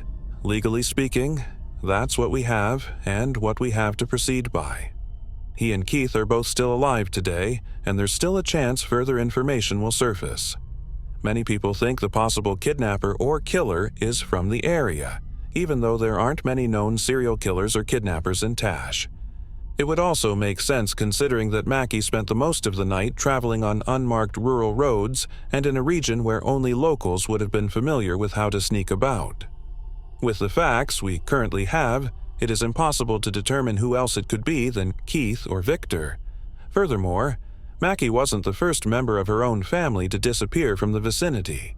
Her relative, Bonnie Joseph, vanished on September 8, 2007, while trying to take Highway 16 to Vander from Prince George. Even though Bonnie was probably the victim of an irrational hitchhiker, this incident illustrates how frequently First Nations women are the victims of crimes of this nature across Canada, particularly along Highway 16, sometimes known as the Highway of Tears.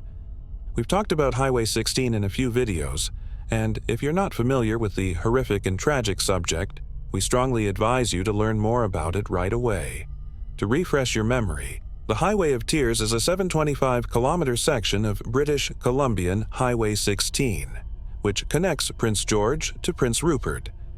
It has seen a disproportionate number of missing and murdered Indigenous women and children since 1970, at far greater rates than other Canadian regions and demographics.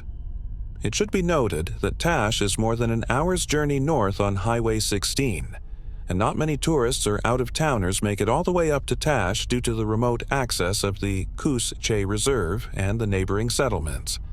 An opportunist on Highway 16 is just less likely to wind up in a remote area of woodlands rather than simply finding someone closer to the highway, because most forestry and logging jobs have a substantial share of their workers coming in as regulars from the area. And that's not to say Macky couldn't have taken a rideshare down to Fort St. James first, just to be picked up by another rideshare in one of the less respectable parts of town. Macky had a history of hitchhiking, and at the same time her sister Crystal came dangerously close to becoming a victim of a crime tied to hitchhiking.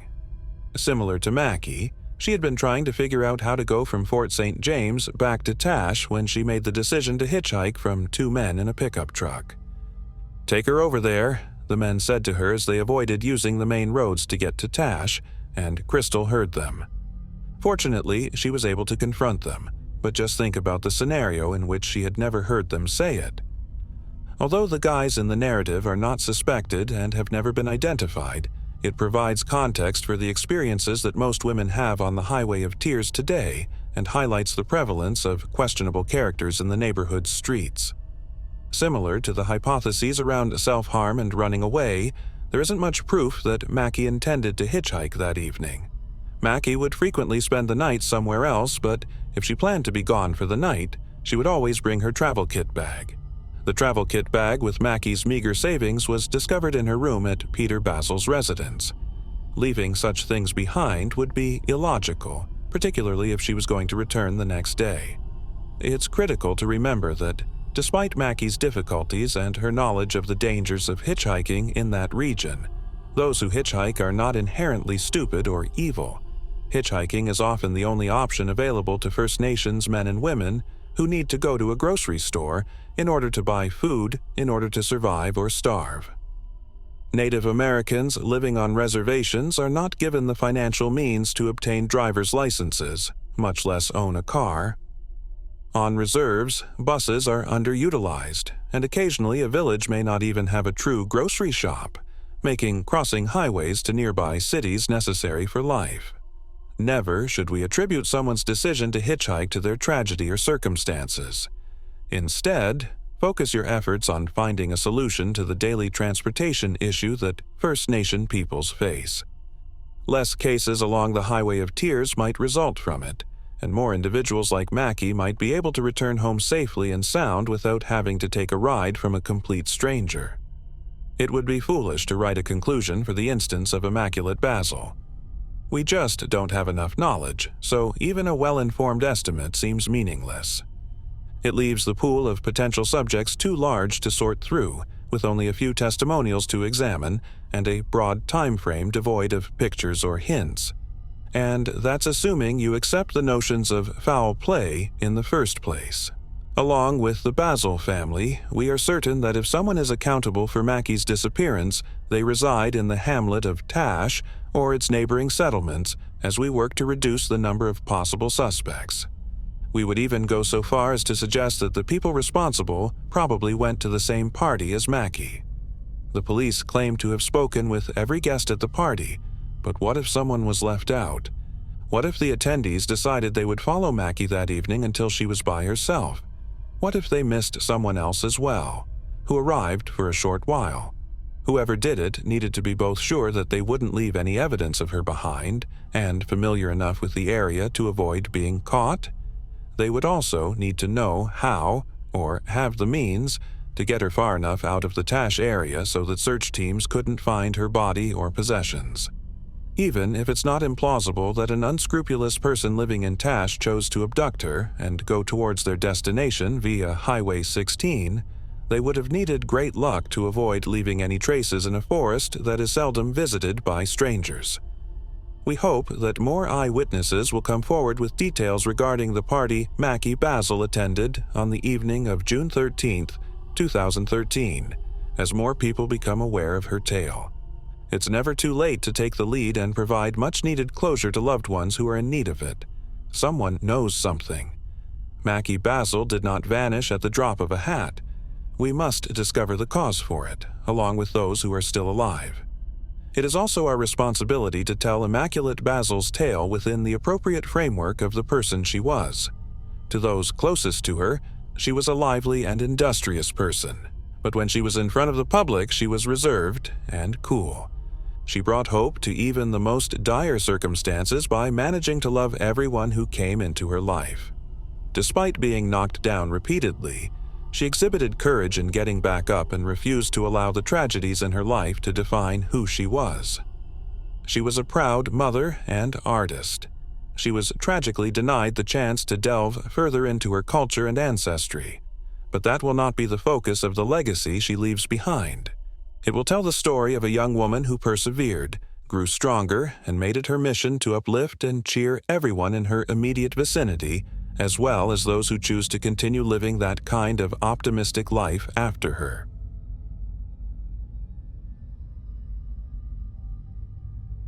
Moving on to the next case. Jody Bordeaux. Jody Lynn Bordeaux, then 28 years old, was happy with her life in 1997. An employee of Powhatan, Kansas's Golden Eagle Casino, the first to open on the Kickapoo Indian Reservation. Recently, Jody received a promotion to become the department's staff supervisor for the slot machines. Monitoring each employee's performance and compiling behavior reports was a part of her job description. And Jody's home state of Nebraska was the place where she first met her husband, Sean, a member of the Lakota Native American tribe. After falling in love right away, the pair married in South Dakota on October 7, 1995. Sean and Jody were given jobs at the casino and resided in a tiny farmhouse after moving to the Kickapoo Reserve. The couple soon started attempting to conceive a child. They eventually became pregnant after multiple miscarriages and numerous consultations with fertility specialists. Jody was ecstatic to be expecting her first child, a little girl they intended to name Jordan Shea. Sadly, though, the couple would never get to meet Jordan the child. Jody and Sean talked about their finances while sitting in front of the TV on November 1, 1997. They had gone to buy their first couple sets of baby clothes the day before. Jody was 7 months along at this point, and the couple was quite eager for the baby to arrive. About 12:40 a.m., as they were chatting, they heard something pop someplace above Sean's head. When they looked, they discovered a bullet hole in their wall, which initially led them to believe that a light bulb had exploded. Subsequently, the dogs of the couple appeared to be on high alert.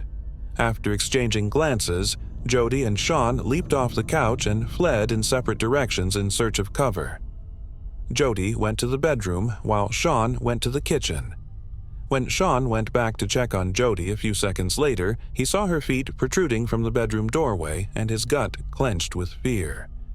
Upon finding his spouse on the ground, he noticed a gunshot wound above her left eyebrow. Sean thought there could be a possibility to save the child, even though he had already phoned for an ambulance, even though she was already dead. However, even this was unsuccessful. It took the ambulance personnel a while to locate his home. Sean and the paramedics realized there was little chance of rescuing his unborn daughter by the time they arrived, which was 15 minutes later. To try and bring justice to Jody's family, the Kansas Bureau of Investigation and the Brown County Police Department collaborated. Upon closer inspection, it became clear that multiple gunshots had originated from the scene. High-powered guns are thought to have been used in the horrifying murder. Since the reservation was located on federal property, Sean tried to get the FBI involved in the case as well, but they turned him down, citing jurisdiction. Sean and Jody's house was situated within the Kickapoo Reservation's original borders, but it was left a half-mile outside of them by an 1862 treaty that struck the reservation's bounds. Thus, Brown County and the KBI were still involved in the case. When police enforcement looked into Jody's past, they found some concerning facts. Jody had dealt with a disgruntled former employee of the casino in the months preceding her murder. The worker with a terrible attitude who is never identified in press reports was frequently late. Additionally, he didn't like Jody and was offended by her holding a prominent position at the casino, possibly because she wasn't a native to the area and was therefore an outsider. Following the 28-year-old's reporting of her discoveries to her superiors, the worker accused Jody of inventing justifications to avoid working. Following an appointment with the Kickapoo Tribal Council, the staff member received a reprimand and was put on probation. A few weeks later, the worker accused Jody of being late for work for a whole week in a grievance against her. Sean countered that she always made up the time later in the day and that this was because she had been seeing their fertility doctor. But the soon-to-be mother was let go in spite of this. Jody petitioned to get her employment back for the next month. Rumor had it that the casino was going to rehire her. The couple started getting unsettling phone calls at this same period. The phone would ring and ring until Jody picked up, but they would hang up when she did. She informed her mother that she was afraid since the calls would not stop. Jody started hearing strange noises around the property at night when Sean was at work in the weeks leading up to her death. Although he reassured her that it was probably just raccoons or other animals, the soon-to-be mother couldn't get rid of her uneasy sensation. In Jody's case, no one has ever been taken into custody. State Attorney Kevin Hill declared in more recent years that he believed more than one person was involved and that he had identified many suspects, all of whom were acquainted with her. It's also believed that alcohol had a role in the incident. The lack of trust between law enforcement and the reservation's residents is thought to be the largest obstacle preventing them from solving the crime. The fact that people who were going to be interviewed about the case for an episode of Unsolved Mysteries were threatened to not speak at all raises the suspicion that anyone who knows anything is too afraid to speak up. The irate ex-casino worker is still being investigated as a suspect. Sean claimed to Indian Country that while he knows who killed his wife and unborn kid, the murderer is being protected by others on the reserve. The murder weapon is still missing. After her passing, Jody was interred in Lincoln, Nebraska. Sean relocated to South Dakota and lived on the Rosebud Reservation there in 2015 after being exonerated of all suspicions. Anyone with information leading to an arrest in Jody's case is eligible to receive a $5,000 reward. Call 785-742-7125 to report any information you may have regarding her murder to the Brown County Police Department. Alternatively, 1-800-572-7463 is the number to reach the Kansas Bureau of Investigation. Moving on to the next case. Shenia Green. Shenia Green was born on September 30, 1975, although not much is known about her life before the 1990s. She started working part-time as a Kmart cashier shortly after graduating from Blanche Ailey High School. Shenia, then 17 years old, ran out of her family's 1600 North Cypress Road home in Pompano Beach on August 26, 1993, at about 5 in the morning. She intends to drive her partner to work. It's unclear, though, if Shenia ever did. Mother Henrietta woke up at 8 in the morning. The door was closed, her car was in the driveway, so she figured the adolescent was in her bedroom. Henrietta left for work as usual. When she got home at 10 o'clock at night, Shenia wasn't there, but she didn't give it any more consideration. The 17-year-old would frequently go see her boyfriend in the nights, and they would spend time together. But when Henrietta awoke at 3 in the morning to discover that Shenia had not returned home from her curfew of 1 minute earlier, well, that worried her. The youngster never returned, despite the family's best efforts to wait for her all day. 2 days after her last sighting, Shenia was reported missing the next morning. Other than her handbag, nothing was missing from the 17-year-old's room. Her work salary was never collected, and there were no missing items from her wardrobe. Shenia hasn't had any action in her bank account in the years after her last sighting. The teenager vanished, and her family began a search for her in the days that followed. Ultimately, on August 29th, in the parking lot of a Days Inn hotel located in the 1400 block of Northwest 31st Avenue in Pompano Beach, they found her car, a white 1992 Pontiac Lemons. The car looked to have been abandoned and was locked. Beneath the front seats, in Shenia's handbag, was a fictitious identification card bearing Togurta C. Montgomery as the name. The 17-year-old was nowhere to be discovered at the site, and the automobile had nothing of note. There was no indication of a struggle or blood. But in the days that followed, witnesses reported seeing what appeared to be a Shenethia-like woman conversing with an African-American guy who was operating an 18-wheeler truck with New Jersey license plates and a blue cab. This individual has never come forward, nor has he ever been identified, despite police efforts. Authorities were tipped off by an unidentified source in April 1995 that a youngster had been buried in the garden of a home located in Pompano Beach's 28100 block of Northwest 4th Street. Despite the use of cadaver dogs in the hunt, Shenethia's body was never located. Nevertheless, information about this quest is scarce. One source claims that items unearthed from the sites included beer cans, Coke bottles, disposable lighters, chicken bones, and a leaking septic tank. However, it's unclear if this septic tank was ever inspected and emptied, suggesting that the cops may have erred. Theorized by detectives on the internet, it's probable that Shenethia's remains were in this tank and would have been discovered had the tank been properly emptied, as cadaver dogs reported something from the vicinity. The case's investigators have come under fire for not trying more to find a solution. Henrietta, Shenethia's mother, said she struggled to persuade the police agencies that her daughter wasn't just running off but was missing. The 17-year-old had never left her house before and had no running away history when she vanished. Regrettably, there are instances where police neglect to thoroughly look into reports of black men and women going missing around this period. Regarding Shenethia's disappearance, no charges have ever been filed and there are hardly any clues at all.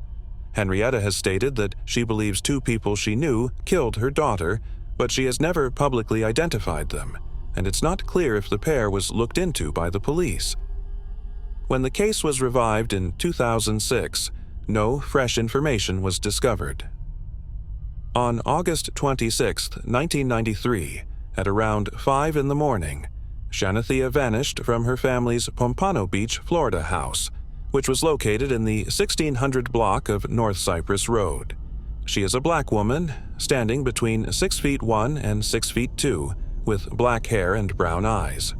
Shenethia's final known weight was between A190 and A200. She has pierced ears and a gold upper right front teeth with the letter G or N etched on it. Additionally, she has a tiny spot of white skin discoloration on her right lower leg. She sometimes goes by the nickname Nikki and occasionally goes by the alias Torquetta Z. Montgomery.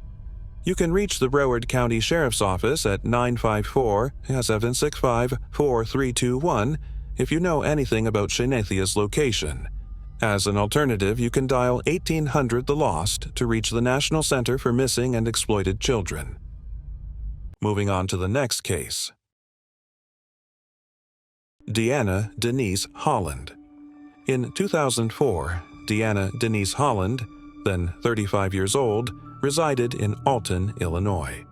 She fought drug addiction, living a nomadic life, and was a mother of 4 children. From different fathers, the majority of her children never even met her. In May 2004, Deanna vanished from sight. The fragmented remains of a lady were discovered at a Missouri rest stop 1 month later in June. On June 28, 2004, maintenance personnel in Warren County, Missouri, made the find while walking down a slope at a rest area off of Interstate 70. The woman had lost her head, legs, and hands. When discovered, all she had on was a black bra. Her body had not decayed as police observed at the time, indicating that she had probably been killed a few hours earlier. From the crime scene, a knife was also found in a nearby sewer. There were also a few other hints. The day before the torso was discovered, witnesses reported to authorities that they had seen a white utility van in the vicinity. The woman had a history of appendectomy and cesarean section, as evidenced by a number of scars. Sadly, the woman's identity eluded detectives and the investigation was abandoned. In order to check for potential matches, Missouri Crime Lab experts requested that family members of missing girls who fit the description of the unidentified woman submit their DNA samples in 2016. 3 of Deanna Howland's offspring provided their DNA samples, and someone struck a match. The children were told that their mother had gone missing and that the woman whose torso had been discovered in the Missouri rest stop was her. The unanswered question was, who killed her? It would take several more years to get an answer to that query. Before we continue, we want to remind you that only a small percentage of people who watch our videos are actually subscribed. So if you enjoy our content, consider subscribing. It's free and you can always change your mind later. Now, let's move on with the video. Researchers may begin using genetic genealogy in 2019. Testing was done on the knife and the torso's DNA. Ultimately, DNA testing located Mike Clardy in 2022. He was questioned by Maryland Heights Police Department officers. Then, Clardy admitted to killing Deanna Howland. He claimed to have dispersed her remains throughout Warren and St. Louis counties. He added that they had disagreed, which is why he killed her. Investigators revealed at a press conference in St. Louis, Missouri, on January 12, 2023, that 63-year-old Mike Anthony Clardy had been taken into custody in relation to Deanna's case. Ashley Kinnear, Deanna's daughter, said this during the press conference. "Thank you to each and every one of you. The sheer number of people here astounds and impresses me. Moreover, how many individuals are curious, and how many other people are interested in this narrative because it's about my mom, and I always have been. And I was aware that you were aware that something had occurred. I was aware that she didn't choose to part ways with us. Furthermore, it gives me great comfort to know that there are a lot of other individuals who share my concern, share my belief, and are eager to share this side of the story rather than only stating that a body part was discovered. Along with wanting to know more about her, they also want to know how our lives might have turned out differently if she had been there to assist, teach us the lessons that mothers are meant to teach their children." Clardy is presently being held in Warren County on a $1,000 cash bond. Given that Deanna's head and limbs were never found, it would be ideal if Clardy could lead investigators to the location of her disposal. Moving on to the next case. Gerilyn Smith. Myth, a shoe that included a foot, was discovered in December 2021 close to Port Angeles, Washington's Elwha River mouth. Someone made the discovery and informed the Clallam County Sheriff's Office of what he had seen. After several hours, the shoe was found by investigators who had launched a search and rescue operation in the region. The label of the shoe revealed to the investigators that it was a woman's size 8 New Balance brand sneaker. Investigators were unable to determine the woman's age, ethnicity, height, weight, hair color, or eye color during her life due to the minimal recovery of her remains. Since the remains of the unidentified woman were found, detectives have painstakingly followed up on a number of leads regarding her identification. The woman's identity remained a mystery despite efforts. Eventually, investigators ran out of leads and the case was closed. In order to ascertain whether cutting-edge forensic DNA testing could assist in establishing the identity of the woman or a close relative, the Clallam County Sheriff's Office collaborated with Othram in 2022. Othram created a thorough genealogical profile which was subsequently utilized by the company's internal genealogy team to generate investigation leads that were forwarded back to the agency. After learning from Othram, the Clallam County Sheriff's Office Criminal Investigations Bureau contacted one of the surviving family members who kindly supplied a DNA sample that was forwarded to Othram Labs for comparison. Othram verified shortly afterward that the foot belonged to a Sequim, Washington resident. On January 7, 2018, Gerilyn Smith was reported missing. When Gerilyn vanished, she was 68 years old. The surviving family members expressed their gratitude to Othram Labs, the Clallam County Sheriff's Office, and the public for their kind funding of Othram's study on the family DNA. The Clallam County Sheriff's Office encourages anyone with information to get in touch with them by calling the tip line at 360-417-2540 and mentioning agency case 2001-23819. Moving on to the next case. Hanana Baraza. Hanana Baraza was born on December 27, 1957, in Apaza, Yucatan in Hidalgo, Mexico. Her upbringing was not what one would anticipate from a parent. According to multiple stories, her father was said to have fathered up to 32 children, while her mother was a sex worker who gave birth to Hanana at the age of 13. Her mother was also described as an aggressive drinker. Hanana's mother sold her to an older man for alcohol when she was 12 years old. Hanana had additional trauma at his hands as a result of his sexual assault of her. Because of the continuous assault, she had suffered 2 miscarriages by the time she was 16, and eventually she gave birth to a son, who, at the age of 24, passed away from wounds he had received during a mugging. Other than the fact that Hanana had a succession of abusively failed marriages that produced 2 daughters and 1 boy, not much else is known about her early, terrible life. According to all accounts, Hanana was illiterate and relied on minimum wage work, small-time stealing, and ultimately home burglary to support her family. Most famously, Hanana was employed by wrestling tournaments as a popcorn vendor. It was mentioned that she was an enormous admirer of lucha libre, a kind of Mexican professional wrestling well known for its usage of fighters wearing masks. She coordinated local wrestling matches for small-town fiestas and was frequently spotted in the front rows of stadia. Hanana even made an effort to build her own wrestling career, but it didn't work out because she was only ever involved in little amateur matches. Over the course of her criminal career, she adopted the moniker La Dama del Silencio, or the Lady of Silence. She told reporters, "I am quiet and I keep myself to myself," in response to a question about why she picked this name. Nevertheless, the Lady of Silence monica's misdeeds have an unsettling relationship. There was an increase in horrific crimes against elderly women in Mexico City in 2003. The alarming statistics were noted by the public and media, but Mexican authorities quickly dismissed the fear as exaggeration. Thus, the number of cases kept rising unchecked until law enforcement eventually started a comprehensive inquiry into the crimes in 2005. Women over 60 who lived alone have been known to be attacked by the unnamed serial killer known as Meta Vajitas, or the Little Old Lady Killer. Although some were beaten, the victims were frequently strangled using objects like telephone lines, stockings, and curtain ropes.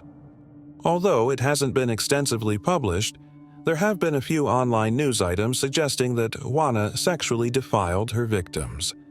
The murderer was also known to occasionally steal expensive items, but more frequently, trophies like Bibles and crucifixes were taken. When it was discovered that 3 of the victims owned the same print of an 18th century artwork, police were led to believe that there may have been more than one perpetrator at one point in the inquiry. They were thus following up on dead ends for a while. According to the killer's profile provided by Mexican law enforcement, he was a guy who was unsure of his sexual identity and had probably suffered abuse at the hands of his mother or grandmother. This may have contributed to the act's savagery, which suggested a deep loathing for his victims. The fact that in November of 2005, witness testimony surfaced describing the killer as wearing women's attire, but that the killer was a huge, short-haired, and, quote, masculine-looking woman, allowed authorities to deduce the sexual identity problem component of that description. Authorities detained about 49 transsexual sex workers for interrogation as a result of this profile and their suspicion that the murderer was a transvestite man, possibly due to their own prejudices against the notion that women are serial killers. The LGBTQ community and the media were greatly offended by this, and journalist Joe Tuckman of The Guardian called the police's conduct ham-fisted. 2 months later, investigators started taking fingerprints from unidentified remains in the morgue in the hopes that they would identify the serial killer they thought had committed suicide. Oddly, officials believed that the murderer would not have been able to bear the responsibility for all the crimes she had committed if she had been a woman. Law enforcement finally made the necessary breakthrough in January 2006 when a suspect was apprehended, while escaping the residence of one of the most recent victims. An 82-year-old woman was the victim. She was strangled to death with a stethoscope. Just before tripping over the body, the old woman's lodger witnessed the murderer flee, and the perpetrator was apprehended by passing police and neighbors. When the 48-year-old mother of four, Hanana Baraza, was revealed to be the murderer, both the police and the media were taken aback. She matched the suspect's composite photos with her conservative clothing and well-cropped hair. She was discovered in possession of pension paperwork, a stethoscope, and a phony social worker ID card. The final straw for Hanana came when detectives raided her house and discovered artifacts removed from the crime scenes along with carefully tucked away newspaper cuttings detailing her offenses. Hanana had entered the homes of some of the most vulnerable individuals by pretending to be a representative of the government and enticing them to enroll in social services. She allegedly volunteered to perform part-time tasks for them, such cooking and cleaning, while she was with other people. Hanana was said to wander around areas in search of elderly people living alone. Hanana's fingerprints linked her to at least 10 further killings after she was apprehended. According to some sources, she went on to confess to 4 crimes, while the majority of records state that she only confessed to 1, the murder of Ana Maria de los Reyes, who was the victim of the crime she committed right before she was apprehended. She stated that she had become enraged with the old woman, and that her outburst was a result of her own mother's unresolved grievance, who passed away in 1980. Hanana disclaimed any knowledge of the other cases. In the spring of 2008, during her trial, prosecutors tried to accuse her with 27 fatalities, and they even claimed that she might have been guilty for as many as 40. In the meantime, Hanana's defense said that she was mentally unfit and that she was being exploited as a scapegoat to appease the public and the media. However, this did not work out. Hanana was found guilty on March 31, 2008, of 16 counts of murder and aggravated burglary. She was given a jail term of 759 years. Hanana had her 2 youngest children, ages 13 and 11, living at home with her when she was arrested. They were both sent to live with their older sister, who had left the family early in marriage and yet maintained a strong relationship with their mother. All accounts agree that Hanana and her kids had positive, healthy connections, and that the kids were well-mannered and amiable. Hanana married Miguel Angel, a 74-year-old prisoner serving a life sentence for murder, while she was incarcerated. On their wedding day, the couple met by mail and went on their first date. The couple reportedly spent just 2 hours together, seeing one other 3 times after that. The union disintegrated in less than a year. Hanana, the first female serial killer in Mexico history, will probably serve the remainder of her time behind bars. When she turns 100 years old in 2058, she will theoretically be eligible for release. Moving on to the next case. Catherine and Sheila. John and Mary Lyon were born in Kensington, Maryland, with Catherine and Sheila. Jay, the elder brother of the 2 sisters, became a homicide investigator after graduation. Their father, John Lyon, was well known for hosting WMAL radio. The family lived in a peaceful middle-class neighborhood at a time when parents were less worried about unexpected disappearances and kidnappings. It was common for parents to let their children play outside. Back then, when everyone looked out for each other's children, things were simpler. Sheila and Catherine were both honor roll students at school. Like most youngsters, they had posters of Kenny Loggins and John Denver in their bedrooms, and they kept their money in piggy banks. On the first day of their Easter break from school, Catherine and Sheila decided to walk to the nearby Wheaton Plaza Mall. The plan was to go to the Easter exhibitions in the afternoon and have dinner at the Orange Bowl Pizza Place, which was located around half a mile away from their residence. They left at 11 a.m. and agreed to return to their homes by 4 p.m. By 7 o'clock that evening, the Lyon sisters' parents had phoned the police because they had not returned home. The police went through every tree stand and weed patch in order to conduct a comprehensive search. The The police also sent scuba divers inside every abandoned house and building, as well as into storm sewers and ponds. Neighbors of the lion offered their time to scour the woods and streets. Months of intensive search work yielded hundreds of tips and much media attention in the months-long hunt for the Lion sisters.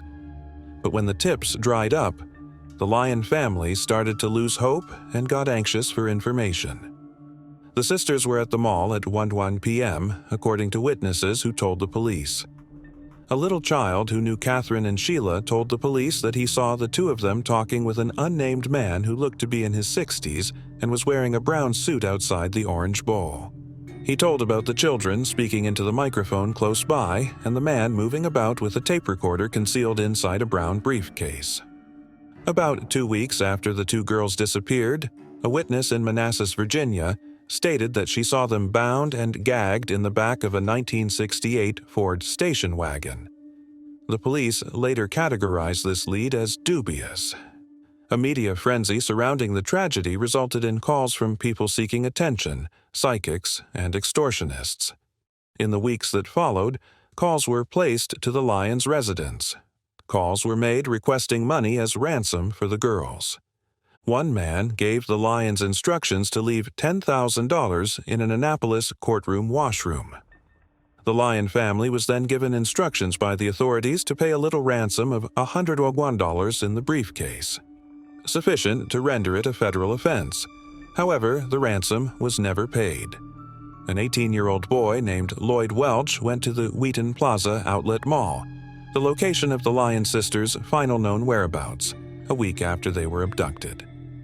Approaching a security officer, Lloyd Welch disclosed that he had been there when the girls vanished from the shopping center. Lloyd claimed to have seen the girls talking to a man prior to their abduction. The background of Lloyd Welch was not generally known. Welch was a carnival worker who was thought to as a nomad since he moved from town to town. He was interrogated by the police and put through a lie detector test. But Lloyd did not pass the lie detector exam given by the police. Even though he didn't succeed, he was promptly ruled out as a suspect and dismissed as an untrustworthy witness because of the belief that he was only interested in getting attention and possibly the $9,000 reward for solving the case. As the investigation goes on, a small child who was the Lion sisters' friend offers yet another reliable lead. Fearing reprisals, the girl's identity has been kept a secret until now. She said she saw a man who might have kidnapped Sheila and Catherine. She said the man was white in his late teens or early 20s with scars and acne on his left cheek. He was also dressed shoddily.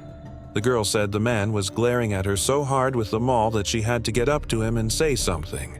The suspect was sketched by the police, but they kept it confidential.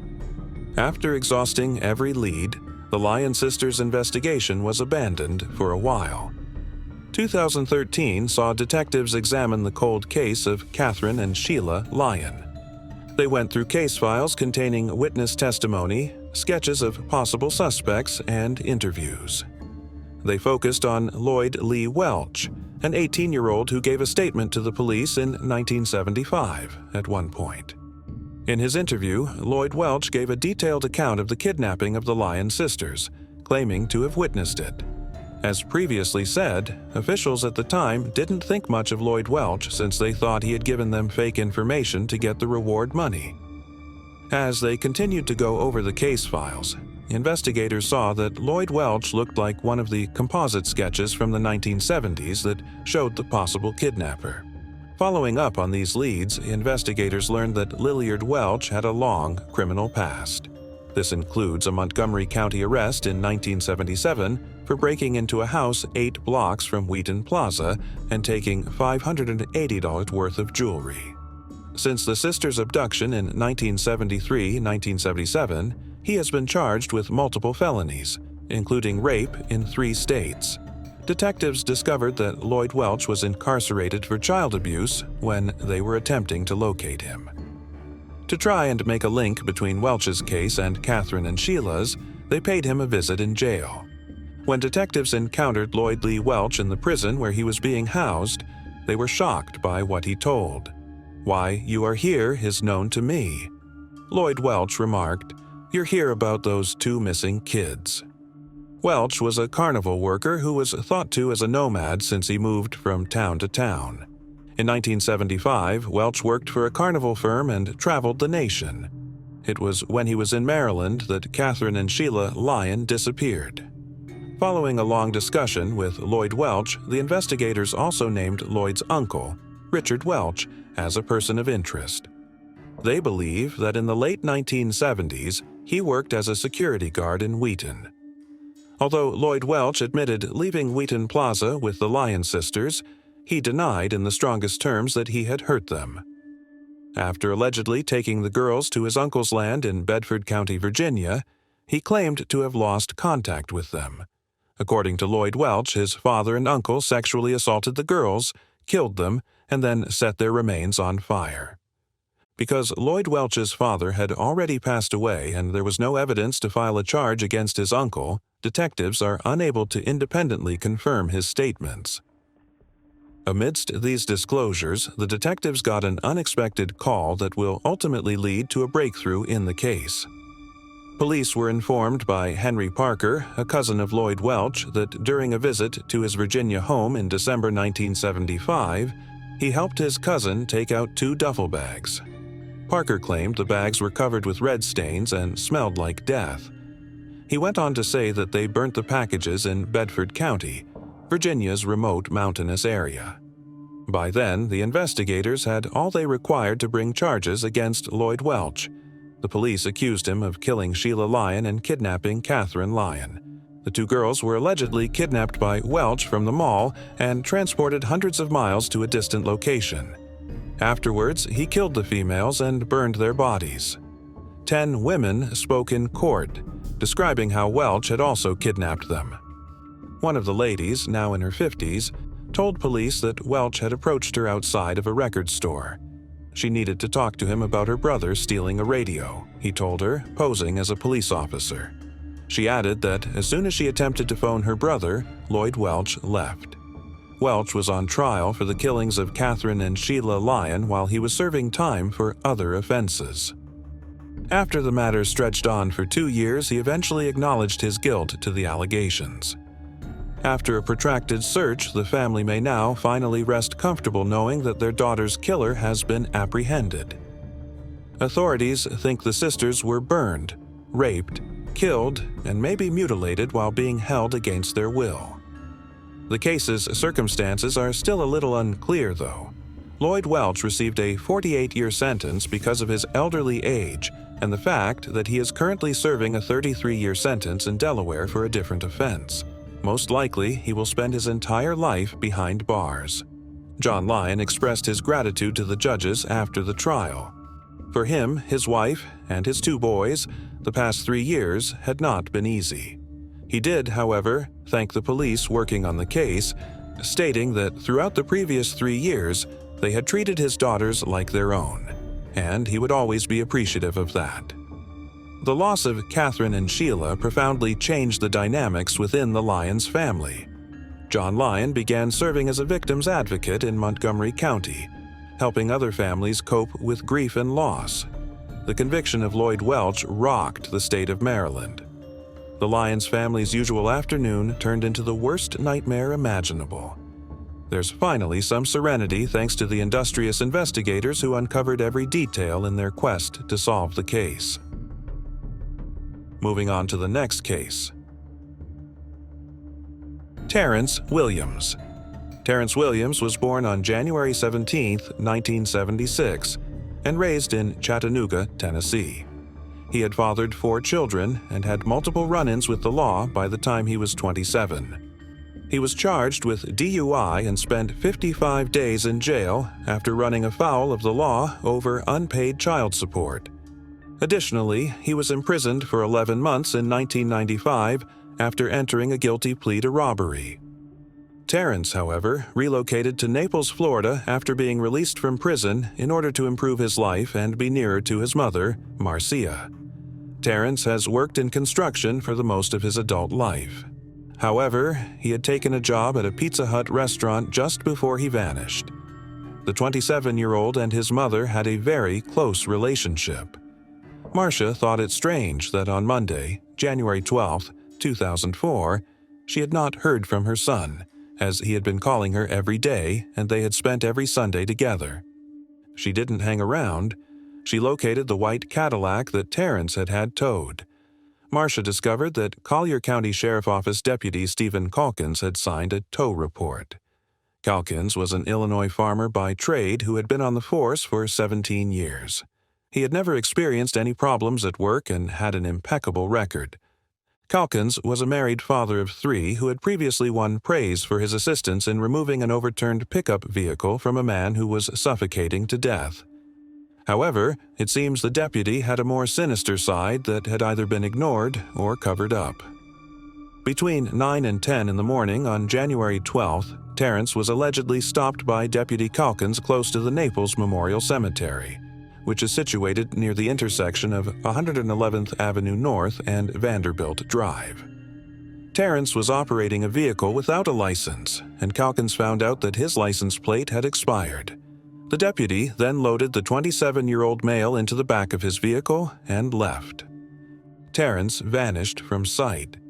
Employees at the cemetery informed Terrence's mother that they had witnessed Calkins placing the young man in the rear of his vehicle. The staff later observed him pulling the Cadillac to the side of the road, even though he had initially begged to be allowed to leave it there. Marcia received a call from Terrence's roommate asking if she had seen him the day following the incident. Calkins' statements to detectives during the course of the investigation into Terrence's disappearance were frequently contradictory. After telling investigators that the car had been abandoned at first, he subsequently said that he had pulled it over because it looked to be having some issues. In addition, he later called a dispatcher and asked for Terrence's details, contrary to his claim that he had come upon an abandoned car. Afterwards, Calkins stated that Terrence had requested a lift to the Circle K shop on Wiggins Pass Road from him. The 27-year-old claimed to be employed there and expressed worry about losing his position. Terrence had long dreadlocks, but the deputy claimed he seemed like a very clean, well-spoken, respectful young man, so he agreed to drop him off. Calkins made the decision not to arrest Terrence when he informed him that his registration was in the Cadillac's glove box as they were driving to the store. The deputy drove back to the older car after dropping off the 27-year-old and checked, but the glove box was empty. Calkins, mortified, called the Circle K store and discovered that Terrence was not one of their employees. The 27-year-olds were not captured on camera, and investigators' review of phone records did not reveal that Calkins had made a call to the business. Nobody who worked at Circle K remembered ever speaking with him. The deputy, however, was unable to explain this disparity. Throughout the course of the investigation, Calkins took 3 polygraph examinations. He failed the question, "Did you stay in touch with Terrence after you dropped him off at the Circle K?" The deputy said, "No," in response. It is important to keep in mind, too, that polygraph examinations are notoriously unreliable and are typically not admissible in court. Despite a search of his patrol car, no proof turned up. The examiners observed that it was spotless. A GPS tracking device was installed in Calkins' car in case he went to the disposal site, but he never did. The area's swamps were examined for corpses. It is reported that because there was insufficient evidence to support a warrant, the deputy's home was never searched. Later, Calkins was let go from the sheriff's office for a variety of offenses, including lying about the case, being uncooperative during it, and disregarding agency policies and procedures. He has persisted in denying any involvement in Terrence's disappearance in the years that have passed. He's currently living in Cedar Rapids, Iowa. Marcia filed a wrongful death lawsuit in August of 2018, alleging that Calkins was to blame for Terrence's passing. According to Florida law, if a person hasn't come home for 5 years and there are no investigative leads, they may be assumed dead. Marcia claimed that the reason she brought the action was to provide Terrence's 4 children with closure. June 2019 saw the lawsuit dismissed. However, Marcia and her attorney were allowed to modify the complaint within 20 days. The judge determined that the evidence did not establish Calkin's guilt for Terrence's disappearance and assumed death with sufficient strength and impact. According to a 2021 article, this action is currently under dispute. Regretfully, it's commonly accepted that Terrence wasn't Calkin's initial victim. On October 14, 2003, at around 6:30 a.m., Felipe Santos, 24, disappeared. Felipe, a Mexican resident of Immokalee, Florida, and his brothers were engaged in a minor traffic accident while they were traveling to work. After arriving on the scene, Deputy Calkins placed Felipe in the rear of his police car for driving recklessly and without a license or insurance. When Felipe's 24-year-old supervisor called the county jail later that day to post bail, he discovered that Felipe had never been arrested. Like Terrence, Calkin asserted, he declined to arrest Felipe due to his cooperation and politeness. He left the youth at the Circle K on Immokalee Road, a nearby community. The driver, who was involved in the incidents, however, said that Calkin appeared irritated by the 24-year-old's lack of documentation, and that he had just mentioned that he was sick of stopping individuals who were driving without licenses. Despite a complaint from Felipe's family, Calkin was found not guilty. The 24-year-old is thought to be dead because he hasn't been seen or heard from since. Terrence's mother thinks her son has passed away as well. The Starlight Tour argument, which explains the practice of police officers bringing people to the edge of town or outside of the city boundaries and leaving them to find their own way home, is a widely accepted theory in both of these cases. The abuse is said to have begun in the 1970s and gained widespread attention around 2000, when Native American men in Canada started to experience it frequently. According to some, Terrence was abandoned in the Everglades and perished from exposure or another threat. The last time Terrence Williams was seen was early on January 12, 2004. He was close to the Naples Memorial Cemetery, which is situated between Vanderbilt Drive and 111th Avenue North. He's a black man with brown hair and eyes. When last seen, he was around A160 and about 5'8" in height. The following are a few of Terrence's tattoos. The name Terrence in blue highlights on his left forearm, the initials ET on his right shoulder, and AT on the left side of his chest all have red ink. In addition, Terrence's upper right teeth has a gold crown adorned with the letter T, and his other top front tooth is likewise gold. He has a black birthmark on the right side of his belly and a vertical scar on his right shoulder. His last known attire included a silver watch, 2 diamond earrings, blue trousers, brown Timberland boots, and a short-sleeved t-shirt. Felipe Santos, on the other hand, is a masculine Hispanic who has brown eyes and black hair.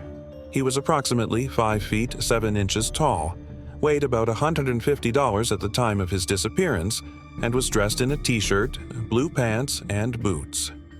Call Crime Stoppers at 800-780-8477 if you know anything regarding the location of Terrence Williams or Felipe Santos.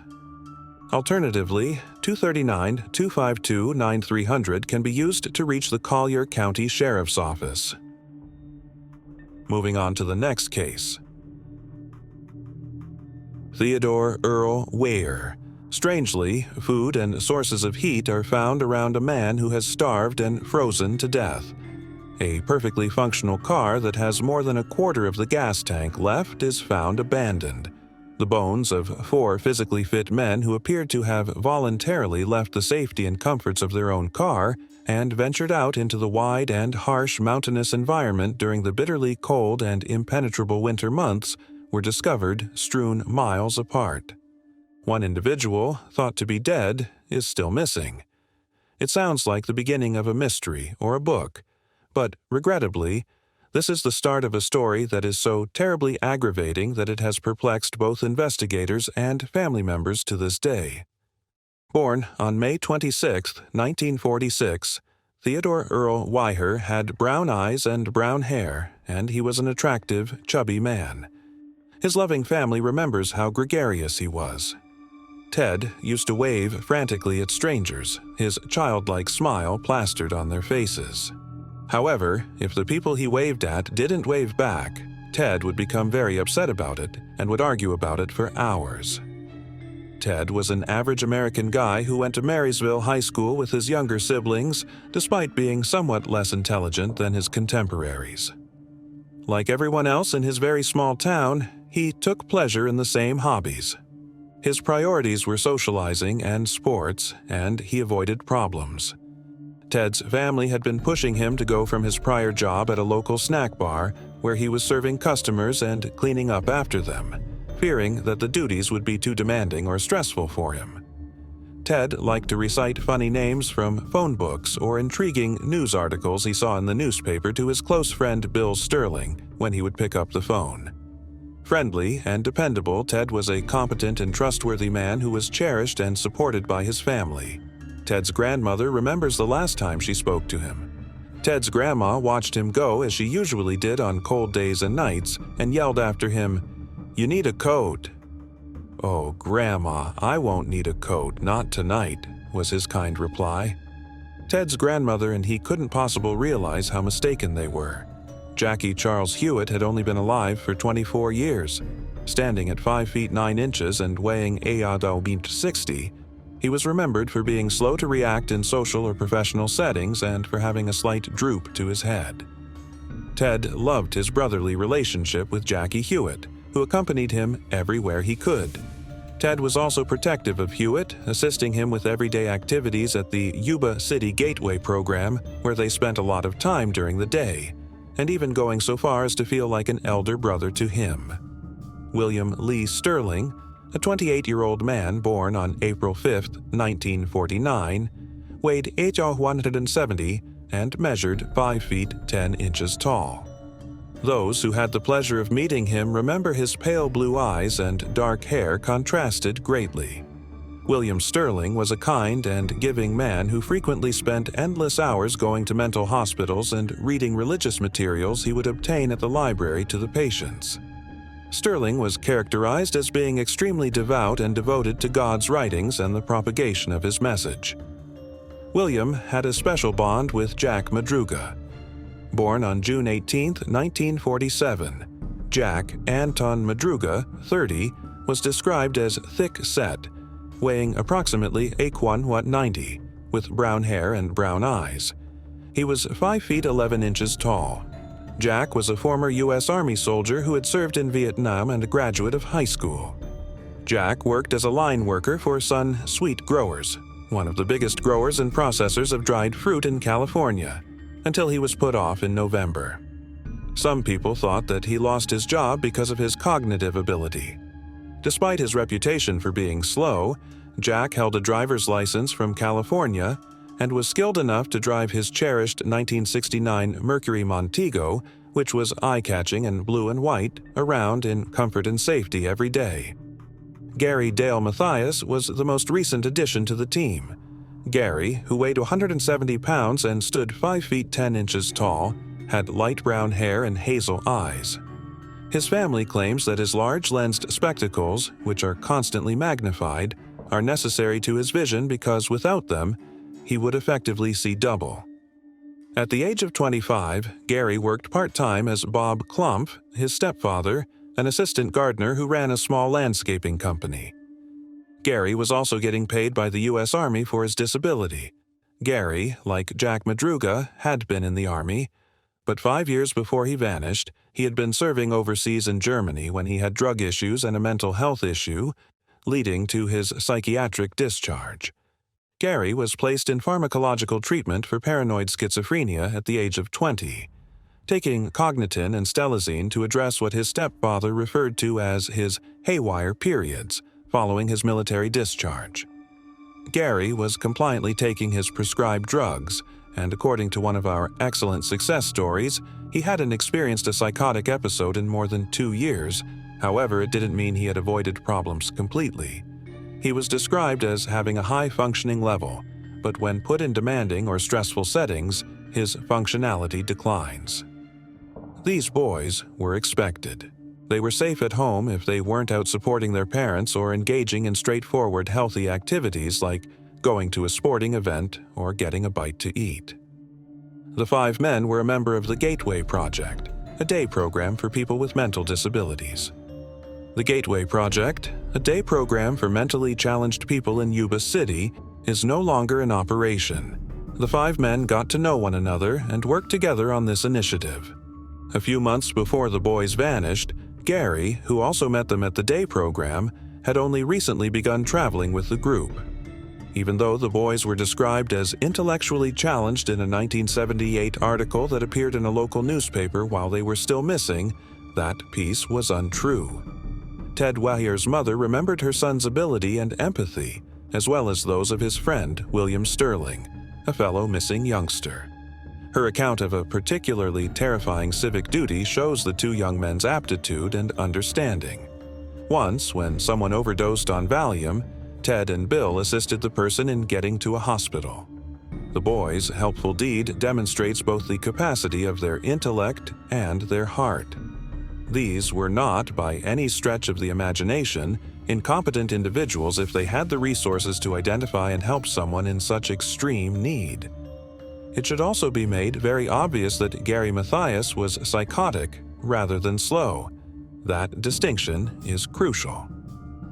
Albert Einstein's son suffered from schizophrenia, as did Broadway actress Mira Popkin, who starred in Cats and Miss Saigon. John Nash, a Nobel laureate and recipient of the Nobel Memorial Prize in Economic Sciences, co-authored and published numerous academic articles during his career.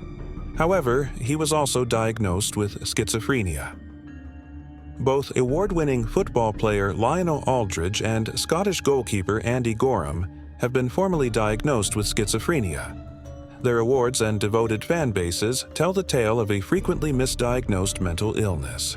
None of the missing men could understand what or who could have brought them up that desolate road in the mountains. All lead primarily stay-at-home lifestyles of such planned predictability, with the exception of Gary Mathias, who occasionally went out with friends into the early hours of the morning. The youngsters had talked about nothing but the big game on Friday, February 25th, the day before their sudden disappearance. The young men had the opportunity to play a basketball game in the Special Olympics Championships as part of their involvement in the day program. Family members emphasized that the boys would never have done anything to endanger such a chance and that they wouldn't have missed this occasion for the world. Last year, he had attended the Special Olympics playoffs and obtained an autograph from Sally Struthers. Remember, Jack Madruga's mother says, he even had his basketball gear all out in his room. Ware begged his mom to tidy up his white tennis shoes. His goal was to get everything flawless for his big game the next day. The parents of Gary Mathias remember their enthusiastic son having a similar demeanor. "We have a big game on Saturday," he continued emphasizing. "Please prevent me from oversleeping." The prize-winning team would receive a free week in Los Angeles in addition to the honor of competing in an official tournament, which added to the draw and excitement of the big event. The name Gateway Gators, which refers to the Gateway program that the lads first became friends at and was supported by the city, was proudly placed on each player's shirt. The lads would never play that game, but they looked forward to their exciting and competitive day. They would never again feel the comforting embrace of their friends and family. Rather, they would encounter a terrifying and immobile destiny. The 5 young men from the flatlands 50 miles to the south got into a 1969 Mercury Montego that was turquoise and white and drove out of the parking lot after they had attended a basketball game at Chico State University at around 10 o'clock in the evening on February 24, 1978. The group then proceeded to a nearby store where they purchased 1.5 quarts of milk from Bayer's Market, 1 Hostess cherry pie, 1 Langendorf lemon pie, 1 Snickers bar, 1 Marathon bar, 2 Pepsis, and 1 Snickers bar. Seldom the purchase of men who intend to rough it in the winter highlands. The main game was scheduled for February 25th, the following day. But the guys never had their chance to show off on the basketball floor. Family members' worry at the rule-abiding boys' tardy homecoming swiftly gave way to panic that evening when they discovered the boys hadn't returned home. They made urgent phone calls. 4 days after the boys went missing, on Tuesday, February 28th, authorities discovered Jack Madruga's Mercury prominently displayed against the forested backdrop of the Oroville forest. When the automobile was initially seen by police, its vivid turquoise color stood out obscenely against the white of the nighttime storm that had swept over the Oroville-Quincy Highway, a winding, narrow route that passes directly through the Plumas National Forest. The car was more than 70 miles away from Chico on a road that, according to the locals, needed to be intentionally driven, not just a site where someone would take a wrong turn. Any vehicle or passenger would notice that this route was visibly different from the typical scenery in the vicinity due to its narrow curves and twists, setting it apart from the nearby highways and freeways. The vehicle appeared to be in good operating shape when it was discovered in the rural mountains east of Oroville on Plumas National Forest Road, which was blocked by snow but could be reached at any time because it was open and there were no barricades. It had a quarter tank of gas when it was stopped in the middle of a gravel road northeast of Oroville, but the keys were missing. The car was a little stuck after roughly 10 inches of snowfall that night, but not immobile for 5 healthy men like the missing teenagers. Family members said that the men, who were wearing street clothing and low-cut shoes, were ill-prepared for the weather in which they found themselves. Given the wintry conditions in which the automobile was parked, they risked getting frostbite quickly in the deep snow. Their empty wrappers showed that everything they had bought from the corner store had been consumed, save for the half-eaten marathon bar that they had left in the back seat of their car. Bar which they had left in the back seat of their car and was half gone. The hefty American car, with its low muffler and robustly reinforced suspension, escaped unscathed by the rugged terrain, leaving no dents or scrapes on its undercarriage. Although family members claimed that none of the boys knew the road, investigators surmised that this would mean the drivers were extremely cautious or had perhaps been in that area before. The day the automobile was discovered, February 28th, a blizzard had blown through the woods, dumping 9.5 inches of snow on the top mountain.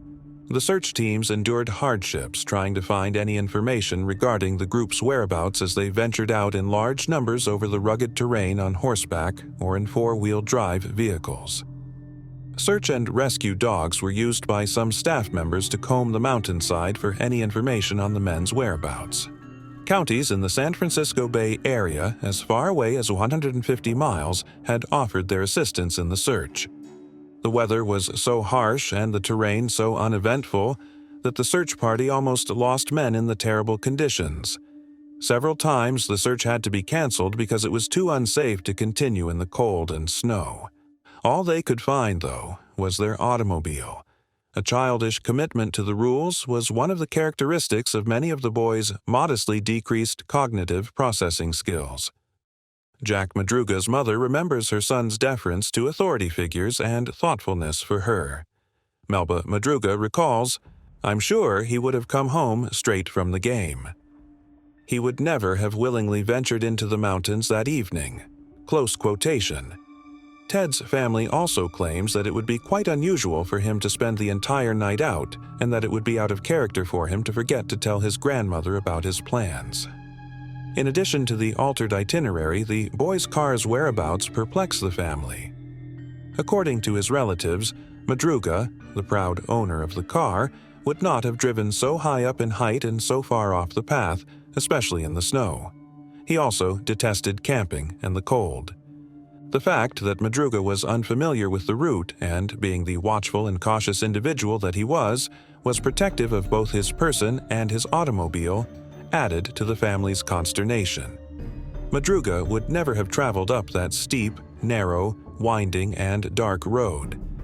That automobile was only ever driven by Jack, according to Melba Madruga. He was giving and compassionate, but not careless. He took great care in his vehicle, which he would never be allowed to drive.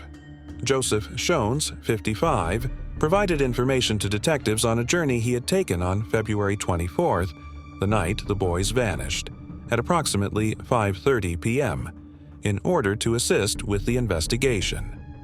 Shones clarified that he had made the drive that far to observe the amount of snow in preparation for a planned family vacation the following weekend. He informed the authorities that his automobile became stuck in the snow, and that while attempting to free it, he experienced a small heart attack and was unable to continue. EKG readings obtained later at a hospital verified to authorities that Shones had, in fact, experienced a small heart attack, as certified by doctors.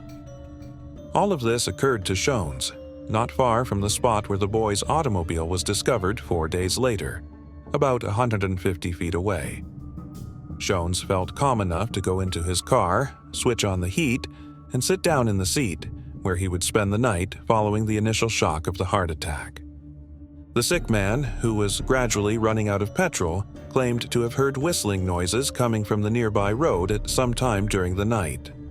Shones spotted what appeared to be a few guys walking in the brilliance of what he thought were a pickup truck's headlights, along with a woman holding what appeared to be a baby. Shones got out of his car to seek for assistance. The group's cries echoed through the chilly night, but as Shones cried out for help, the headlights went out and the voices became quiet. At first, he claimed to have woken up to the sound of conversation and the light from a flashlight shining into his car. Startled but unflinching, he regained consciousness faster this time and realized instantly that this was his opportunity to help. Shones cried out for aid once more, but each time he was met with sudden silence and the group's light sources being extinguished. Shones claims that after an unspecified period of time, his automobile ran out of gas, forcing him to leave it and seek refuge in the chilly early morning hours before the sun rose.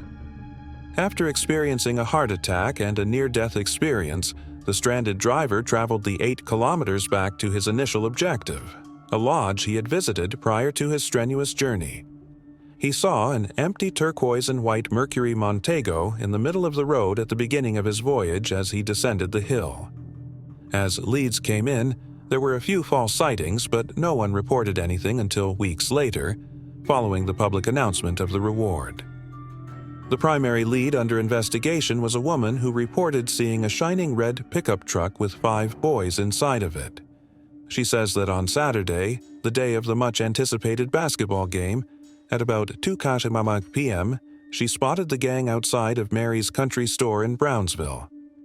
The proprietor of the store also recalls giving some meals to a bunch of men, but the specifics raise doubts about an apparent case of mistaken identity. The witness says she's seen Jack Madruga on the phone, but because he detested using the phone, his brother made it very evident that he would never have done it. Gary Mathias's stepfather also wondered how the lads would have paid for food, considering that none of them had enough cash on hand to stay throughout the planned night out. Overall, the stepfather of Gary Mathias disputes the sighting. According to an article published before the boys' bodies were discovered, the family of one of the boys, whose name is not known, consulted psychics. Family members were informed by a fate teller that the boys had been abducted and taken to Arizona and Nevada. According to another psychic, the boys were killed in Oroville in a 2-story red house with a driveway made of gravel with the numbers 4723 or 4753. The house may have been brick or stained wood. Investigators searched every street in Oroville for that house for 2 straight days. It was non-existent. Not a single lead materialized. Klompfe, the stepfather of Gary Mathias and other family members of the missing boys, contributed $1,000 toward the boys' recovery, which was increased to $2,600 by contributions from the community. New evidence surfaced on June 4th, a little over 100 days after the boys went missing, thanks to the spring thaw. During a Sunday outing, a group of motorcyclists discovered a trailer site belonging to Regional Park Services that was abandoned and had just one eerie resident. Ted Wehier had frozen to death while lying on a bunk in the main 60-foot trailer. He had 8 sheets carefully draped over his body and tucked around his head and torso. His leather shoes were vanished and were nowhere to be seen in the neighborhood. Ted's gold necklace, his wallet still containing cash, and his nickel ring with his name etched on it were all perched on a bedside table. Ted always carried these mementos about, so the family was familiar with them. What was new and unusual, though, was a gold Waltham watch that was missing its crystal. The object was not recognized by any member of the missing party's numerous families. The fact that Gary Mathias's shoes were there but Ted's were not was also peculiar. Since Matthias wouldn't have needed the shoes and Gary's feet would have been swollen from severe frostbite, investigators surmised that Matthias may have given them to his companion after his death. A far more unfamiliar look than the unfamiliar timepiece in an even more perplexing incident was the man himself. Ted, who used to weigh 200 pounds and be 5 feet 11 inches tall, was reported to have starved to death and lost between 80 and 100 pounds. He had severe frostbite on his feet. The amount of facial hair that had grown revealed that Ted had been living in that trailer for 8 or 13 weeks, apparently in excruciating pain from starvation. Even though his body was severely decayed, what was left of it revealed a tale of fight and survival. Ted Wehier lasted an estimated 8 to 13 weeks until famine and the weather claimed his life, as evidenced by the growth of his beard, which had grown over an inch. The average monthly growth of human hair is half an inch, according to the CDC. He was discovered 19.4 miles from his automobile, still wearing the green slacks and striped velour top from when he was last seen. It is completely mysterious how he managed to cover about 20 miles in the extremely cold snowdrifts, which were nearly as tall as him. The trailer had a broken window that allowed someone to enter, and it was discovered locked. No fire was started, even though there were plenty of materials in the trailer, including wood furniture and paperback books, and matches were clearly visible and accessible. It was discovered that over a dozen separate military wet ration cans, pre-cooked meals, and prepared foods had been opened and eaten. A can was found to have been opened using an Army P-38 can opener, which the missing men's relatives claim could only have been used by the two youths who served in the military, Jack Madruga and Gary Matthias. But in the same shed from which the Army rations were removed, there was also a locker containing enough fruit cocktails and dehydrated Mexican feasts and other mixed meals to sustain the men for years. There was nothing in the unlocked locker, nothing had been done to the meal. The fact that the propane tank was still there and unattended was equally annoying to loved ones. According to Yuba City Lieutenant Lance Ayers, all they had to do was switch on the gas, and they would have had heat and gas for the trailer. William Sterling and Jack Madaruga's remains were found by recovery personnel one day after Ted Weier's body was found on June 5th. Lying on different sides of the logging road that had led to the trailer Ted had been found in, they were still 11.4 miles from their automobile, even though they were miles behind Ted and the trailer he was found in. With his back to the freshwater stream, Jack Madruga's body lay there. His body had been half scavenged by wild creatures, but he was still facing the sky and holding his beloved watch in his right hand in a poignantly human gesture. William's bones were dispersed over a 50-square-foot area along the road as his body had decayed. 2 days later, Jackie Hewitt's father discovered his own son's remains while out on a search and rescue mission. It was every parent's worst nightmare come true. He had always been a helpful and a doer, so even though family members and detectives had attempted to talk him out of the hunt, he was determined to be useful. The image of a parent discovering his own son's backbone lingers in the minds of all who saw it. The boy's identification was eventually verified by the family dentist, although Hewitt's Levi's and unusual Getters-branded sneakers served as a preliminary clue. The following day, an assistant Plumas County sheriff would discover his skull 100 yards distant at the foot of a hill. Similar to what happened to Jack Madruga and William Sterling, Jackie Hewitt's body was discovered northwest of the service trailer where Ted Weier was discovered. 3 wool blankets from the Forest Service and some partially corroded flashlights that were turned off were located about a quarter mile away from the trailer.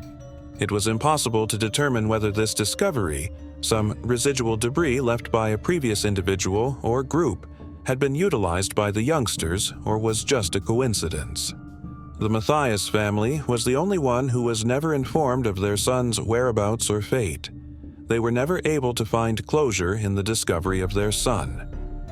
They learned that Gary Matthias was acquainted with residents of Forbestown, which is located roughly halfway between Chicago and Yuba cities. Forbstown is on a route that has a turnoff that is so easy to miss that someone traveling on it late at night would have ended up getting lost and heading north toward the mountains. However, Gary's acquaintances in Forbstown claimed they hadn't seen him in over a year, so that connection was of little use. There are many theories explaining the rationale and reasoning behind these terrible deaths, but one thing stands out above the rest. In below-freezing temperatures, logic and reason are rendered meaningless. We may not understand these guys' behavior, but after being in the cold for a while, delusion and confusion might have taken hold. However, that doesn't explain why they left their automobile behind. The most valuable item that Jack Madruga had was an automobile that he only permitted other people to drive, and that he would only take out when absolutely necessary. Why abandon a perfectly fine car that, according to eyewitnesses, wasn't even really stopped in the snow?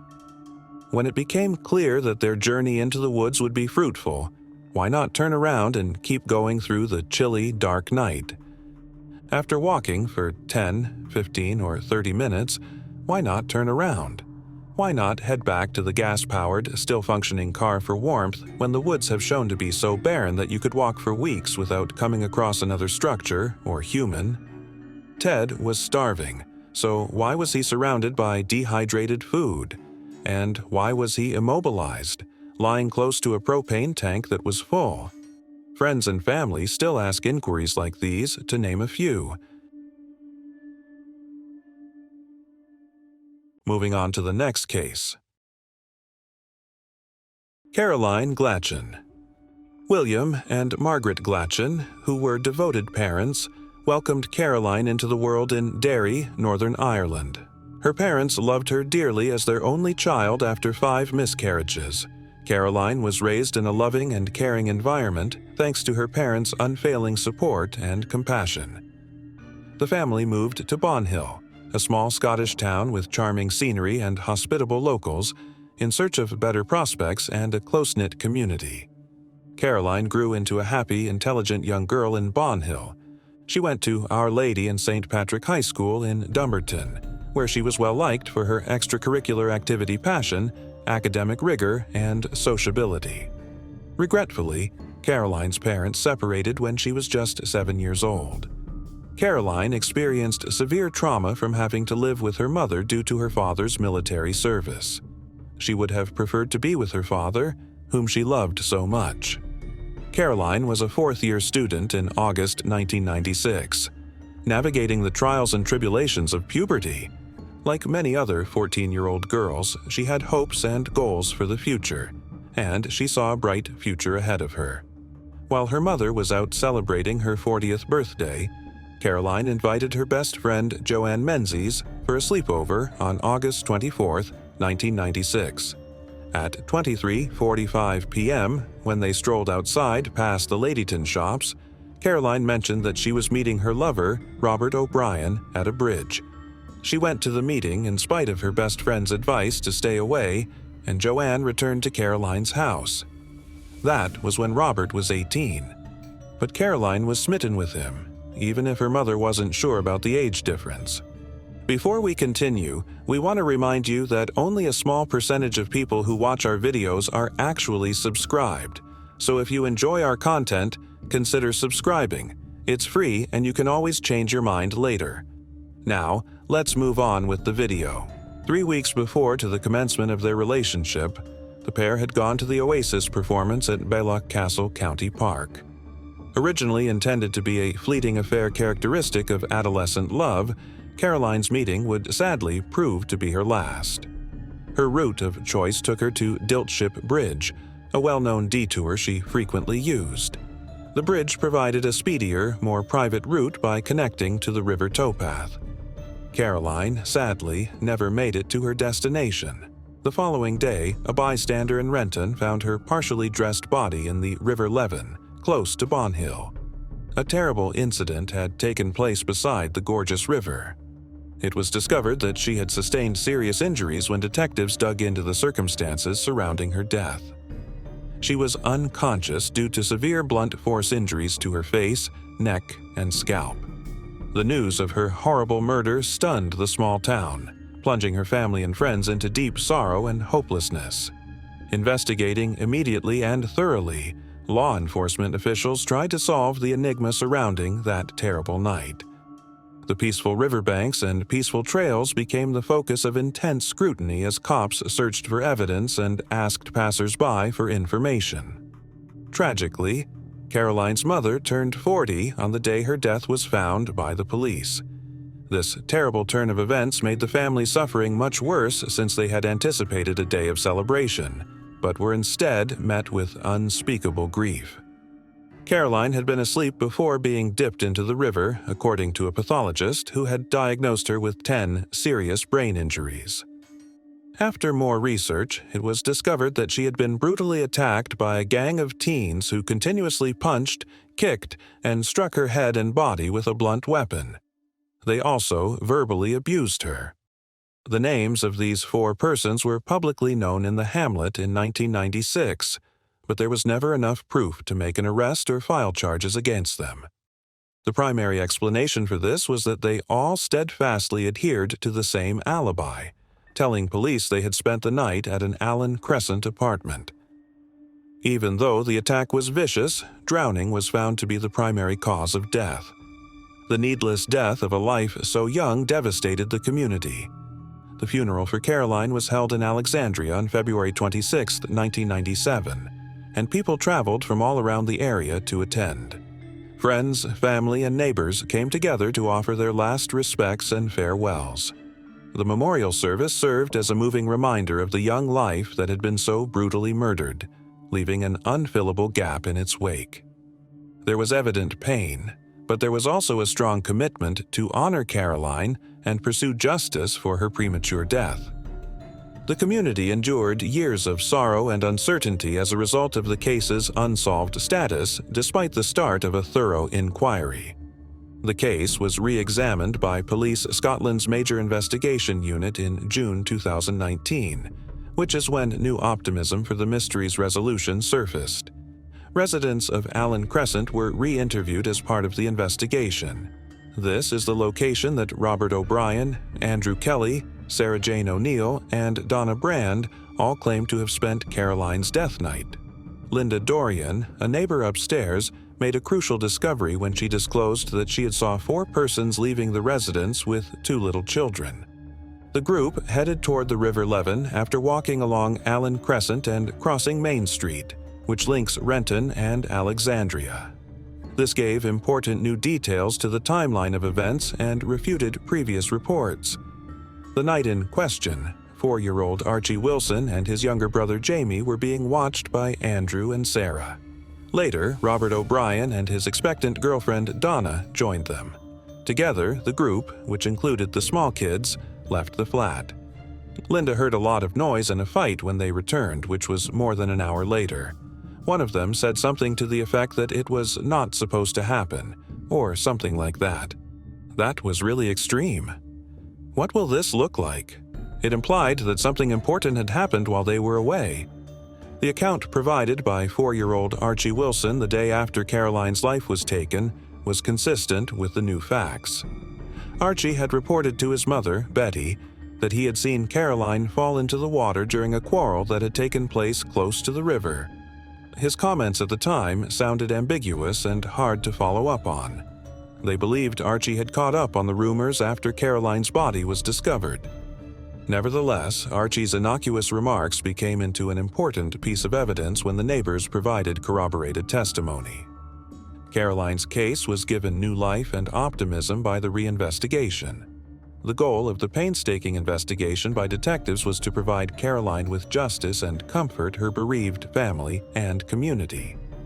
This discovery represented a major advancement in the long-term investigation into the horrific death of a little girl whose life was tragically cut short.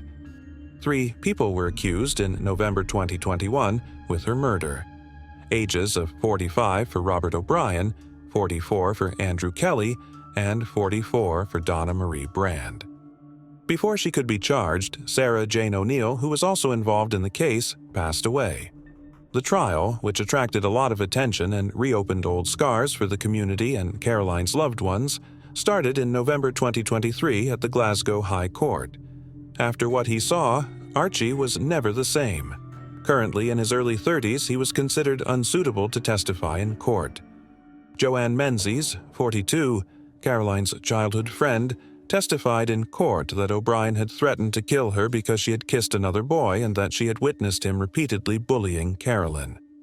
O'Brien, Kelly, and Brand were convicted guilty of killing Caroline on December 14, 2023.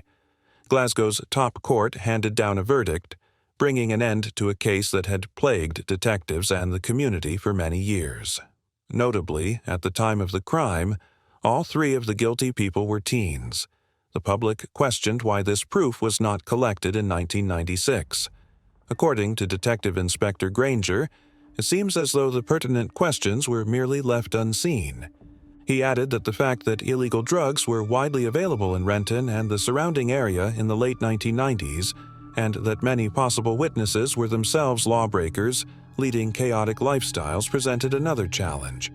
All of Caroline's teenage attackers were drug addicts who used shoplifting as a means of supporting their addictions. The sentencing phase provided some finality in January 2024. Lord Braid passed sentence, saying, "You have taken a daughter from a loving mother." Miss McKeach has talked about the suffering that Caroline's passing has brought about, and the emptiness that her passing has created. She will never get to see Caroline as the lady she could have been. There is no way that any sentence I give her could ever make up for what she has lost. Kelly and O'Brien were both given life sentences. O'Brien was sentenced to a minimum of 22 years in prison before being eligible for release. O'Brien had the kid with Brand in the years after the murder, and he was imprisoned for both a major assault and an attempted murder. Since he was the one who hurt Caroline, he was the primary offender in this case. Kelly was supposed to serve at least 18 years. Brand was only sentenced to a minimum of 17 years in prison via video call on April 22nd because he was deemed incompetent to appear in court. For Caroline's friends and family, especially her parents, Margaret McKeach, the punishment was a turning point. "This is the day I have been waiting for the past 27 years, she said. She continued, saying that although it is justice for Caroline, it won't bring her back. I'm not sure if justice has been served, but I do believe that closure is the appropriate term. The conclusion of a case that had had a lasting impact on the Bon Hill community, which was still grieving from the tragedy, brought some comfort to them. The convictions and sentencing acted as a reminder of the commitment and tenacity of law enforcement in pursuing justice, regardless of the passage of time. Even though Caroline is still deeply hurt, this outcome pays tribute to her legacy and emphasizes the unwavering pursuit of justice. Following their sentences, O'Brien and Kelly both filed an appeal against their convictions and life sentences in order to try and win their freedom. Moving on to the next case. Christina Renee King. Because Christina Renee King was a little woman, her relatives called her Cricket. She was a native of Kansas City, where she was born in 1972. Christina was the wife of professional roofer Christopher Wayne Goodall. He was a devoted spouse. The couple gave birth to their first child, April, in 1988. Ashley, her baby sister, arrived 3 years later. The family could not be supported by Christopher's job, therefore Christine made the decision to find other sources of income. Sources claim that she began begging for money in the Central Street neighborhood while providing escort services. Christina appeared to lose hope after Christopher was sent to prison at some point. People who knew her generally agreed that she was a good person despite her social designation. However, her circumstances had brought her to live on the streets, where she had to deal with the harsh reality of a society that frequently ignored the humanity concealed behind labels. Although Christina was imprisoned for a short while, her life took a dark turn once she was just released. Her last day was the day after her discharge.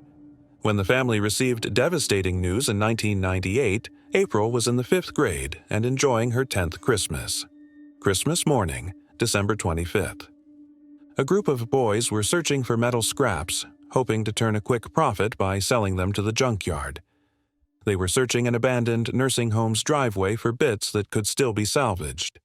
Then, in the chilly winter morning solitude, they discovered a half-naked person that had been beaten, bruised, and thrown away like rubbish. Her head was hit with blunt force injuries, and her pants were partially pulled down. Nearby were the victim's shoes, bra, and other personal items. The victim suffered a horrific facial smash. After KCPD notified the family, their lives were never the same. Christina King was 26 years old and her body was found. It is still unknown who may have killed her and why.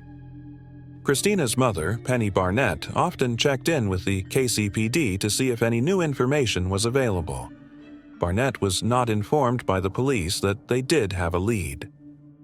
Next to Christina's body at the crime scene was a used condom that was found. In actuality, they displayed a great deal of ineptitude and negligence, but more on that later.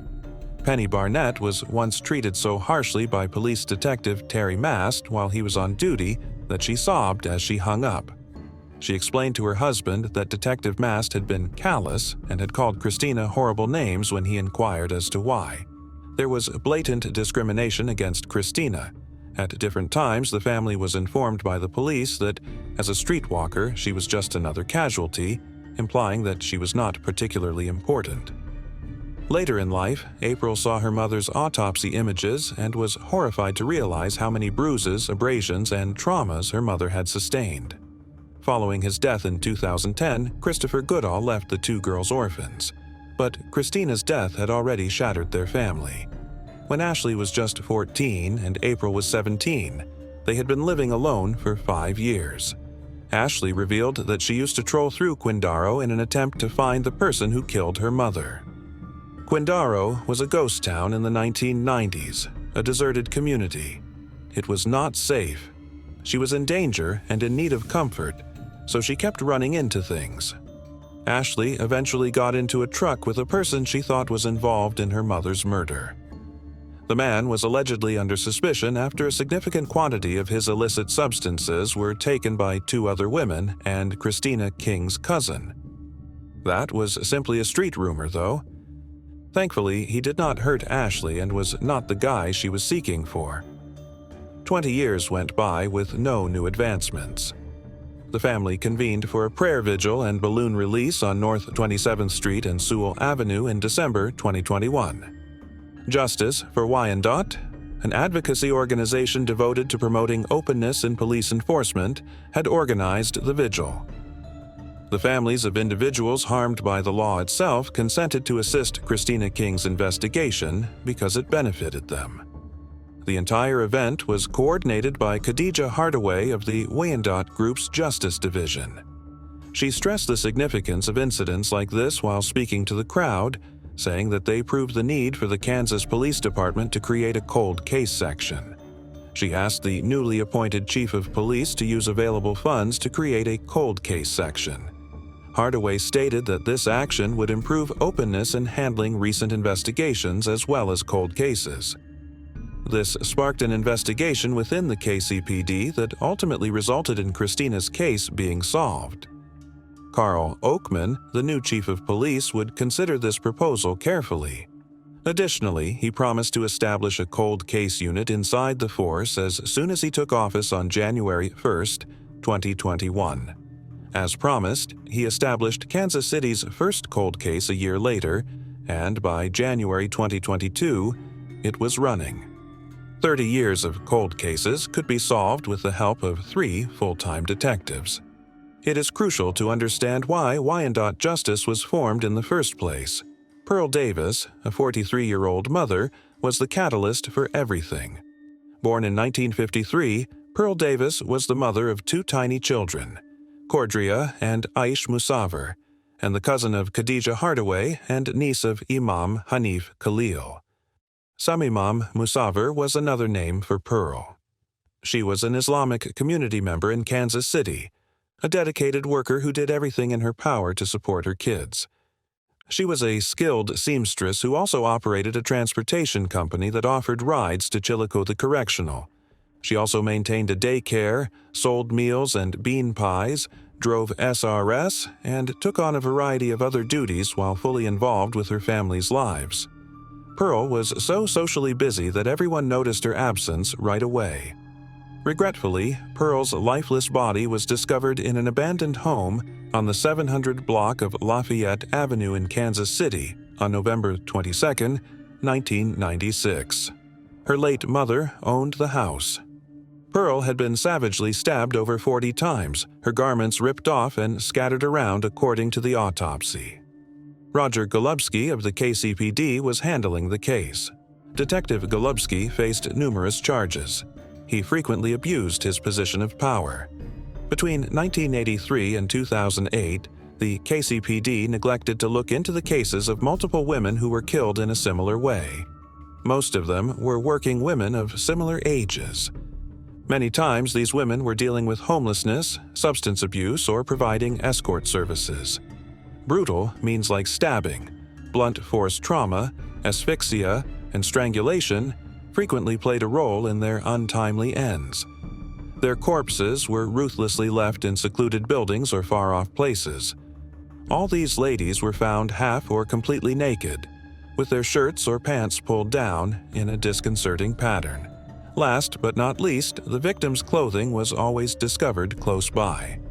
All of these horrific situations were sadly experienced by Christina King.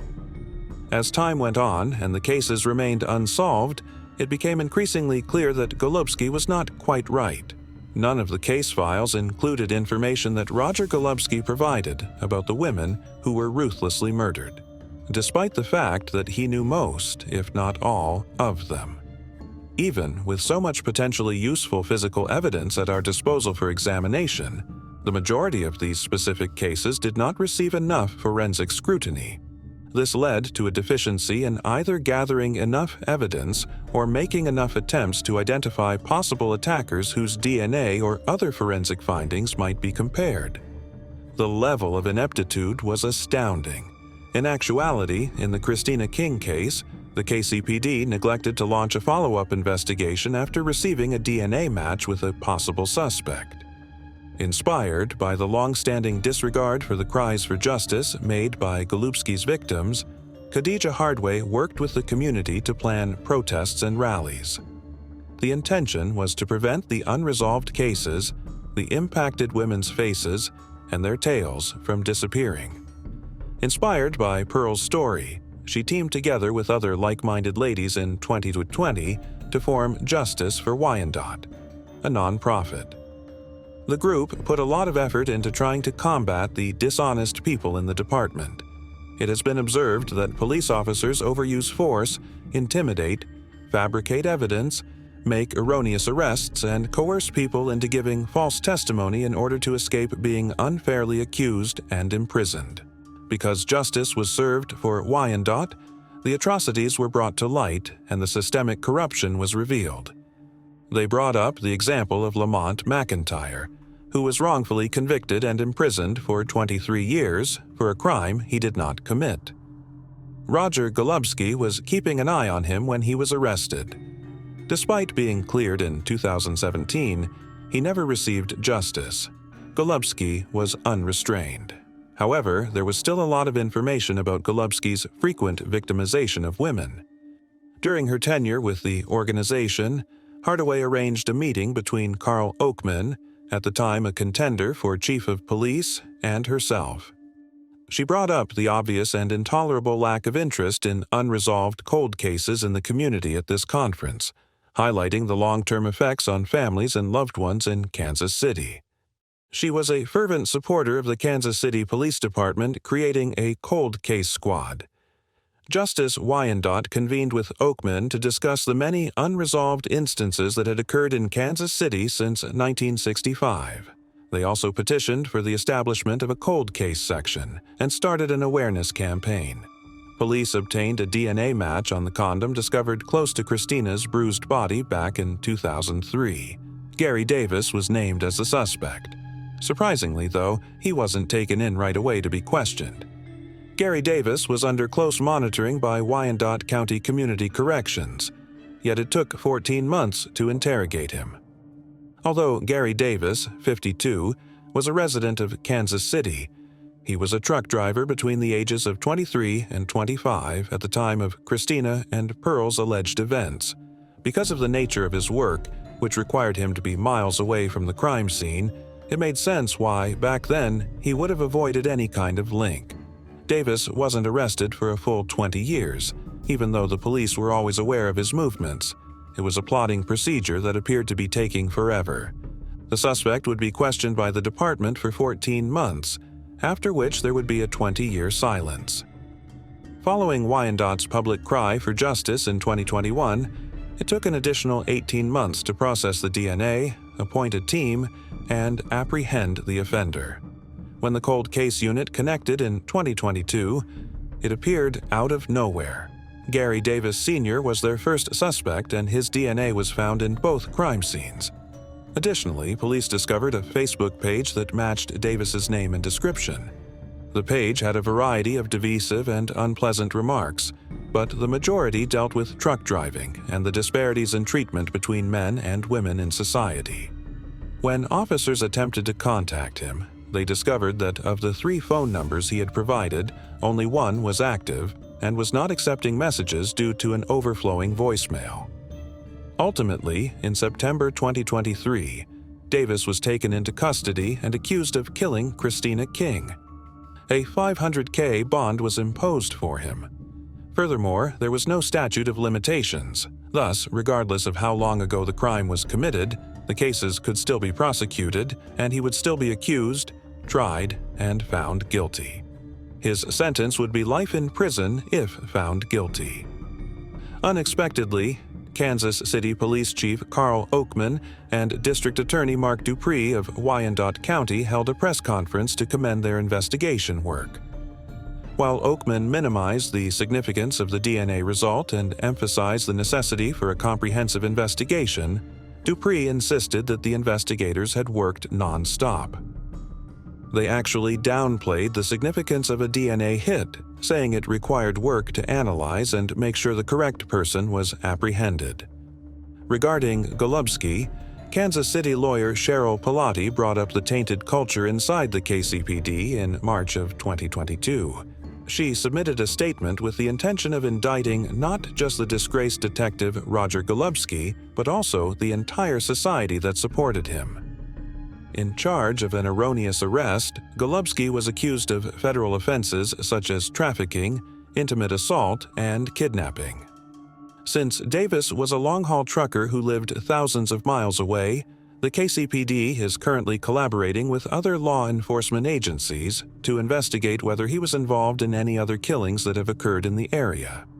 At least 8 other instances involved Davis as a suspect or person of interest at this time. Justice for Wyandotte led to the creation of the Cold Case Section, which would go on to solve 11 more cases. It is reasonable to believe that the KCPD bears some responsibility for delaying an arrest that would have been feasible years earlier by almost 30 years. The relatives of the victims deserved an explanation and an apology from the department.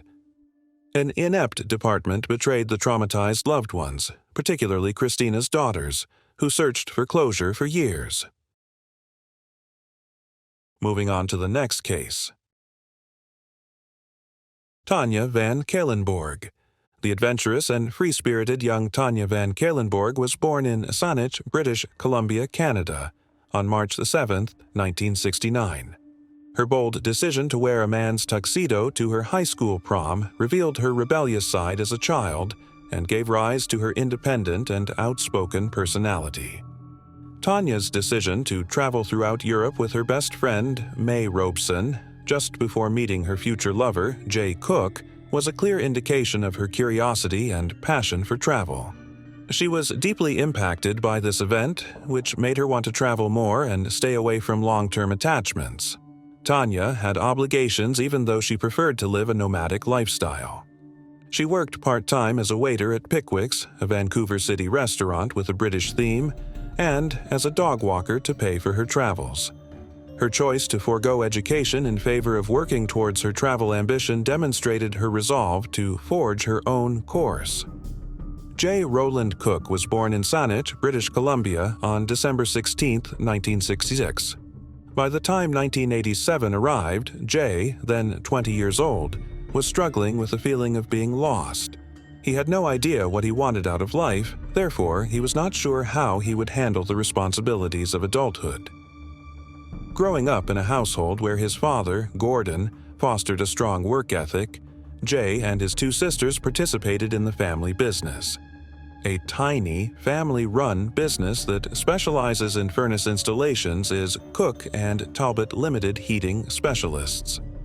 Jay continued to work in the family business to pass the time, even though he was thinking of changing his focus to marine biology. Jay had a solid reputation as a trustworthy and responsible person going back to his high school years. He showed his concern for others at parties by stepping in to protect a friend from danger caused by overdrinking. He once showed off his impulsive and vivacious side by quitting his work at a pizza parlor and riding for 3 hours through the rain to meet pals. When Jay met Tanya in July of the same year through a mutual friend, his life changed dramatically. Jay's responsible and kind personality drew Tanya in, and their romance took off right away. Jay was liked by everyone around him because of his vibrant attitude and eagerness to take on challenges, even if he was unsure about his own future. Even though it wasn't very long, Tanya and Jay's relationship was adventurous. Tanya's early resistance to become a permanent resident stood in stark contrast to Jay's desire to build a future with her. Their choice to travel to Seattle for work purposes demonstrated their dedication to one another, as well as their love of novel experiences. Sadly, Tanya and Jay's journey would take a terrible turn that would end with their deaths. The route was supposed to be scenic, beginning with a ferry ride from Victoria to Port Angeles, Washington, and ending with a drive via a series of motorways to Seattle. When Tanya first tried to invite May, her best friend, to go on the trip with them, May had to say no because of a medical condition. Later on, when she looked back, May was still plagued by guilt and wondered if her presence could have prevented the horrible events that transpired. On November 18, 1987, the young couple set out on their journey in Jay's father's 1977 Ford Club van. Jay was traveling to Seattle to retrieve the furnace from a supplier. The initial part of their drive was uneventful, save for a small diversion and a missed turnoff. However, at 10:16 p.m. at a ferry station in Bremerton, Jay and Tanya were last seen with confirmation, buying a ticket to Seattle. Concern surfaced the next morning when the supplier waited in vain for them to pick up the furnace. On November 20th, the family of the missing couple, the Van Kielenborgs and Cooks, reported them missing. Law enforcement was reluctant to launch a thorough investigation despite growing concerns since they could find no proof of malevolence. A lawyer named Bill Van Kielenborg took matters into his own hands while the families waited anxiously. He organized a helicopter search because he was frustrated by the lack of progress, but his efforts were hindered by the size of the Washington state. Tanya's partially nude body was discovered in a ditch close to Parson Creek Road in Skagit County on November 24th. Which was a tragic discovery. She had been shot in the head in an execution-style manner, abused and restrained with plastic ties. Bill Van Kuylenberg, Tanya's father, was called in to help identify his daughter. Investigators found numerous important pieces of evidence that added to the horror and mystery surrounding Tanya Van Kuylenberg's case after her lifeless body was found near Parson Creek Road. Tanya's wallet and a set of keys were discovered behind the bar at Essie's Tavern in Bellingham, according to the barman. The barman thought it was lost stuff at first, but after learning about Tanya's case, he realized and called the police. Tanya's belongings were found in the wallet, leading to a more thorough investigation of the region. Other hints started to emerge as detectives explored the area. Zip ties that matched the ones Tanya was bound with were found, connecting the crime scene to Essie's Tavern.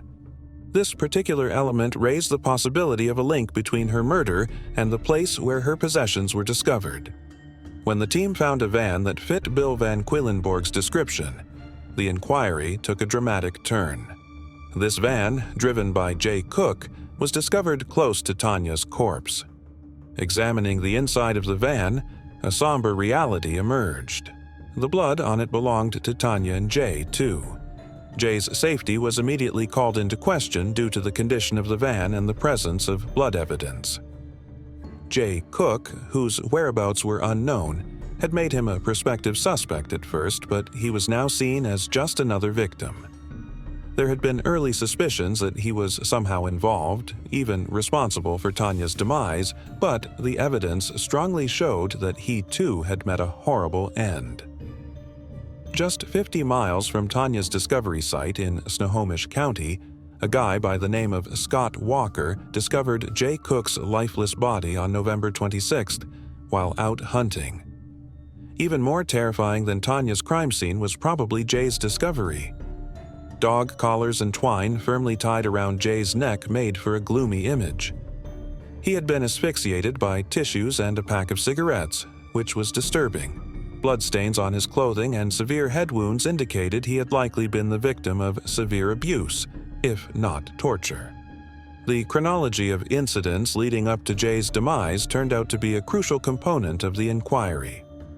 Jay's life may have been stolen first because the couple's van was discovered near Tanya's body rather than Jay's.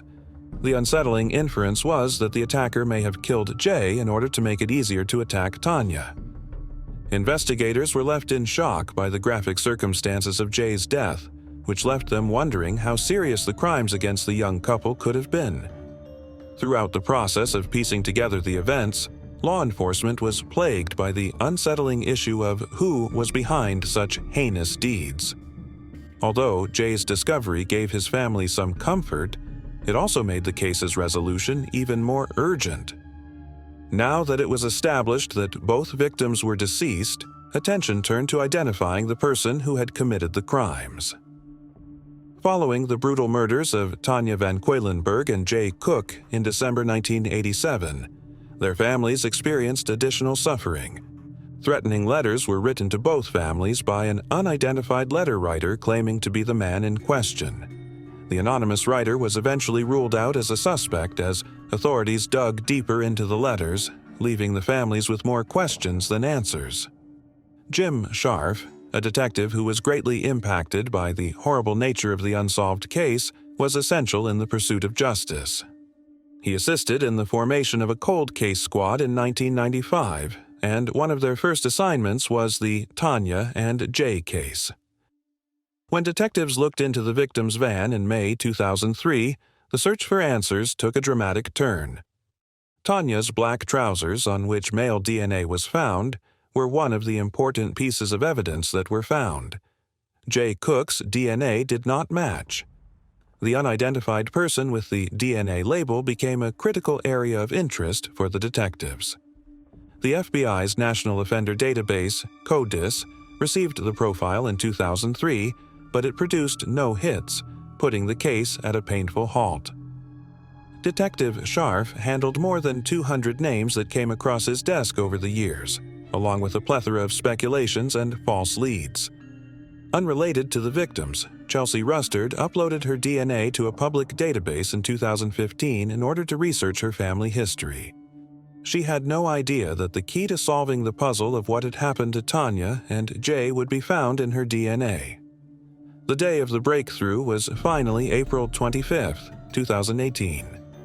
Motivated by the capture of the Golden State criminal, Detective Scharf worked with Parabon Nanolabs and genetic genealogist CC to apply the same technology. More. After uploading her DNA to GEDmatch, Person A was able to identify additional second cousins in a matter of hours, allowing her to create a comprehensive family tree. William Earl Talbot II was the name that surfaced. Investigators followed Trucker Talbot until they were able to acquire a thrown-away paper coffee cup in order to verify the match. Lisa Collins, a forensic scientist, later verified that the DNA on Talbot's cup and Person A matched. William Earl.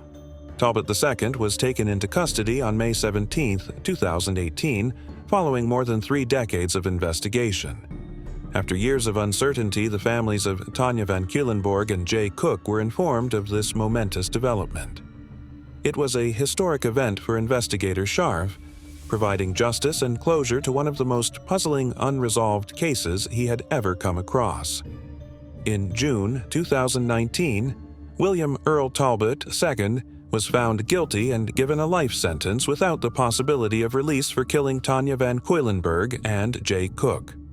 On December 7, 2021, an appeal court, however, reversed the conviction because of bias among the jurors. A second trial may now be possible as a result of this ruling. The appellate court dismissed the idea of a retrial on December 22, 2022. However, the guilty conviction was upheld on the same day by the Washington State Supreme Court. The defense's decision to not pursue peremptory challenges to have the relevant juror dismissed was highlighted by the court. On December 22, 2022, Talbot is still being held. Moving on to the next case. Tara Louise Baker. Have you ever imagined what it might be like to have a bright future suddenly taken away from you? What if, for more than 20 years, justice appeared elusive? At the University of Georgia, 23-year-old Tara Louise Baker was a first-year law student who looked forward to a successful and meaningful future. Tara was well known for her wit and tenacity and had always been an exceptional student. After graduating from Lovejoy High School in 1995, she was well liked by both instructors and students for her strong academic record and outgoing demeanor. At Georgia College in Milledgeville, she carried on with her journey by concentrating on pursuing undergraduate degrees with a focus that demonstrated her drive and dedication to her objectives. Tara excelled academically, participated in extracurricular activities, and made enduring friendships during her time at Georgia College. Her decision to pursue a career in law, a subject in which she hoped to have a substantial impact, was confirmed by her experiences and success throughout these years. Tara started a new chapter in her life as a law student at the University of Georgia in the fall of 2000. She made a name for herself right away as a dedicated learner who was well liked by both her teachers and peers. Tara's future seemed bright as she approached the difficulties of law school with the same commitment that had defined her academic path. But on January 19, 2001, Tara's life took an unanticipated and devastating turn. Her bright trajectory was cut short on that awful day, leaving her family, friends, and the University of Georgia community shocked and in despair. The young woman was vivacious and determined. Tara Baker was last seen by her friend on January 18, 2001, at the University of Georgia Law School Library at around 7:30 p.m. Tara called that same buddy later that evening at 9 o'clock to make sure they had made it home safely. She informed them during their talk that she intended to depart the library by 10 o'clock at night. Regretfully, this would be her last communication with anyone. Firefighters from Athens, Clark County were summoned to a fire at Tara's apartment on 160 Fawn Drive in Athens, Georgia, early the next morning on January 19, 2001. They discovered Tara's body, which was tragic, as they battled the fire. Investigation quickly showed that the fire was started on purpose. A brutal act of arson meant to hide a horrible crime that had claimed the young, bright law student's life. The University of Georgia and the neighborhood were shocked by Tara's passing. Law police responded quickly, starting a comprehensive investigation right away to find out what exactly happened before her untimely death. Detectives worked to apprehend the offender by going through evidence, speaking with possible witnesses, and pursuing many leads. Even with these great efforts, Tara Baker's case inquiry was shortly concluded. Her case was unsolved for 23 years, a cold case that caused her family, friends, and the community to endure a protracted period of sadness and uncertainty.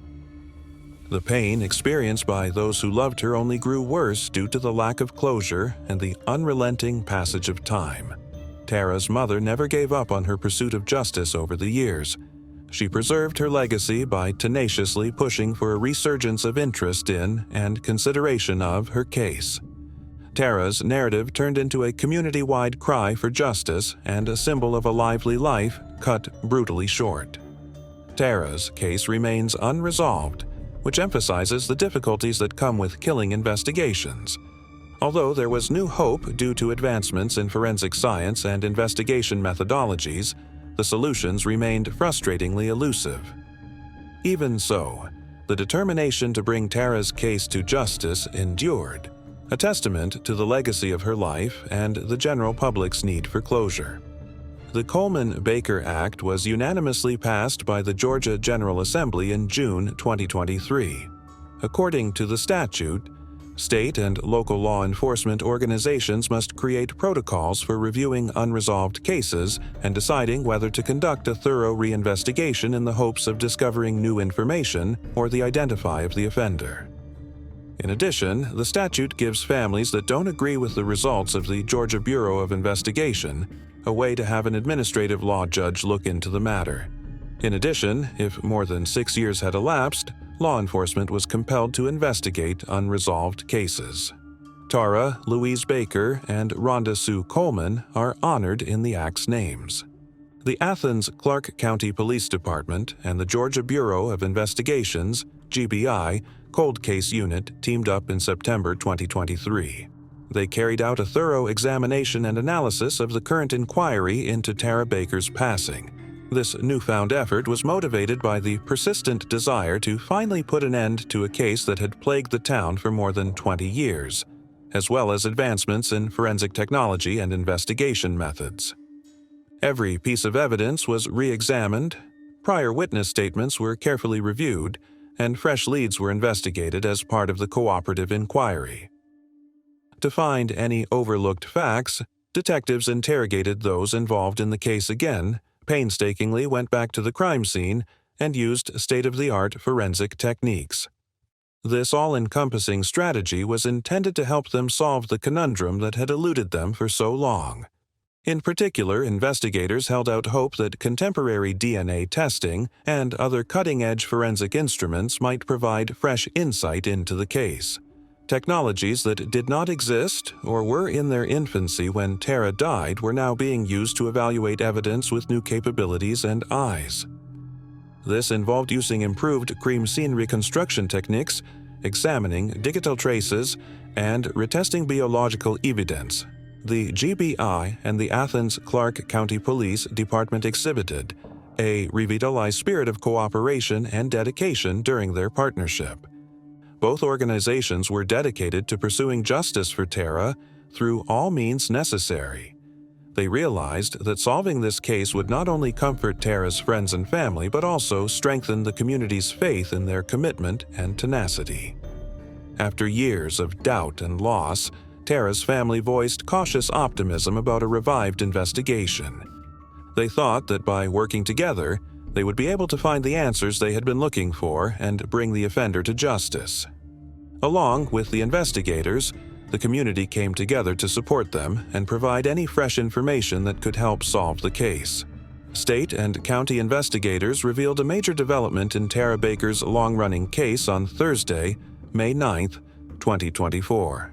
In relation to Tara's death, Edric Lamont Faust, a 48-year-old Athens resident, was taken into custody and charged with several major crimes. These allegations included arson, possessing a knife while committing a felony, tampering with evidence, hiding the death of another, 2 counts of felony killing, 1 case of aggravated assault, and 1 count of aggravated sodomy. An invigorated sense of justice and optimism for Tara's family and the community was brought about by Faust's arrest, which was a turning point in the inquiry. The utilization of sophisticated DNA analysis and additional biological evidence, which were unavailable during the initial inquiry, enabled this accomplishment. The vital piece of information required to identify and capture the offender was provided by the advanced forensic methods used by the Athens-Clarke County Police Department and the Georgia Bureau of Investigations Cold Case Team. Faust was apprehended right away and is still detained there on a $15,000 bond, according to the Clarke County Sheriff's Office records. Tara lived on Fawn Drive in East Athens, a short block away from Faust in the same area off Lexington Road. Athens-Clarke County Clerk of Court records state that Faust has a lengthy criminal past. Numerous arrests of Faust are on file with the Clark County of Athens. Faust was taken into custody and entered a guilty plea to aggravated assault for severing someone's neck less than a month after Tara passed away. Faust was imprisoned from August 21, 1997 to July 20, 1999, then from May 1, 2001 to May 28, 2023. On March 3, 2020, Faust was arrested for simple violence, disorderly behavior, and criminal trespass. This was his most recent offense. On November 14, 2022, he entered a guilty plea. He received a 12-month probationary period and 50 hours of community service. The horrific nature of the incident that rocked the community more than 20 years ago is reflected in the seriousness of the accusations in Tara's case. It is said that Faust employed a tool that causes strangling when it is used offensively against a person. He is charged with beating Tara's head with a blunt object and stabbing her in the neck with a knife longer than 3 inches. In addition, the warrant states that Faust attempted to destroy evidence by lighting Tara's flat on fire, hid her body, and assaulted her throughout the attack. After years of suffering and uncertainty, Tara's family saw the arrest as a major turning point in their lives. As an officer at the scene on January 19, 2001, Jerry Salters, the current head of the Athens Clark County Police Department, stated, "For many years, I have hoped the Baker family would find justice for Tara's loss. I have carried this case with me during my time at ACCPD. I was there at that terrible moment, I recall. Today that this case has come full circle, I am grateful for the detectives' efforts both then and today. It fills me with great joy to know that the evidence gathered back then had a part in the current arrest and all the cops that handled this case over the years." Her family was reminded of the terrible loss they had experienced, but they were also relieved that Tara's family had finally taken a concrete step toward justice. Virginia Baker, Tara's mother, thought back on the previous 23 years and the person Tara might have grown up to be. "Please occasionally consider our Tara and the amazing person she might have been," she said. "Her life had so much potential. I'm very appreciative. I want the world to know that prayer is effective. Never give up on your prayers. Never give up hope in your heart because it can come true." Meredith Baker Schroeder, Tara's sister, also talked about Faust's most recent arrest. "There have been a lot of complex feelings over the last few days. We mourn as if it were 23 years ago. We mourn Tara's passing. While we wait for answers, we grieve for the people we lost along the way. We are sorry for the younger generation, who will never know the full scope of their Aunt Tara's amazingness. We too feel sorrow for the Faust family. We are thankful for this day, even though we know it is just the beginning." Justice for Tara Louise Baker's case, which has plagued her family and community for more than 20 years, has finally been served with Edric Lamont Faust's arrest. The discovery honors Tara's legacy and serves as a comforting reminder that the fight for justice will never end. Moving on to the next case. Zachary Whitley. Zachary Whitley was shot and killed in 2016 during a heist. The people of Greenville County, South Carolina, were shocked and saddened by his untimely death. Then, 6 years later, Charity Sutherland met a similar end at the same house, setting the stage for yet another horrific and deadly crime. On the surface, these seemingly unconnected episodes remain dormant as cold cases. But years later, diligent investigative work would lead to discoveries that would result in the prosecution of the guilty. Situated in the northwest region of South Carolina, Greenville County is renowned for its lively downtown and charming small-town atmosphere. Some Greenville County areas continue to face problems including poverty, crime, and complaints of domestic abuse, despite the county's expansion and development. Zachary Whitley lived in Greenville County for a considerable amount of time. He was well known for his warmth and commitment to his family. Zachary had a friendly demeanor, but his life took a bad turn that would involve him with members of the community's criminal underworld. His 2 daughters and son were dependent on him. Therefore, he worked as a landscaper and pool installer. Loved by many in the Greenville community, Charity Sutherland was known for her kind and compassionate nature. Charity was unfazed by her early motherhood and remained committed to giving her child a better life. She had a contagious grin and a kind heart, and she was devoted to her family. Charity Sutherland and Zachary Whitley had no idea that their lives would be brutally ended in the same house, under strangely identical circumstances. A violent altercation disrupted the tranquility of a calm Sunday afternoon in Pelzer, Greenville County. Around 4 p.m. on April 16, 2016, a fight on 220 Eastview Road turned violent. Zachary Whitley, who was 31 at the time, got caught in a deadly crossfire inside the house. A single bullet wounded Zachary in the chest as mayhem broke out.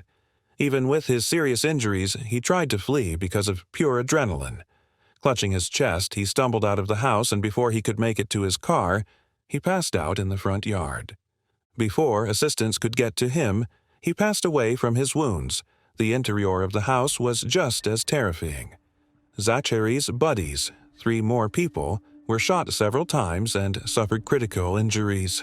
2 victims, who were all struggling for their lives, were taken by ambulance, and 1 was airlifted to Greenville Memorial Hospital. Witnesses provide the authorities with specific descriptions of the perpetrators, who are described as 3 males and a female getaway driver in a silver Toyota. According to the description, the first suspect was a thin, male black man in his early 20s. He weighed between 120 and 130 pounds, was 5 feet 6 inches tall, and wore pants and a black cutoff t-shirt. The second male suspect was 5 feet 10 inches tall and weighed 160 to 170 pounds. He had long blonde dreadlocks and was dressed in a bright Bob Marley jacket. The third man suspect, who was 6 feet 1 inch tall, was identified by his white clothing and possible dreadlocks. The getaway driver was a woman with short hair and a heavy-set build. Despite these thorough descriptions, no one was taken into custody right away. Law enforcement and the community were left wanting justice and a resolution as a result. As Zachary's loved ones grieved his passing, detectives attempted to piece together what had happened on that terrible day. The urgency around Zachary Whitley's case started to fade as the weeks stretched into years, and the once promising leads became stale. Despite the intensive efforts of law enforcement, the elusive offenders appeared to disappear without a trace. Then, in 2022, a sickening feeling of déjà vu struck Greenville County among the residual frustration from Zachary's case. Once again, a fresh tragedy threw a pall over the village. Zachary Whitley was killed at 220 Eastview Road, the same place where another horrific shooting occurred on April 2, 2022. 21-year-old Charity Sutherland was shot and killed in her house early in the morning.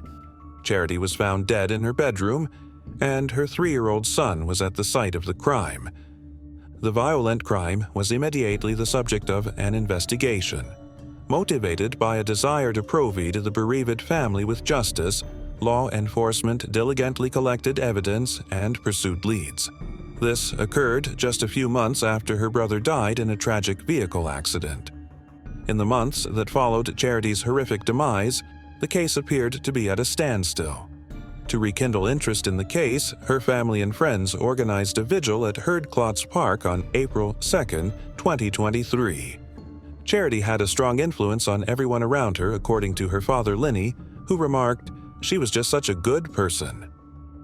Everyone she met admired her personality and demeanor. She was just a kind of person that could be liked and cherished. You desired to be in her presence. During a press conference on February 16, 2024, the Greenville County Sheriff's Office revealed important developments in the 2 unsolved cases. Sheriff Hobart Lewis stated that Zachary Whitley's 2016 murder and Charity Sutherland's 2022 murder had both been solved by the investigations unit. Both incidents happened at the same location, 220 Eastview Road in Pelzer, despite having no connection to one another. The GCSO Cold Case Unit's identification of 22-year-old Charles Russell Reams as the prime suspect in Charity Sutherland's crime brought new developments to the 2022 investigation. Reams, her child's father, had been a person of interest from the start, but there wasn't enough evidence at first to file charges. Charity passed away after what was thought to be a persistent domestic problem in her home. Reams was taken into custody in Rome, Georgia, in January 2023 on unrelated allegations of assault. He abducted a woman and used a gun to strike her in the face, resulting in swelling, bruises, and a broken lip. In addition, he is charged with trying to choke the victim. At that point, the investigators could connect Reams' DNA evidence with witness accounts. As a result, in January 2024, warrants for his immediate arrest were issued on suspicion of his involvement in Charity's murderous death and carrying a weapon during a violent crime. Pending extradition, Reams is being held without bond at the Floyd County Detention Center in Georgia. In the 2016 case, 34-year-old John Wesley Nix was found guilty of Zachary Whitley's murder. Authorities determined that it was a shady business involving illegal substances. In the process of selling illegal narcotics from the house on Eastview Road, Nix shot 4 individuals. After the case had stagnated, cold case detectives looked into it again in 2022. By employing enhanced DNA forensic technologies and carrying out further interviews, police managed to get witness accounts and DNA proof that designated Nix as the gunman. Nix was taken into custody by the GCSO's Specialized Investigations Unit for the fugitive apprehension at his Wade Hampton Boulevard workplace. Nix was charged with a violent crime, criminal conspiracy, attempted robbery, assault and battery, and possession of a weapon during a violent crime. At the moment, he is being held without bond at the Greenville County Detention Center. 2 other suspects connected to the event are currently being sought by the GCSO. After years of doubt and anguish, the families of Charity Sutherland and Zachary Whitley have finally found much-needed closure thanks to the recent developments in their cases. Charity's sister, Jessica Kemp, expressed gratitude to the victim's anonymous Georgian attacker for having the guts to come forward. "My sister would most likely still be here today if she had the same bravery." Fema Hester, her mother, expressed gratitude to the person who stepped forward and assisted in Reams' imprisonment. "I believe it might have taken longer for the investigators to locate the evidence they required to apprehend him if she had not taken the actions that she did. My angel is her." Rahim, the son of Charity, is being sought after by his family for full custody in the wake of his father's incarceration. Charles Russell Reams and John Wesley Nix arrests demonstrate how committed the Greenville County Sheriff's Office is to bringing the victims' rights to justice. The community honors Charity and Zachary's memories by uniting in support of the victims' families during the ongoing judicial proceedings. Thanks for watching. We hope you enjoyed exploring these intriguing cold cases with us. If you found the video fascinating, don't forget to give it a thumbs up and subscribe to Cold Case Mystique for more deep dives into unsolved mysteries. Your support helps us bring you more compelling content. Leave a comment below with your thoughts or any cases you'd like us to cover next. See you in the next video, and remember, the search for truth never stops.